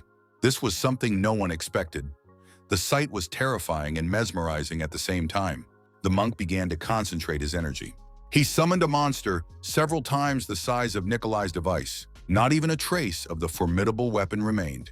It was his turn to settle accounts with his master. Nikolai lunged at the monk, firing his revolvers at him. One movement and the severed arm fell to the ground. There came a moment when Nikolai regretted for the first time his coming to this bloody country. The monk swung to finish off the Russian bandit, but Kang Suk-hee prevented him from doing so. Yak explained to his team members where the monk came from. The cult of esoteric Buddhism had raised this monster. Several hundred years had passed since then. Wang was resurrected using special spells. His power was comparable to the divine. He is able to contract beings from other dimensions in exchange for an endless desire to kill. This monster was even capable of summoning creatures from the Black Wings clan. At this moment, Kim Bong-chun's voice rang out. He had discovered the teleporter. The monk mumbled some mantra again, and his dagger burst into flames. Streaks of fire dotted the space. Now his gaze fell on the man storing the abominable creature inside him. Suk-hee shouted to Min Jungwoo that she would detain Wang. Let him leave to the teleporter. Won Mi-ho ordered Seo Kwan to follow. He was the only one capable of saving Min Jungwoo. It was a super-secret vault. The device named Vector was practically sentient. This supercomputer processed layers of information that no one in the world could ever dream of. Information about the past, present, and even the future. One Miho had come here every year for 10 years for one single answer, but there was no answer. It wasn't until 10 years later that she got one. Yak suggested that Huang write a monster. It was the only way to catch up with Min Jung-woo. Monk Wang said that if the demon awakens, it could only be solved by destroying the Korean peninsula. How could they just let it get away so easily? Kang Suk-hee came up and replied that that was the point of everything, to make it in time. So much effort has been put into this project. They are not going to quietly watch this land turn into hell. The theater is finished. Now all hope is on Huang.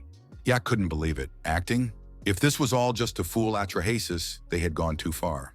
The monk wasn't going to let the demon go. Kang Suk-hee and Yak had blocked his path. They would deal with him somehow, together. Nikolai was bleeding. It was time to get out of here. Lilia realized it now too. There was no need to fight anymore. She said it had all been pre-planned. It had taken them so long to get to this point for one reason. There was no answer. No matter how much one Miho asked, Vector took too long to answer. There was only one question. How can they avoid apocalypsis without killing a terrorist? Their goal was to bypass the apocalypse and seal Atrahasis. That damn machine consumed 2% of the resources of all of Korea. It's about time it had an answer. And after 10 years, that answer came. The situation will be solved by a team following the same path. Wagon Depot. There was no way this guy could figure out exactly what was going on. This Jutuo was pissing Min Jung-woo off. How many more times did he have to get before he finally fell behind? Huang recalled exactly who had gotten away after their last encounter. All right, he asked for it himself. The terrorist whipped a stream of power at the monster bird and Huang flew down, unable to hold on. He slammed Huang into the ground. Their fall was accompanied by an explosion and a burst of plasma energy. Tiger watched from the sidelines and did not interfere.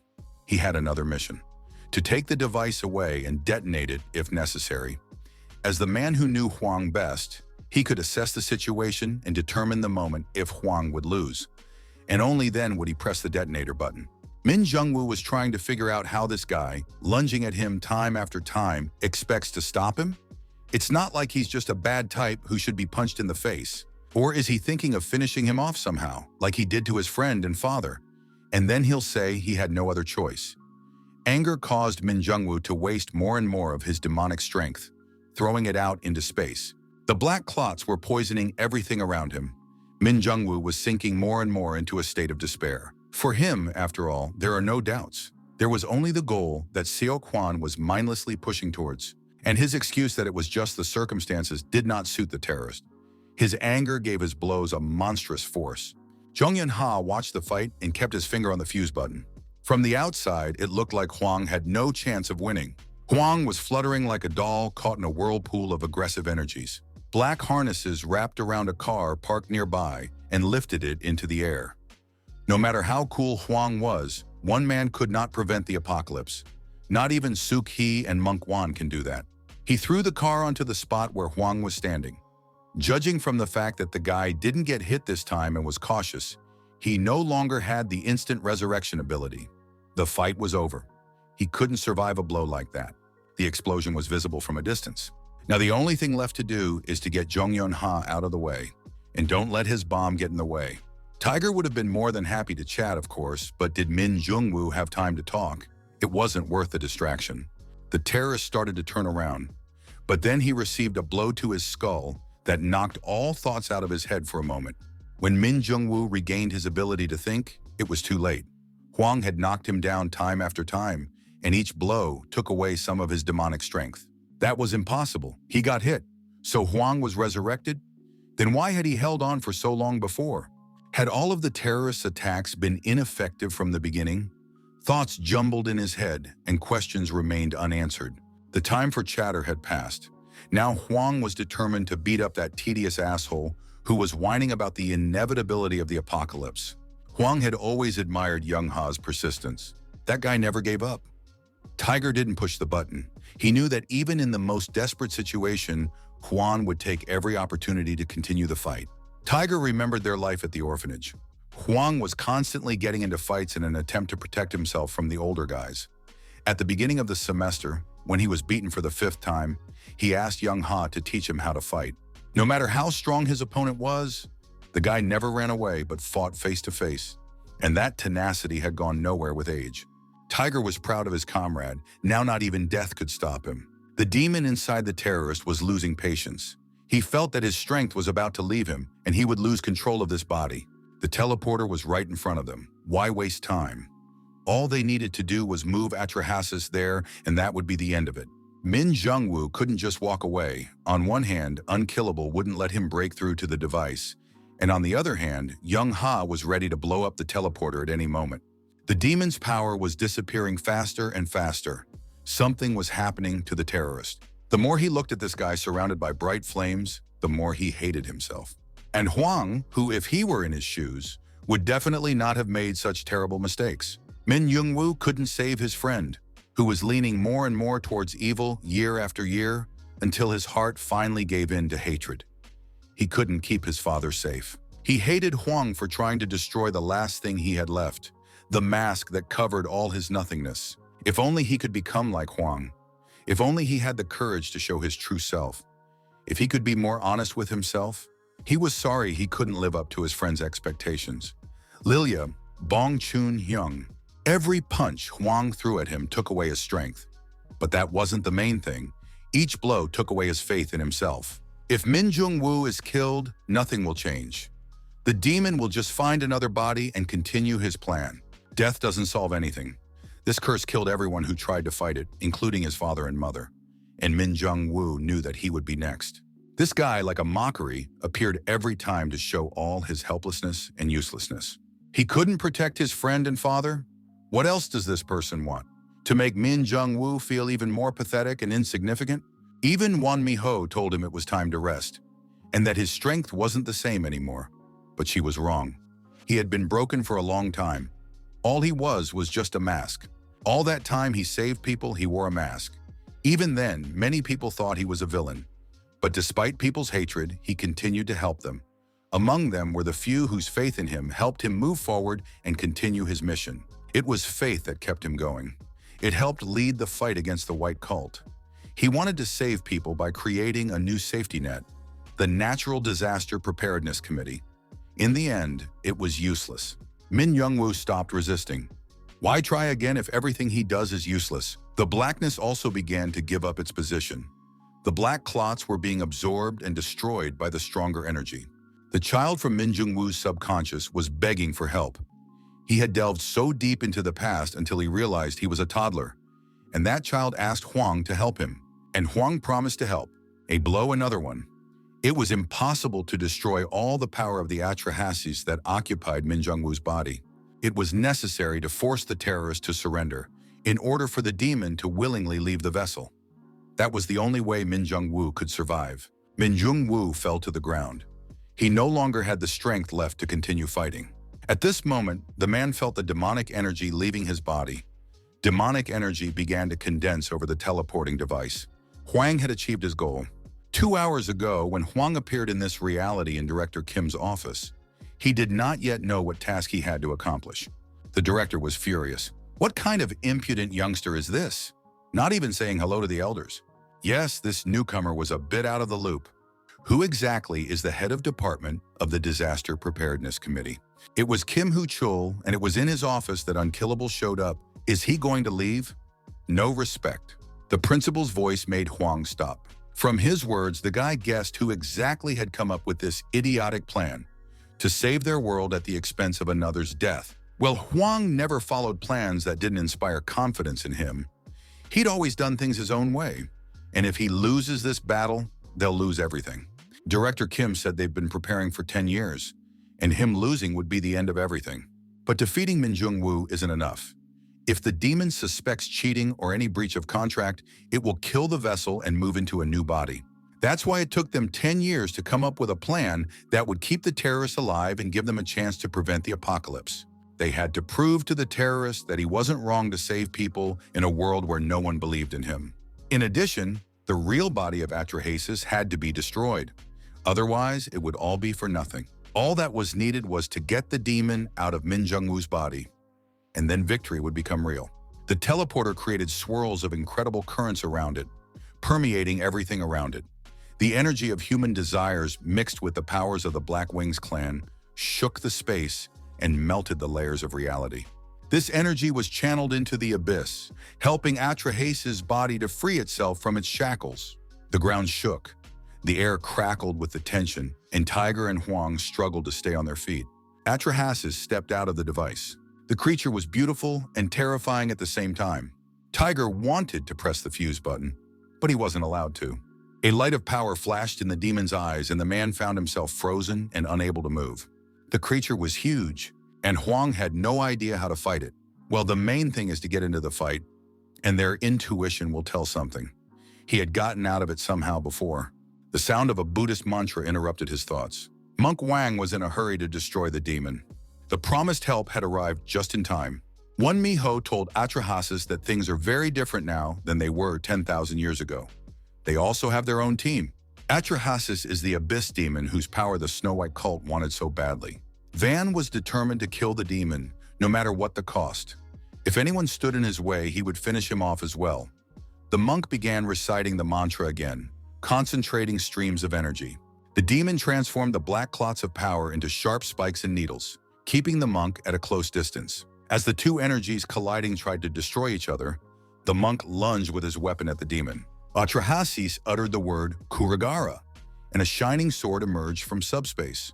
The monk's blade was too small compared to this magnificent and formidable weapon, and the sword parried the blow with ease. Atrahasis shouted the word Trishula, trident of the gods. This weapon was also familiar to the monk. No matter how the demon tried to disguise it with illusions, Van recognized it. The demon knew that once upon a time on Jeju Island, the monk had summoned a Chakratasha and killed Kali with this spear. Is he copying the weapon? No. Atrahasis doesn't copy. A demon can use the originals. The powers of the divine spear and sword were so great that even a powerful being like cursed Monk Wang had a hard time. He was thrown back with such force that Wan Miho was afraid for the outcome of the fight. As the monk came to his senses, Huang realized that he couldn't do without his help. He had held back for a long time, but it was time to intervene. The two of them should have attacked from the start. The demon was angry with Unkillable. Because of his interference, the plan could have been jeopardized and set back several hundred years. Huang's blows would hit the target, and he would deal with the rest as he went along. The demon uttered the word, Sain Chamza, what the hell is this stuff? The new weapon looked kind of creepy, a sword made of people's wishes. The two of them might have been able to handle it if they had acted together. But it's too late now. This sword will destroy them before they do. The demon cast a spell, and thorny branches of demonic power, studded with thorns, crawled up from the ground. They wrapped around Huang's legs, preventing him from moving. Somehow, the monk's body began to disappear, and flames erupted in its place. In the same second, Huang found himself behind the demon's back. Huang broke his restraints. Were these two trying to trick him? They would pay for their insolence. Huang had a mission of his own. He couldn't let the demon get to Min Jungwoo. He had made a promise. Therefore, Unkillable would stand in his way for as long as it took. Before he could even take a step forward, Atrahasis would have to deal with Huang first. Min Jungwoo didn't realize what was going on around him. His consciousness was deep inside, unable to withstand the force of emotions that he had to endure. This time, the two of them attacked together. The demon's body began to disintegrate into black clots. Wan Miho couldn't believe her eyes. Could victory be so easy? Huang didn't believe in easy ways, and he was right. Rather quickly, Atrahas's body began to recover. He had been watching the humans for 10,000 years. In that time, even rocks had managed to turn into sand. Among the countless worlds, only in this one had the inhabitants reached a level of destruction like nowhere else in the universe. Atrahasis had fully recovered.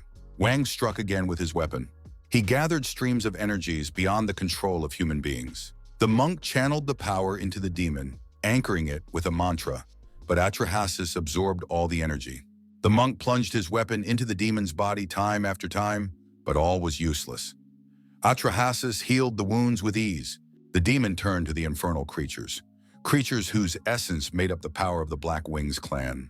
Those who existed only for one moment of fulfillment of their cherished dream. They were willing to help and to share their power. That power filled St. Champs's sword, and fiery runes glowed on its surface. Van disappeared. The demon had long been familiar with the cursed monk's tricks. On Jeju Island, Atrahasis had also sent him to another dimension. Only this time he would not let Wang return. The 4-yin evil killer sword was a bodily host capable of summoning lives.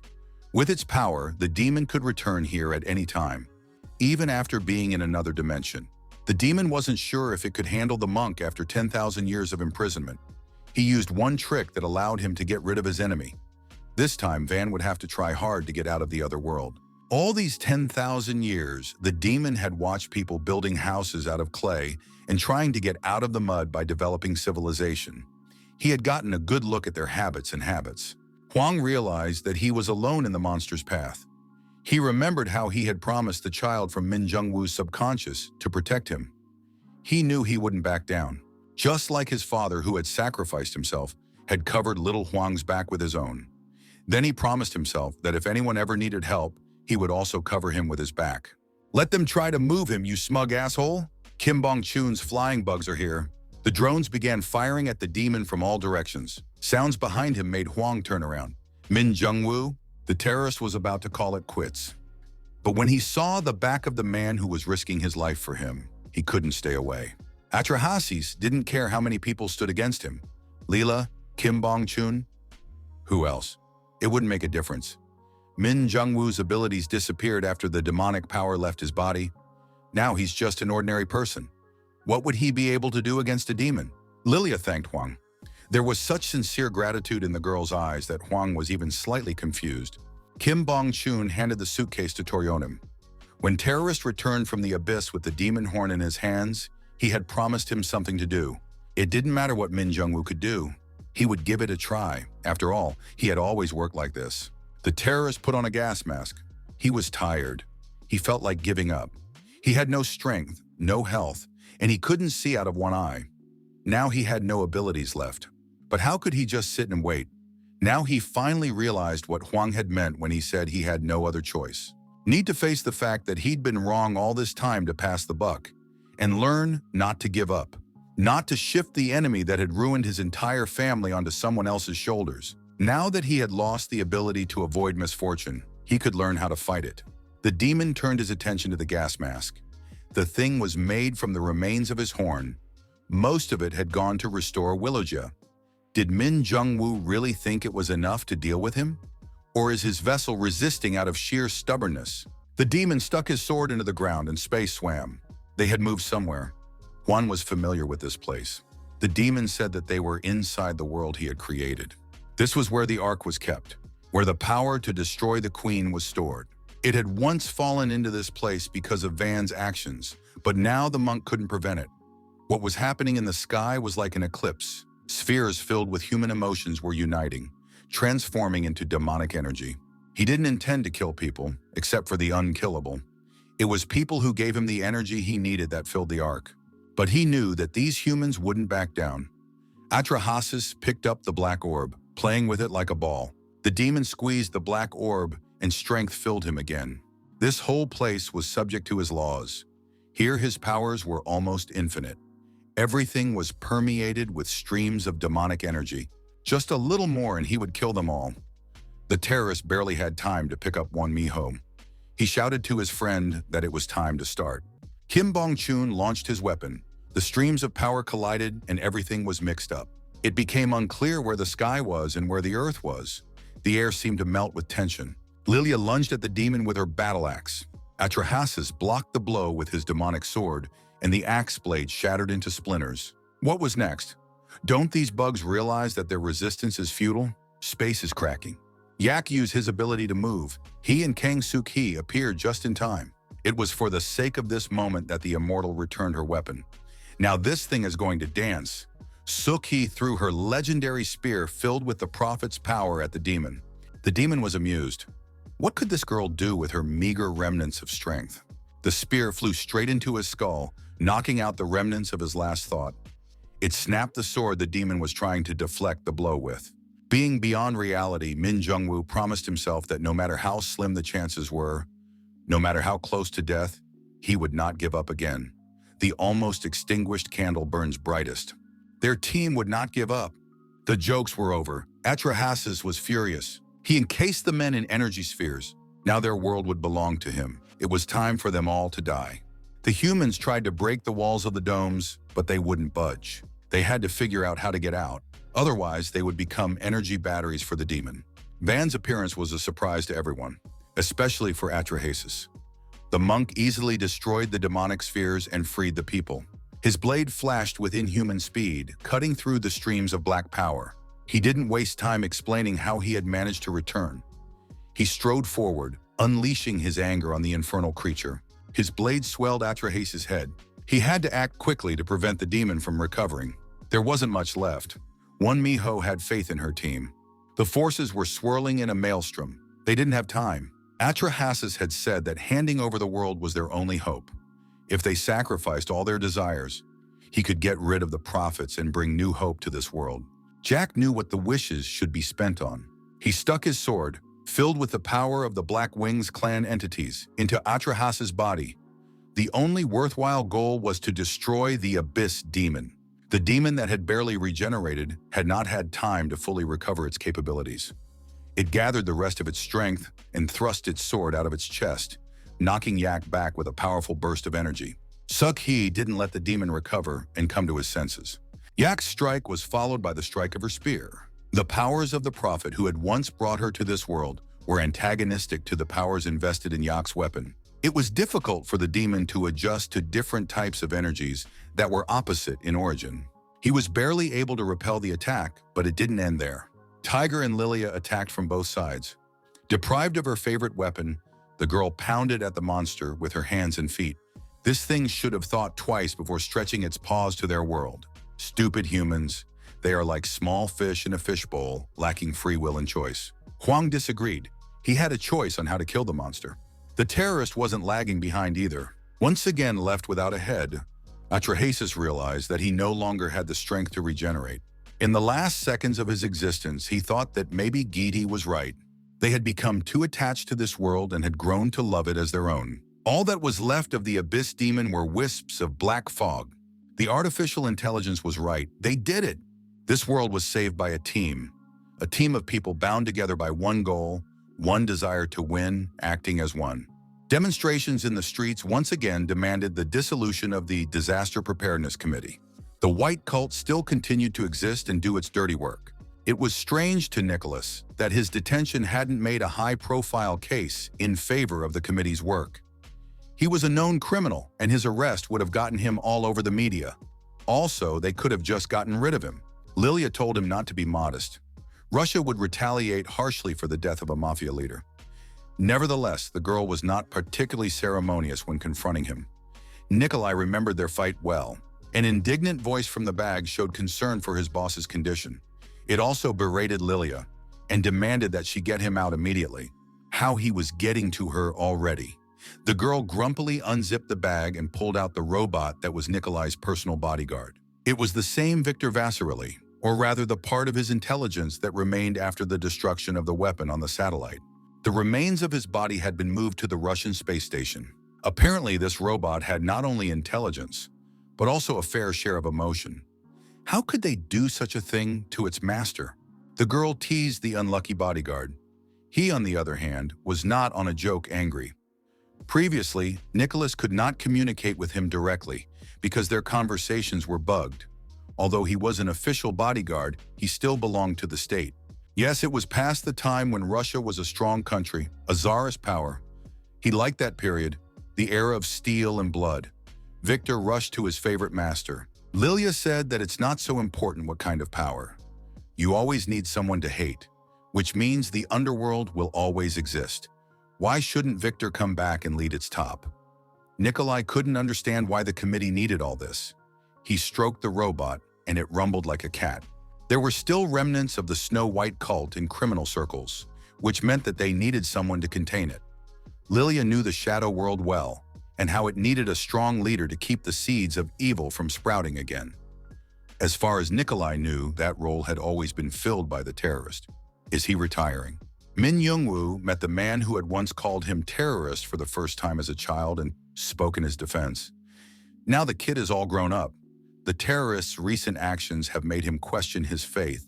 He's had a difficult life. The kid was considered crazy, teased at school. They even had to move. Min Young-woo had made enough mistakes, especially lately, but he did realize that the deeds he did in those 10 years weren't useless. Is he retiring? Won Mi-ho has completed a 10-year project to save the world, and no one is even offering a vacation. Director Kim was fine with it. What's the problem? There have always been and will always be protesters. Kim Bong-chun returned the suitcase with the gas mask. Min Jung-woo and Leela were supposed to leave the next day. Is the terrorist resigning? And each of them answered, finally. After all the adventures, Hwang finally got some sleep. As he was dangling somewhere between dream and reality, someone's voice called out to him. He didn't know the woman, but she seemed vaguely familiar. Mom? Hwang didn't recognize her, but there was something painfully familiar about her features. They had managed to talk about a lot of things that day. They were unabashedly late. Yerin was nervous and tugged at his arm, and Hwang didn't understand why they were in such a hurry. The plane hadn't taken off yet. They must be standing there, talking about all sorts of nonsense. The girl said it's time to get serious. That little girl's getting conceited again. Once she got to university, she started acting like a grown-up again. Hwang slapped the girl. Everyone had already gathered long ago and were just waiting for them. Baek Moon-ho joined the committee. Jung Eun-ha was invited too, but he declined. He said he'd be on the committee if he needed help. Kang Suk-hee joined the committee's special division. Hwang never returned to Jeju, and his whereabouts were unknown at this time. Yak, having lost his store, joined Kim Bong-chun. He was now also working at a secret research center. And Min Jong-woo was waiting for Hwang away from everyone. Hwang asked, where did such a big tree in the center of the airport come from? It was a guardian tree. Once upon a time, annual rituals were held around it. The residents insisted that the tree remain, continuing to protect everyone. It was a symbol that brought people together, kept them in this place. Hwang wondered why Min Jung-woo had handed him his gas mask. Does he want Hwang to continue his activities? Actually, this gas mask was originally conceived for Unkillable. It is designed to contain the Black Wing clan's powers and the Prophet's effects at the same time. Its capabilities are much weaker than the previous version. However, if it is used by someone with the Prophet's powers, they will be able to continue the terrorist mission quite successfully. Why do I need to play the role of the terrorist? After everything that happened, so many people hate him. Hwang didn't see the point in continuing to mess with people's heads. The terrorist is a guardian tree. At first glance, it seems superfluous and even a nuisance to many. But in reality, it's a symbol that unites people. Hwang deserves to be such a symbol. He has the ability to give people faith and hope. He always took on things that others thought were impossible and always finished them. Hwang said his father asked him to give him something. He said he was grateful that Min Jung-woo was his son. Min Jung-woo smiled. Yes, he had heard those words 100 times already. It sounded so familiar. When Hwang first met his mom, he said he was proud of his parents. And Mom said she was happy to have a son like him. She said that a million times before. Min Jung-woo will come back, right? Hwang didn't want to say goodbye forever. Where will he go? After all, work had always been the meaning of life for him. Hwang sneezed. Oh, he caught a cold. A month later, they received information that the remnants of the Snow White cult were hiding in the house of worship and were up to no good. They could have given me a wig. Hwang wasn't going to dye his hair white. People ran away in panic when they saw the figure in the gas mask. The terrorist is back. Hwang wasn't going to waste time negotiating. They have 1 minute to get out of here. Assuming, of course, they have the will to survive the day. Won Mi-ho sighed heavily over the plates of appetizers. She had invited everyone to the party, but she was sad for some reason. Her active nature required constant movement. She wanted to smoke, but Ha Shir-woo, the director of the fancy restaurant Callus, didn't allow smoking indoors. They were arguing about it languidly. Their argument was interrupted by the appearance of Shin Hee-yeol. She was the girl who had come from the future and provided them with the information they needed. It was because of her appearance that they were alive now. Shin Hee-yeol shared information from her memories of the future that fortunately didn't happen. She only knew the information that was widely available. Won Mi-ho was interested in details that the girl didn't know. Many things remained unclear. For example, how Shin Hee-yeol manages to stay eternally young and not age. The girl brought out a book. Even though she was unaware of the new future, it was necessary to find out the cause of Jupiter's collision with Earth. Perhaps she had found a clue. Jack thanked the scientist for his help. Now he had a new haven. They could not yet travel through space, but they could observe other worlds. In one of these investigations, Jack discovered something strange. The Company of Oz existed in another dimension. It was a higher civilization where the prophets and beings of the Black Wing Clan were barred. This drawing was familiar to him. Was there really anyone else capable of crossing dimensions? This was a book about the diversity of the world and the wonders of the world. This book was very old. It came with a girl from another dimension and contained a lot of useful information. Records from the UN Empire, descriptions of viruses from the future, and even some data about the apocalypse. On the pages devoted to the end of the world, she found a familiar symbol. The girl had received this book personally from Marco Polo.